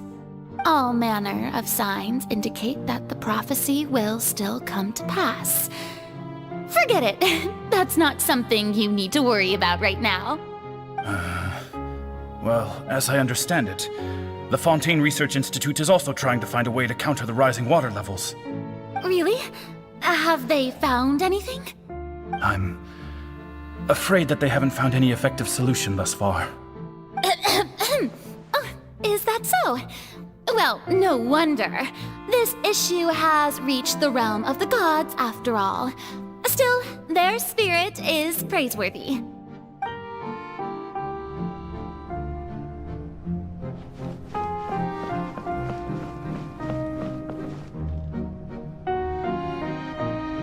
The day is finally over. I haven't had a moment to breathe this whole time. But it's good to see that everything's getting on track. There are no longer any voices of suspicion. Maybe this is fine. I just need to keep going, and everyone will be saved. All right, Farina, don't think too hard about this. You need rest. Tomorrow's a new day.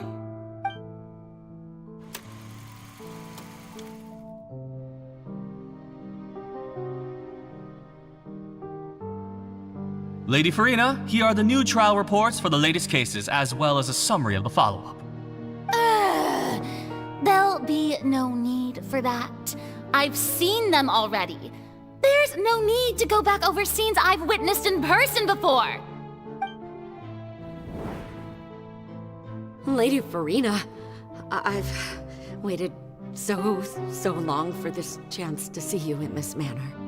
Indeed, my dear, loyal citizen. This joyous moment is an honor for us both.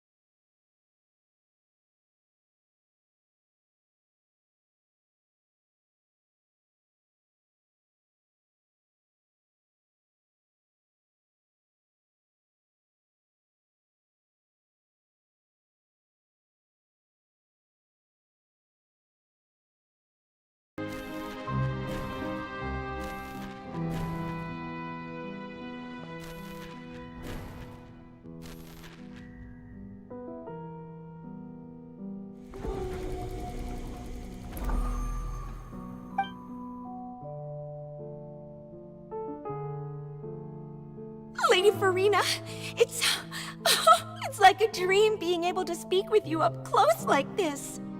I've heard that the first member of our family who was honored to receive an audience with you was Madame Dioteria, almost 20 generations ago. And what a fine family yours is indeed. It brings me great joy to meet such a faithful believer, a descendant of a line most ardent. Surely you exaggerate, Lady Farina. My lady? What is it?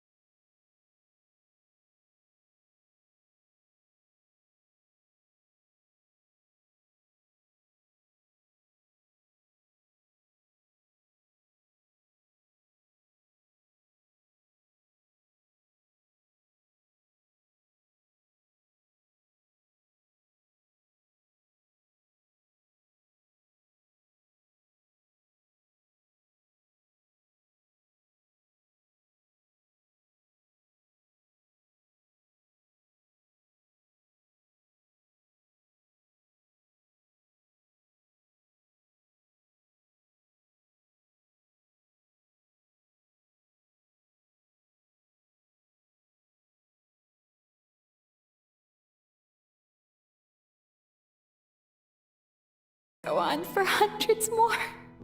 I never imagined that it would hurt so much. Have I reached my limit? No. Perhaps I reached it long ago. Today I didn't even notice my own tears. I want to tell someone, anyone, about this, but would that not destroy all I've done so far? I've conducted so many investigations across the centuries, but there's not even a sliver of hope that we might break the prophecy. All I can do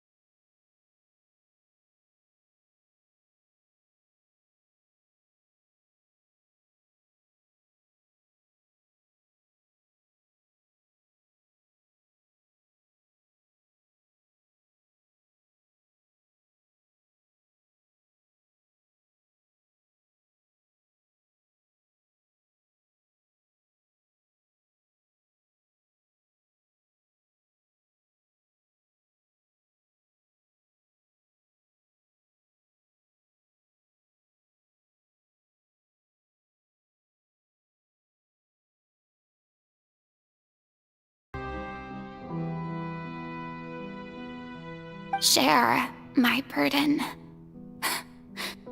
That's impossible. It was fated right from the start that this would be my duty alone. But even if your burden doesn't need to be shared, you can still choose to confide in someone. Just share it with me. I'm what you'd call a witness. A witness? Yes, I've heard that you came to Tevat from beyond the stars, yes. In other words, you never belonged here.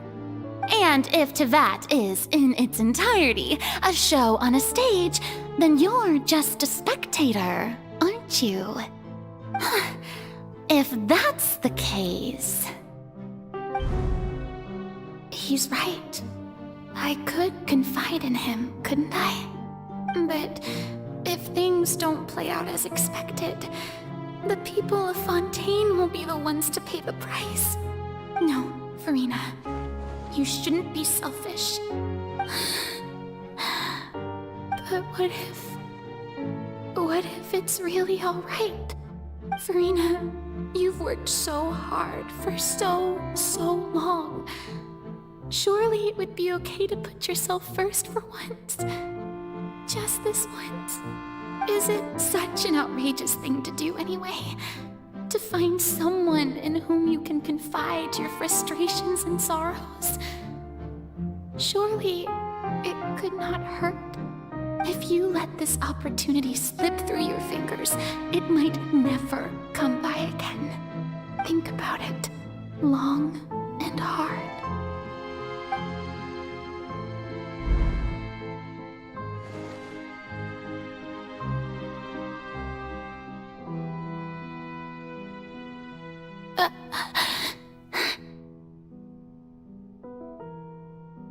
No, I have nothing to say.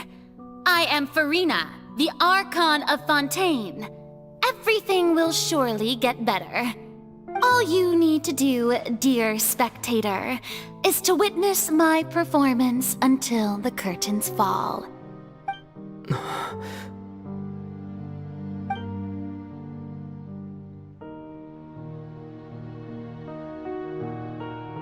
Fine.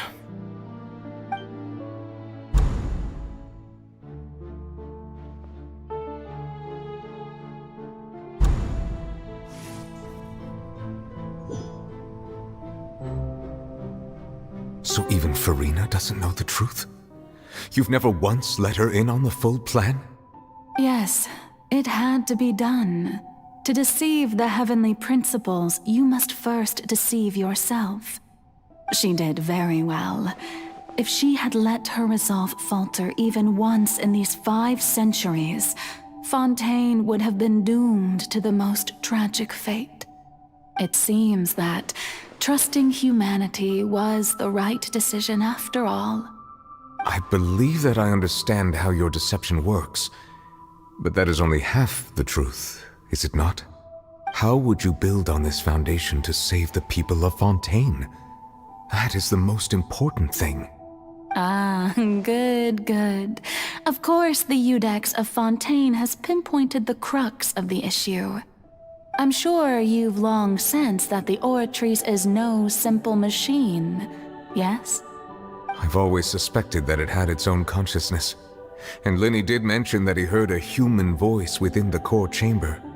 It now seems that that person was you, hidden within the machine all along. Am I right? And then I became one with the Oratrice, taking Fontaine's gnosis with me. Yes, it would seem so, wouldn't it? Alas, your understanding of this device still lacks sufficient depth. In truth, it is no enactor of justice. It is, in fact, a device created to kill the god of justice. I beg your pardon? Oh, you have it. And to be more precise, not only will the Oratrice take down the god of justice, it will also take down the divine throne upon which she has been placed. I mean, did you think I would be the sort to enjoy peaceful repose while Farina suffered? My work over these last 500 years has been to constantly accumulate indemnitium within the Oratrice. But really, some have already discovered that only a small fraction of the energy generated by the device was ever used to provide power to Fontaine. The vast majority had to be, accumulated to enact this death sentence. It was all a part of your plan then? Both the trial and the sentence? Indeed. This power, accrued over 5 centuries, could have sustained Fontainians for millennia had it only been used for that purpose. Almost all of it has now been stored within the Oratrice. But only power of this magnitude could hope to destroy the Hydro Archon's divine throne, shaking the rules established by Celestia, and breaking through the institution that is the Seven. So the Oratrice's call for death was for neither Farina nor Focalor. But for the Hydro Archon, the destruction of that divine throne, if I do not misunderstand your intent, you must be... Returning what's rightfully yours to you, of course. In other words, this was all done to return the authority of the Hydro Archon to the Hydro Dragon of this planet. But...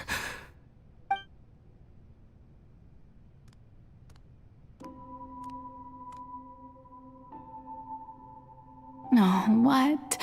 Getting sad again, are we? The authority of the ancient dragons shall soon be yours once more, O Hydro Dragon Sovereign. And this is the face you make. all you've done throughout the years is just so you can sacrifice yourself at the very end. I've never quite seen it that way, you know. Even now, I'm quite pleased at how well my deception worked.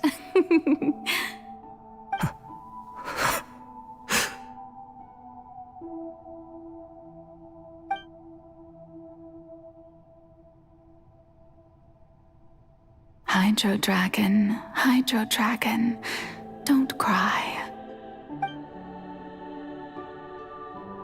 I must say, had it been within my rights, I would have loved to judge the heavenly principles themselves.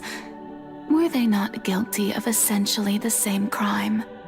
Egeria stole the power of the primordial sea, and the heavenly principles stole the power you ancient dragons possessed.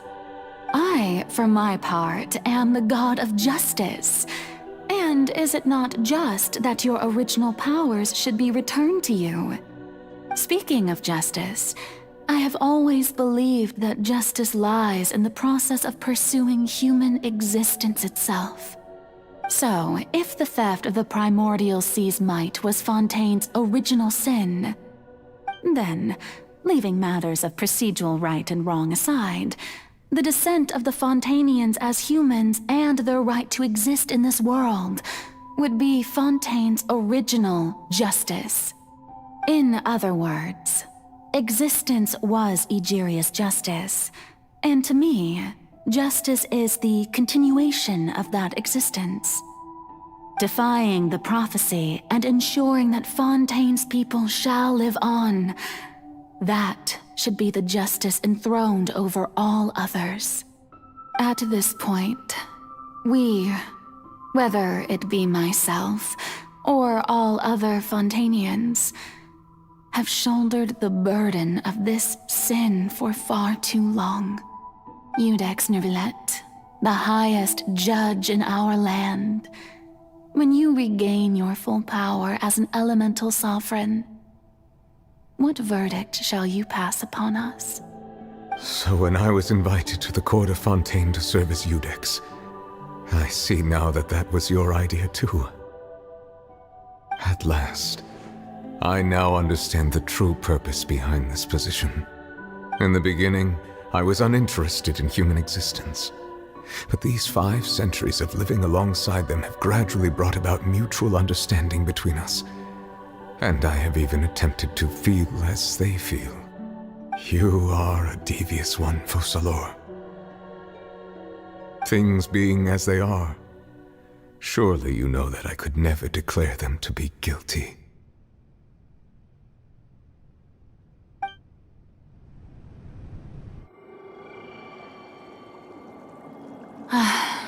The hour of my execution is almost here. For the sinner, the curtain call has come. I know I may not sound it, but faced with death, I find myself a little afraid. Perhaps this is one thing both gods and humans have in common.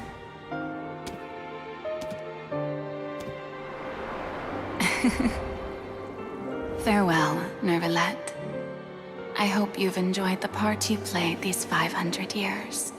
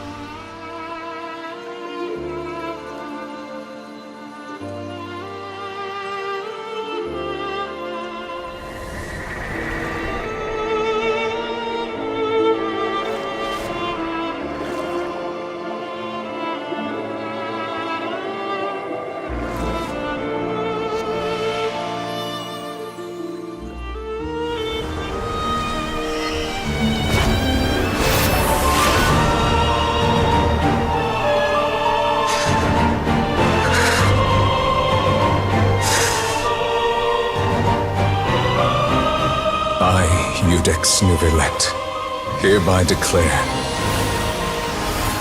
people of Fontaine, your sins are forgiven.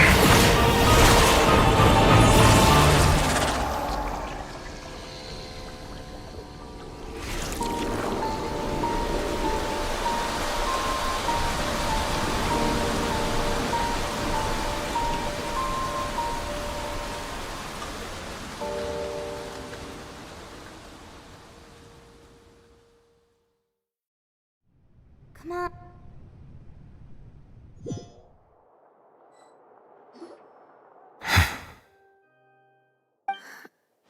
What just happened? Has the death sentence been carried out? Was that bright light some sort of misdirection? I have a feeling that something huge just happened. But since we're all still alive and haven't been dissolved, I assume whatever happened was good for us. It's time to end this. We must mete out punishment to that beast. Didn't you say just a moment ago that it can't be defeated? I have gained the strength sufficient to deal with it.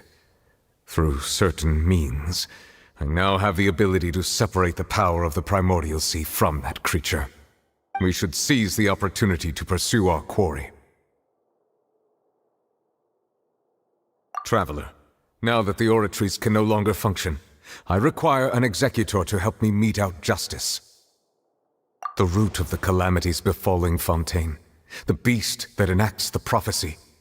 Its name is the all-devouring Narwhal. Come with me, traveler. The hour of execution has come.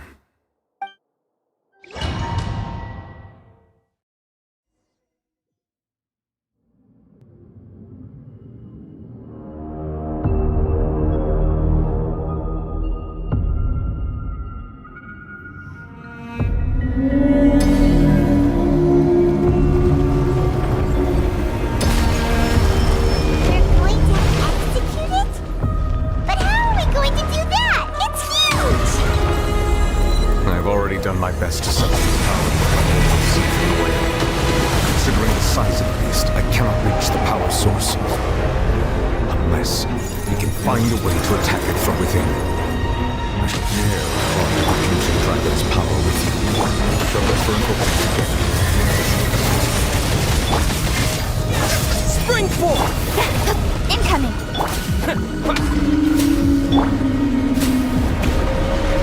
I can feel its sorrow turning into hostility. Don't blink!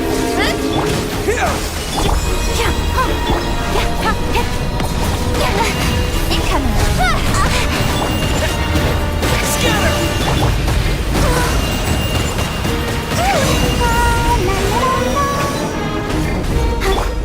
Speed of light! The all-devouring narwhal cannot resist its instinct to devour. Continue to trigger its hostility. A chance will present itself.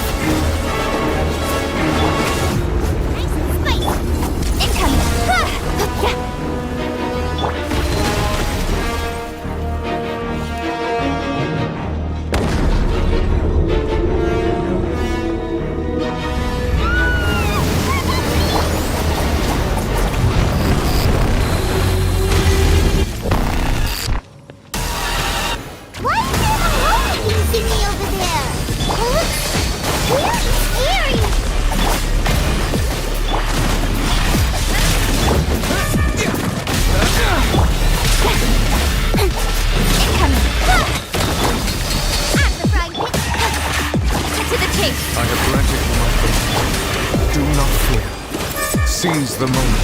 Use my power to suppress its roots from within.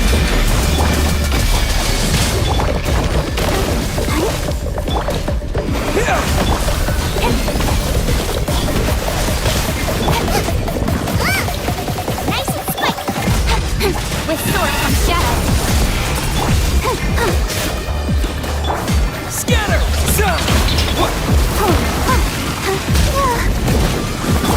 Don't blink! At the frying pan!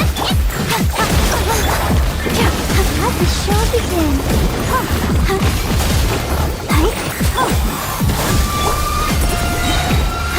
Ready, steady, go!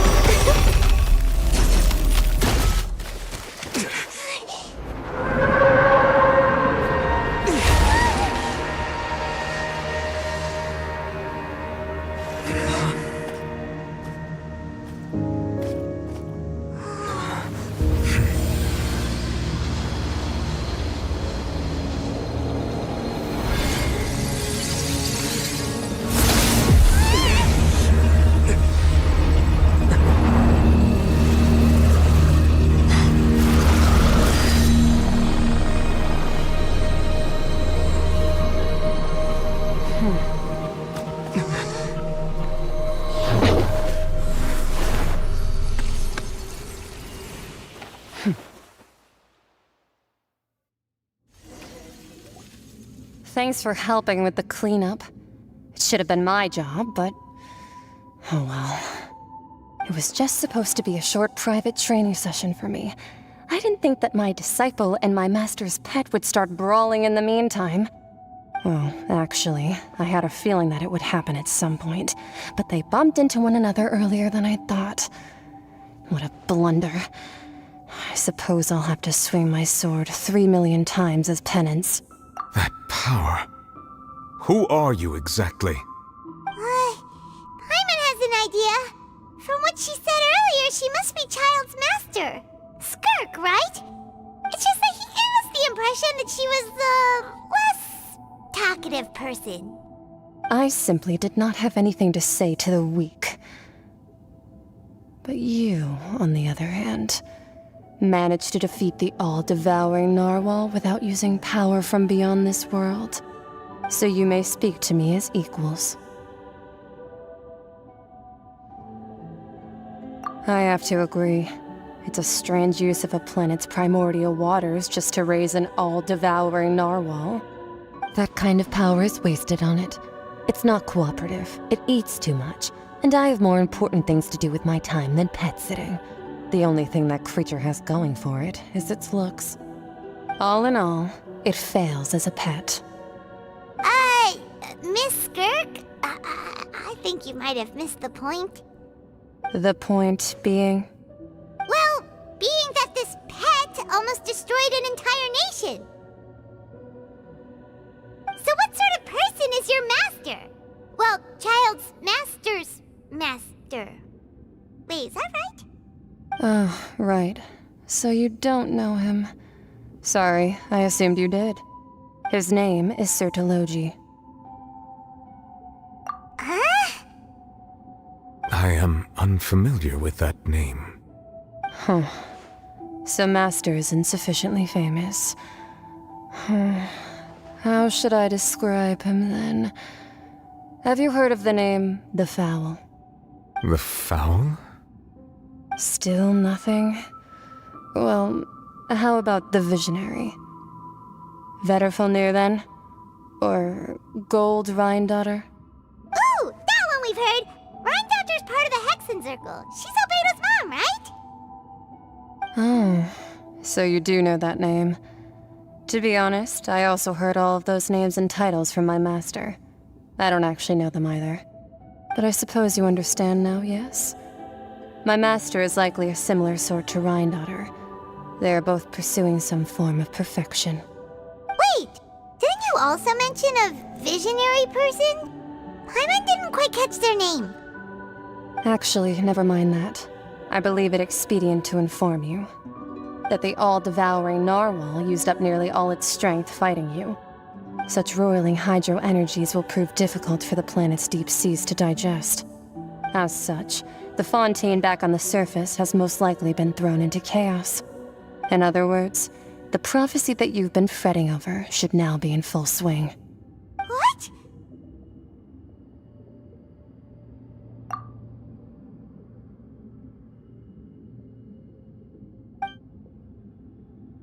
Not to worry. Focalor has already managed to deceive the heavenly principles.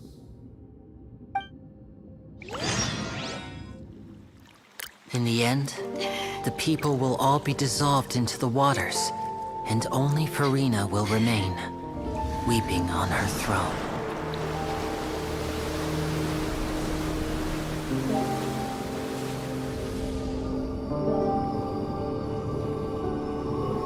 Only then will the sins of the people of Fontaine be washed away.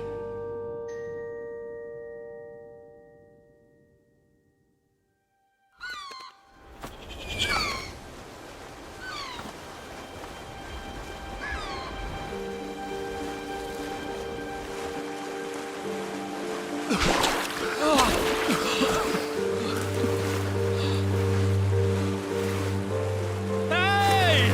Help! Over here!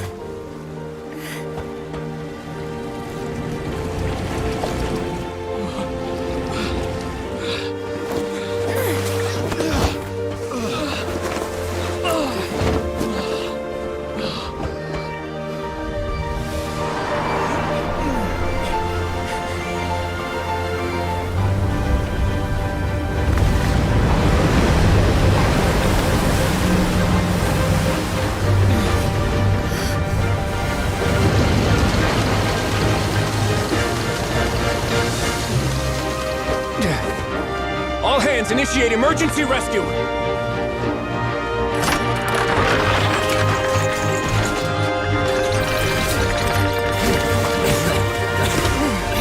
Hurry!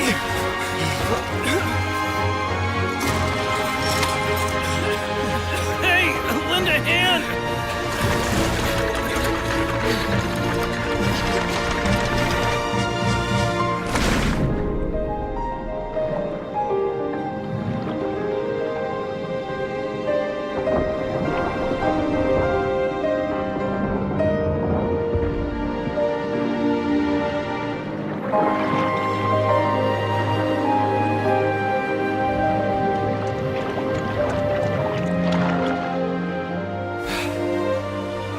Look!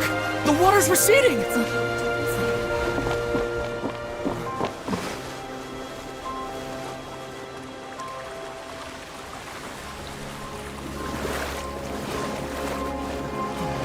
It's a miracle! Water's receding. We didn't dissolve.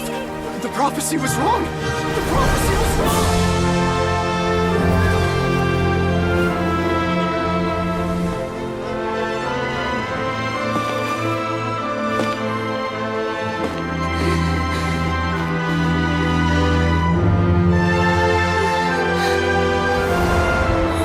Are you alright?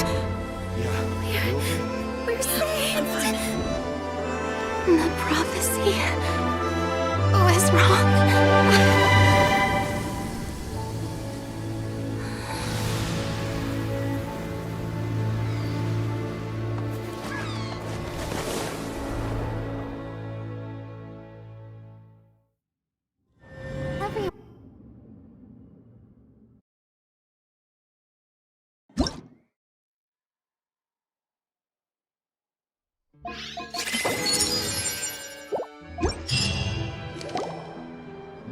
The soul renewed. The Spina Rasula talks post-disaster rebuilding. I recently visited Poisson to meet with Miss Navia, spokesperson of the Spina Rasula, and we spoke about Poisson's present and future. Old soil can still give birth to new bloom, Miss Navia stated. Hope is like seeing a small cookie when you're starving late at night. You just need a little of it. Skyship Winglet, Booner Brain of the Fontaine Research Institute. The various disputes that have arisen on account of Mr. Edwin have suddenly become a shield over the Institute, with Jurier turning out to be a once overlooked hidden gem. People always call the first researcher mad, but few know what to call the second. And should that latter person achieve a miracle, they would find it all the harder to find a word with which to classify him and his team. Wow! Paimon barely recognizes the people in the reports. Are those really Jurier and Navia? They sound like real big shots. What do you think? Pretty enthralling, huh? The Steambird's idea was pretty simple. With the disaster just having passed, we would print a free edition packed to the margins with good news to calm people down. The value for these big scoops lies in their inevitable follow-ups. We'll publish further reports and go into the stories behind those people. Edwin's assistant, Jurier, created a true flying ship, while Navia is leading people in the reconstruction of their home. I'm sure that these stories could draw even your well-traveled eye.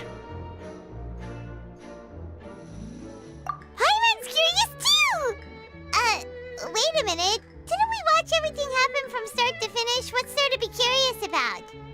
And that's exactly why I'd like you to come conduct interviews with me. You're the best incubators of news, if you haven't noticed. And also, with you around, I'm sure I'll get to see that Duke. Are you sure? Hasn't he turned you down several times already? Oh, this time will be different. Come on, let's head to Poisson first, and then make a trip to the fortress.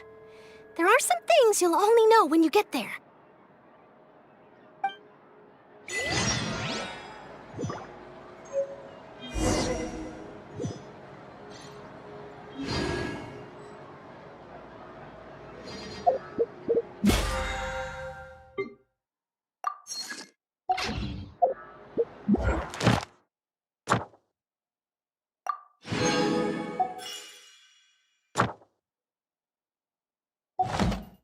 I wonder when I'll be as tall as my big sister.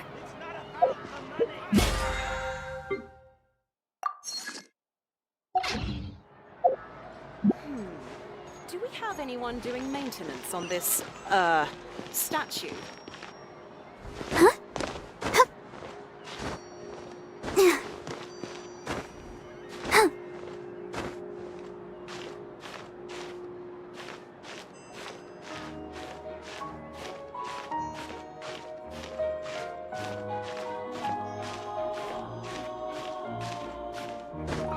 Just then, the rain stopped. Do we have statue?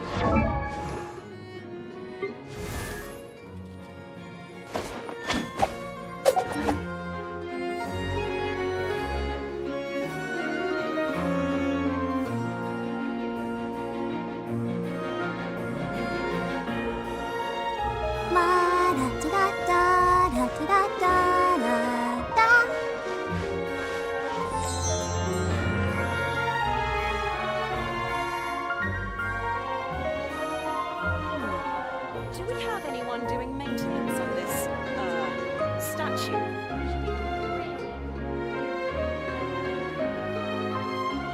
I wonder when I'll be as tall as my big sister.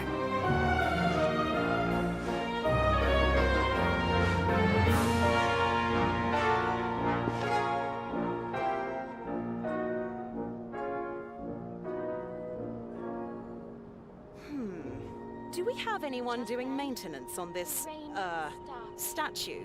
Or should it keep raining?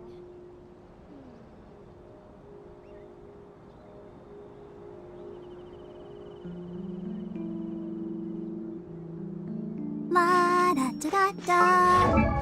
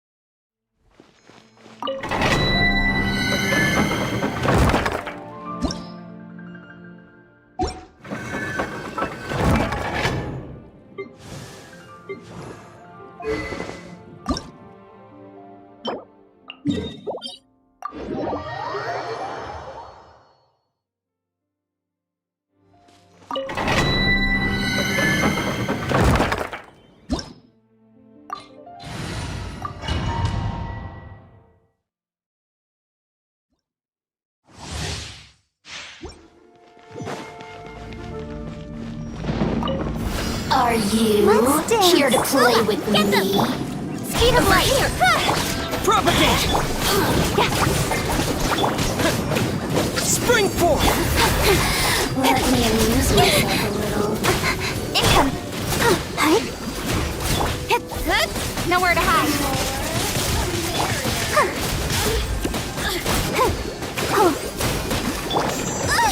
You're toast!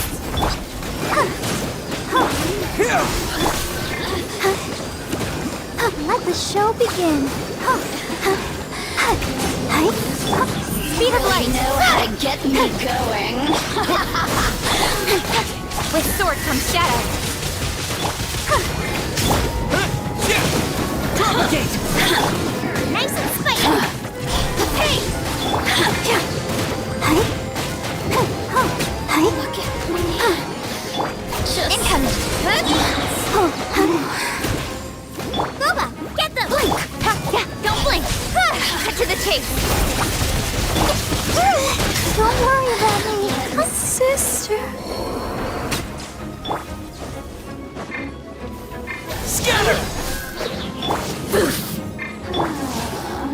Who can I find that might amuse me? Speed of light! Blink! With sword comes shadow. The merrier.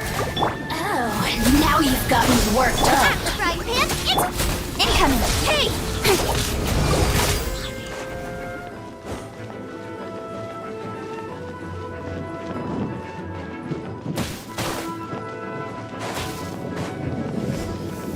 Speed of light. Let me amuse myself a little. Yeah. Cut to the chase.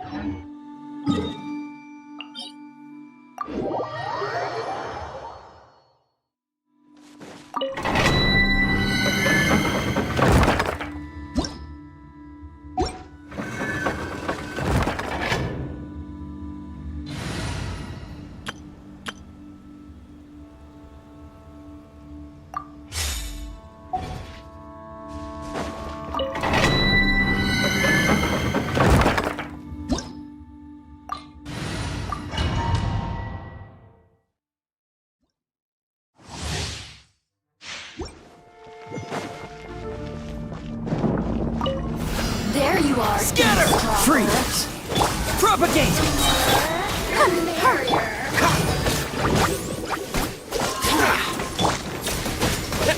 Spring forth! Let the show begin. Scatter! Dodge this!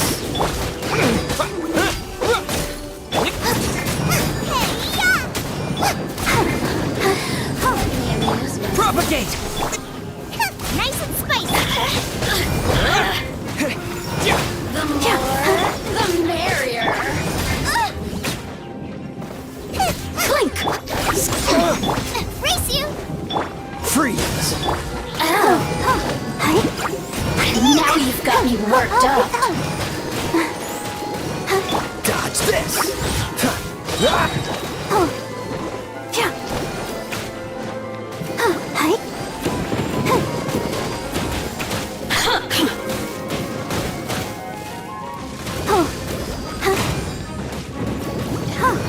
What's the freeze?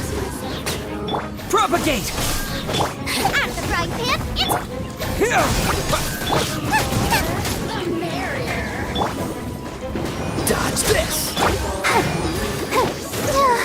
Scatter! nice and spicy.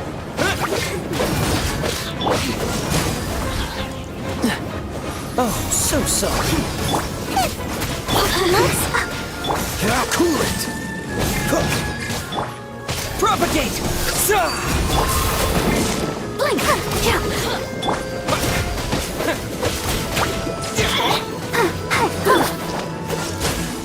Over here! Over here! Freeze! The merrier. Don't get frostbite! Scatter! Boba, get them! You're in toast! Oh, now you've got.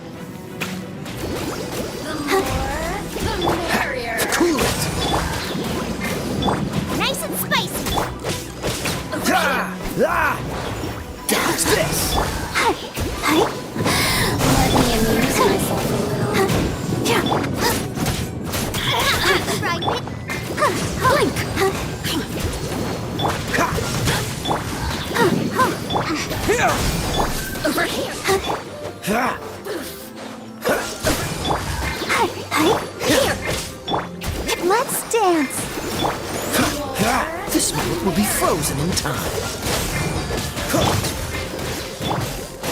Propagate!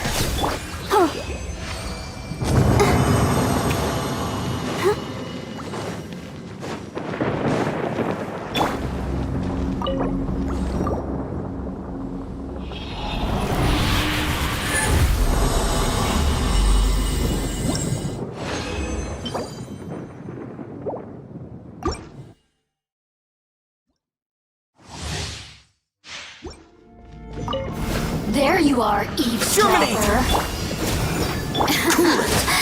Let me amuse myself a little. Scatter!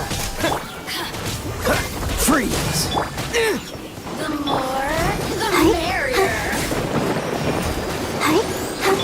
Propagate! Cool it!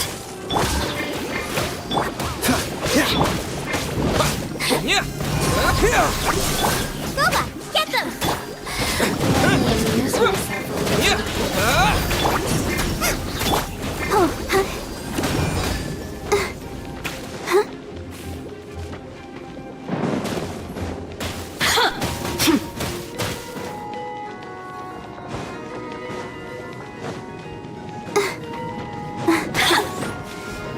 I'll protect us. Scatter! Dodge this!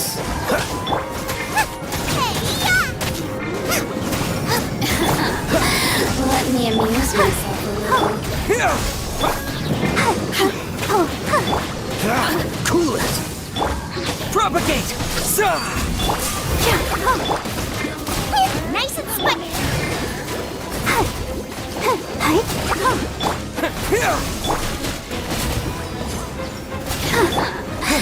Let me amuse myself a little. Over here!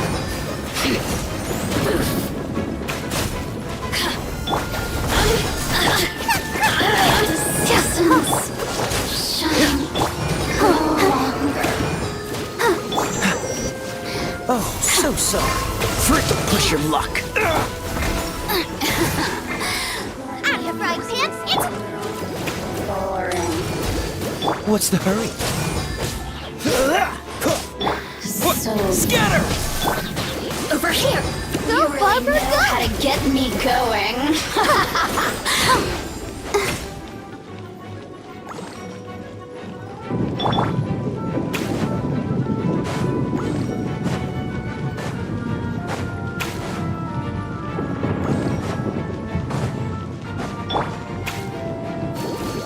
The more, the merrier. Dodge this! nice and spicy. Scatter! Let me amuse myself a little. Propagate! Let the show begin.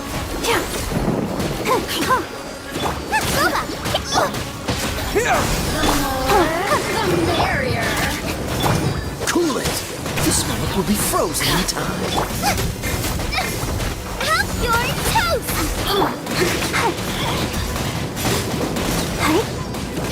Propagate! Let me amuse myself a little. Oh, now you've got me worked up. Shine.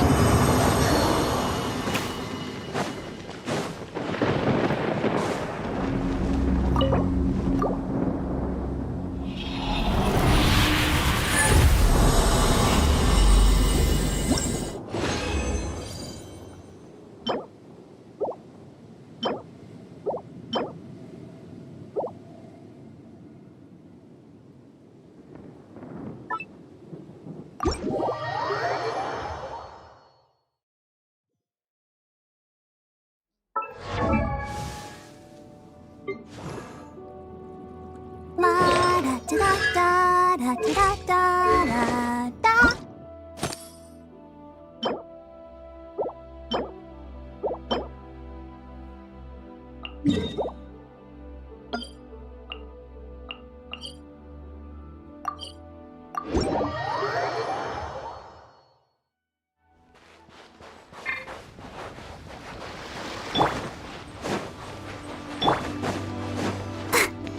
Let's dance.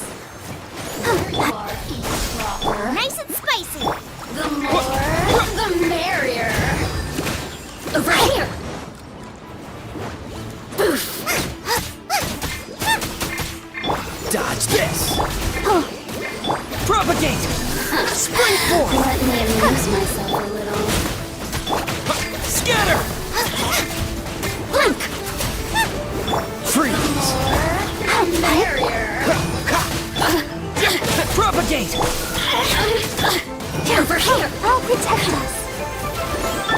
Oh, now you've got me worked. The seasons shine no longer.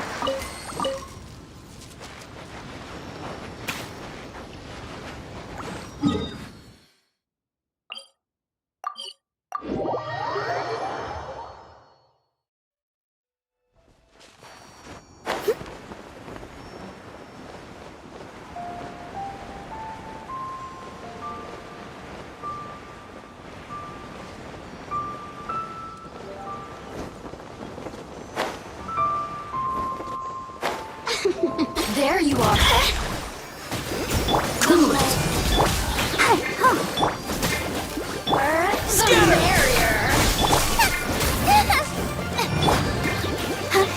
Dodge this! Oh, hi. Go, Barbara, go! Amuse myself a little. Blink! Boba, get them!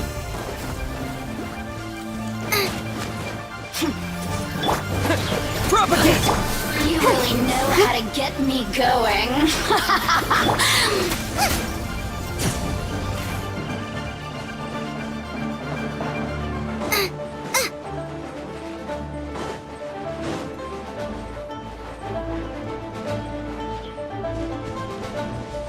Eat this! Freeze! The more, the merrier. Nice and spicy. Don't get frostbite!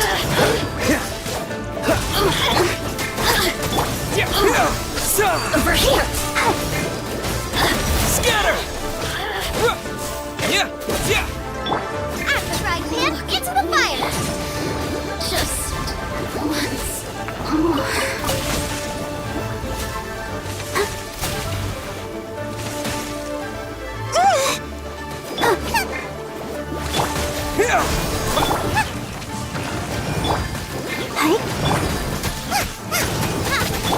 Cool it! Let's dance. Scatter! Nice and spicy.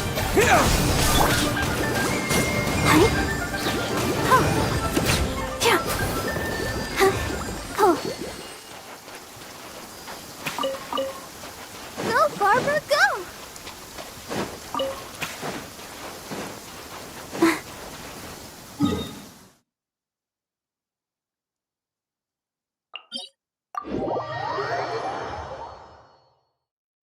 This weather is so amazing.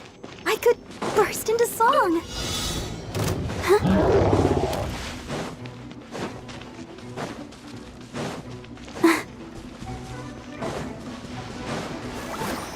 Are you Scatter! here to play with me? Get them! The more, the merrier. Over here. What's the hurry? Propagate!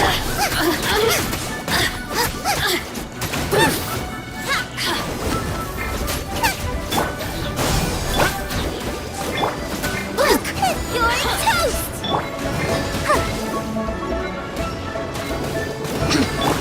At the right hand. Freeze!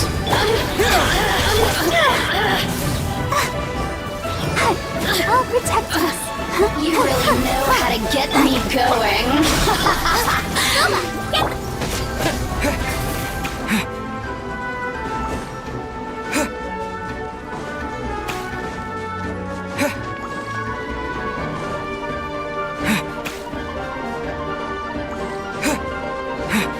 Let me amuse myself a little.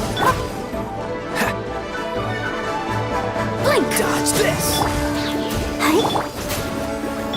Scatter! The more, the merrier.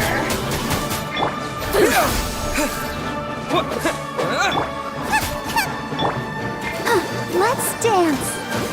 Come on, we can do it. shine long.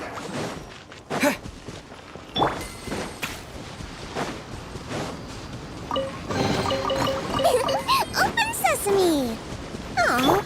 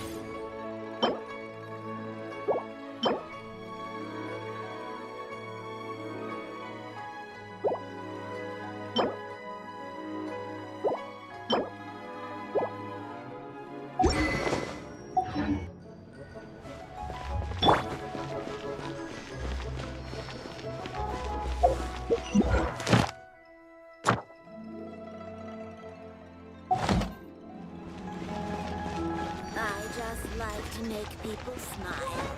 Oh there. Come and see these rare, precious. Can't believe that I've got believe.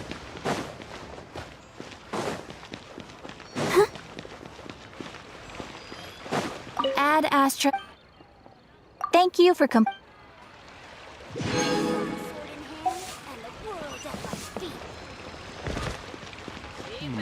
Should I?